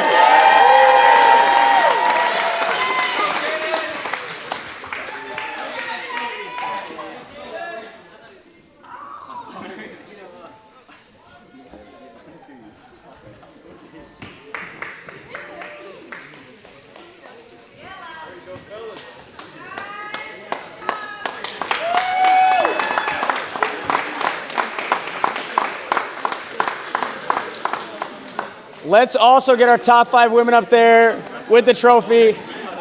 I'll hand it up to you.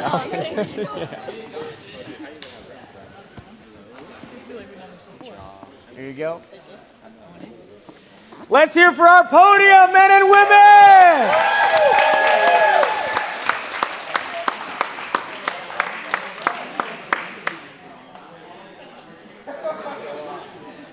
All right, thank you guys. You guys can come on down. I do want to get a picture of you two with the trophies in just a minute, and I'll type that up for you. Before I hand this off to Ken Auer, before redemption time, please, everyone, I just want to say a humongous thank you to all the athletes, spectators, everybody. This whole season has been unbelievable. Honestly, last year we couldn't have imagined the turnout that we got for season 1, and season 2 was even better and bigger. So thank you, everybody.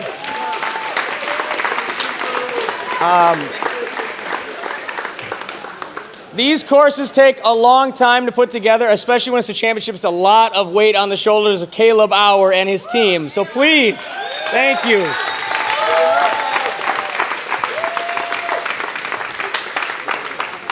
So just make sure before you guys leave, say a big thank you to obviously the team Rock Solid. And Ken Auer's been our biggest supporter the entire season 1 and season 2. So thank you to Ken, and I'm going to hand off the mic. Want to take one? Sure. What do you guys think about Ninja Sports Championship Series?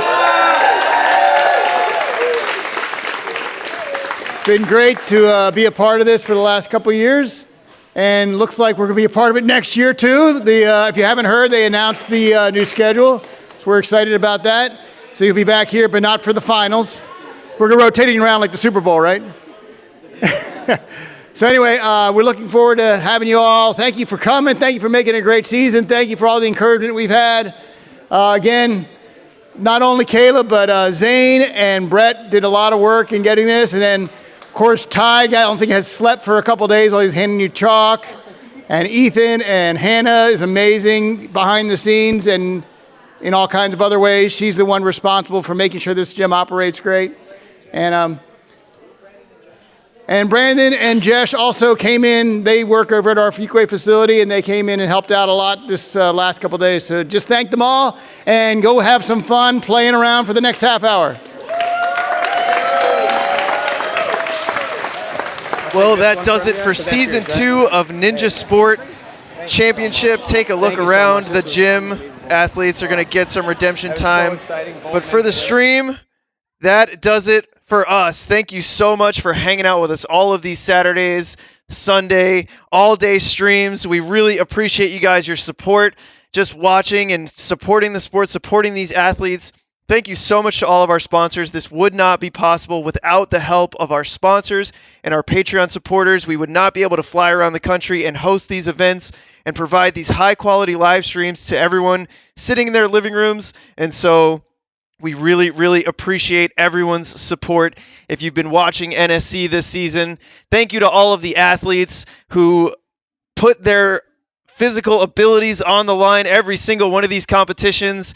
It takes a lot to compete mentally, physically.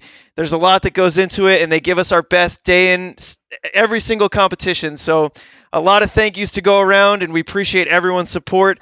Huge thank you to my co-commentator, Ryan Stratus. Appreciate all of these competitions. It's great sitting next to you, and it's been a blast. Hey, man, appreciate it as well. It's always good to be here, calling the action from the best seat in the house, seeing these athletes continue to get better and better every year in and year out. I can't wait to see which athletes rise to the top next season. Season 3 going to be coming back to you around September. Don't forget to check out the website for updated information and the Instagram. Like, share, subscribe, all that jazz. We appreciate y'all hanging out with us all season long. Can't wait till the next one. And so for Season 2, I want to say a huge shout out to the NSN team, Ryan Stratus, Ethan Swanson, our judge who's running around there the entire time, and then Hunter Gerard, who is behind the camera, giving you all the good shots, giving his back for every competition as he's running cameras around. We appreciate him. He's up to the quality immensely, and so we appreciate the entire NSN team. Special shout out Megan Budway, who handled our social media for this weekend. Really, really appreciate it. And that's going to do it for Season 2. We are signing off. Make sure you check out the Season 3 schedule. Thank you guys so much for hanging out. For Ninja Sport Championship, Ryan Stratus, Chris DeGangi, we'll see you guys later.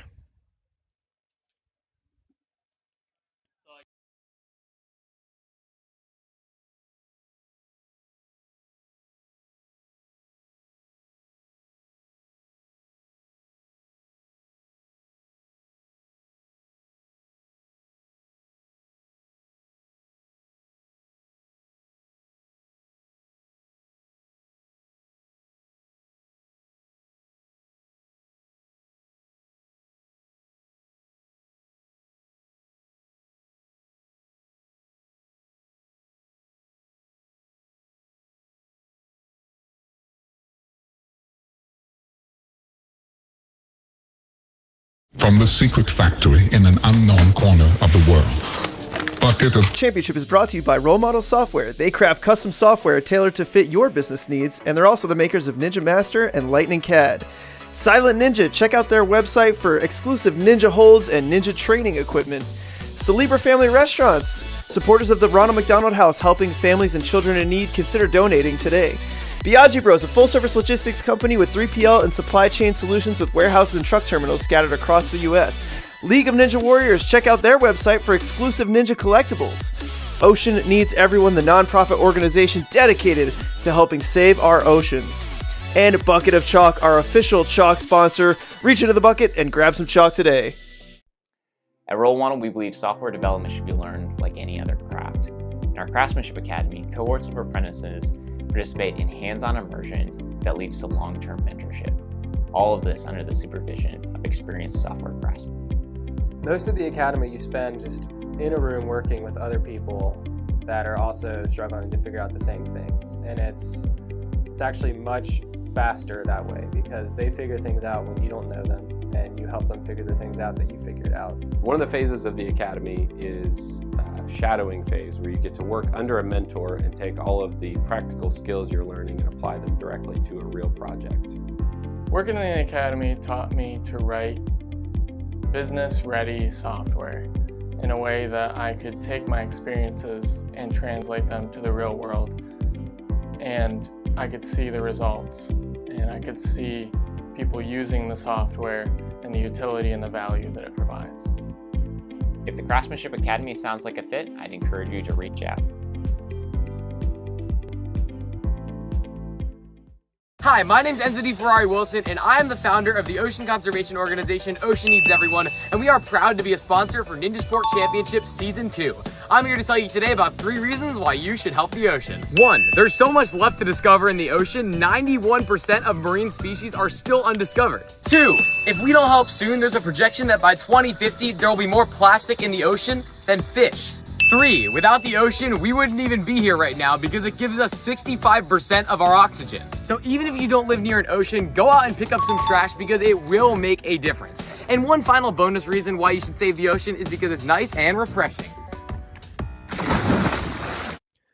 Ninjas, it's time to take your training to the next level. You need a ninja course in your backyard, and FitBuild offers a range of beginner to elite level courses.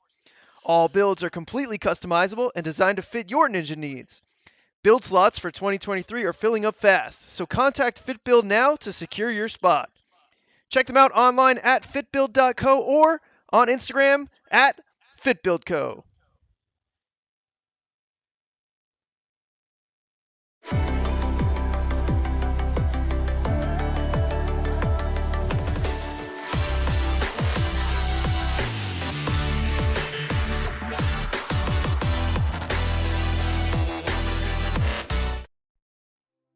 Here at Role Model Software, we value our partnerships with our clients.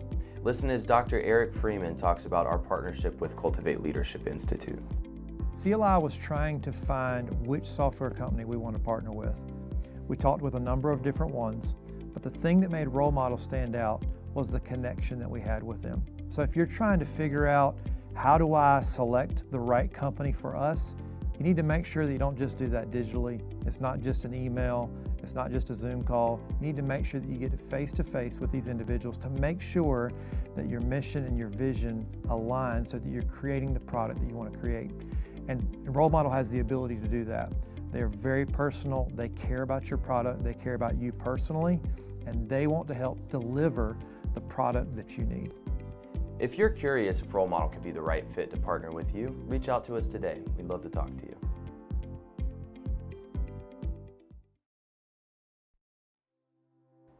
One of our long-term partners, SAFA, designs and manufactures fall safety protection systems.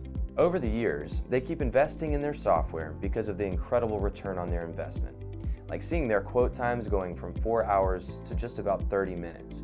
That's an 80% time savings. The design software that Role Model created for SAFA automates their design process to produce instant estimates, 3D visualization, parts list breakdowns, and more. Once finalized, their system automatically sends the design to the manufacturing team, reducing production lead times by 3 to 4 days. Are you curious to see what a custom software solution could do for your business? Schedule a free consultation today and we'd love to talk to you. Have you ever experienced extremely sweaty hands? Not knowing where to step on agility? Being unlucky on special delivery? Or being absolute trash at Double Dipper? Then Bucket of Chalk is the right chalk for you. Side effects may include extremely grippy hands even after washing them. Always know where to step on agility. Adds a bit of extra luck on special deliveries, and it tastes like success.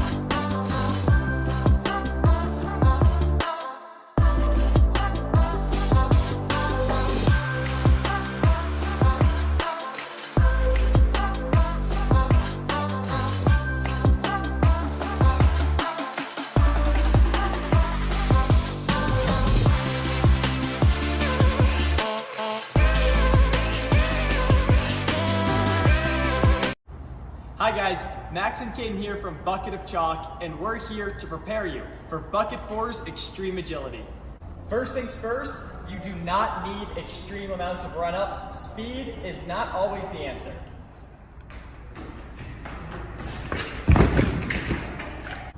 The next thing is to always watch where you're stepping. The middle is your friend. The next step is to always keep your chest leaning forward. Don't lean back.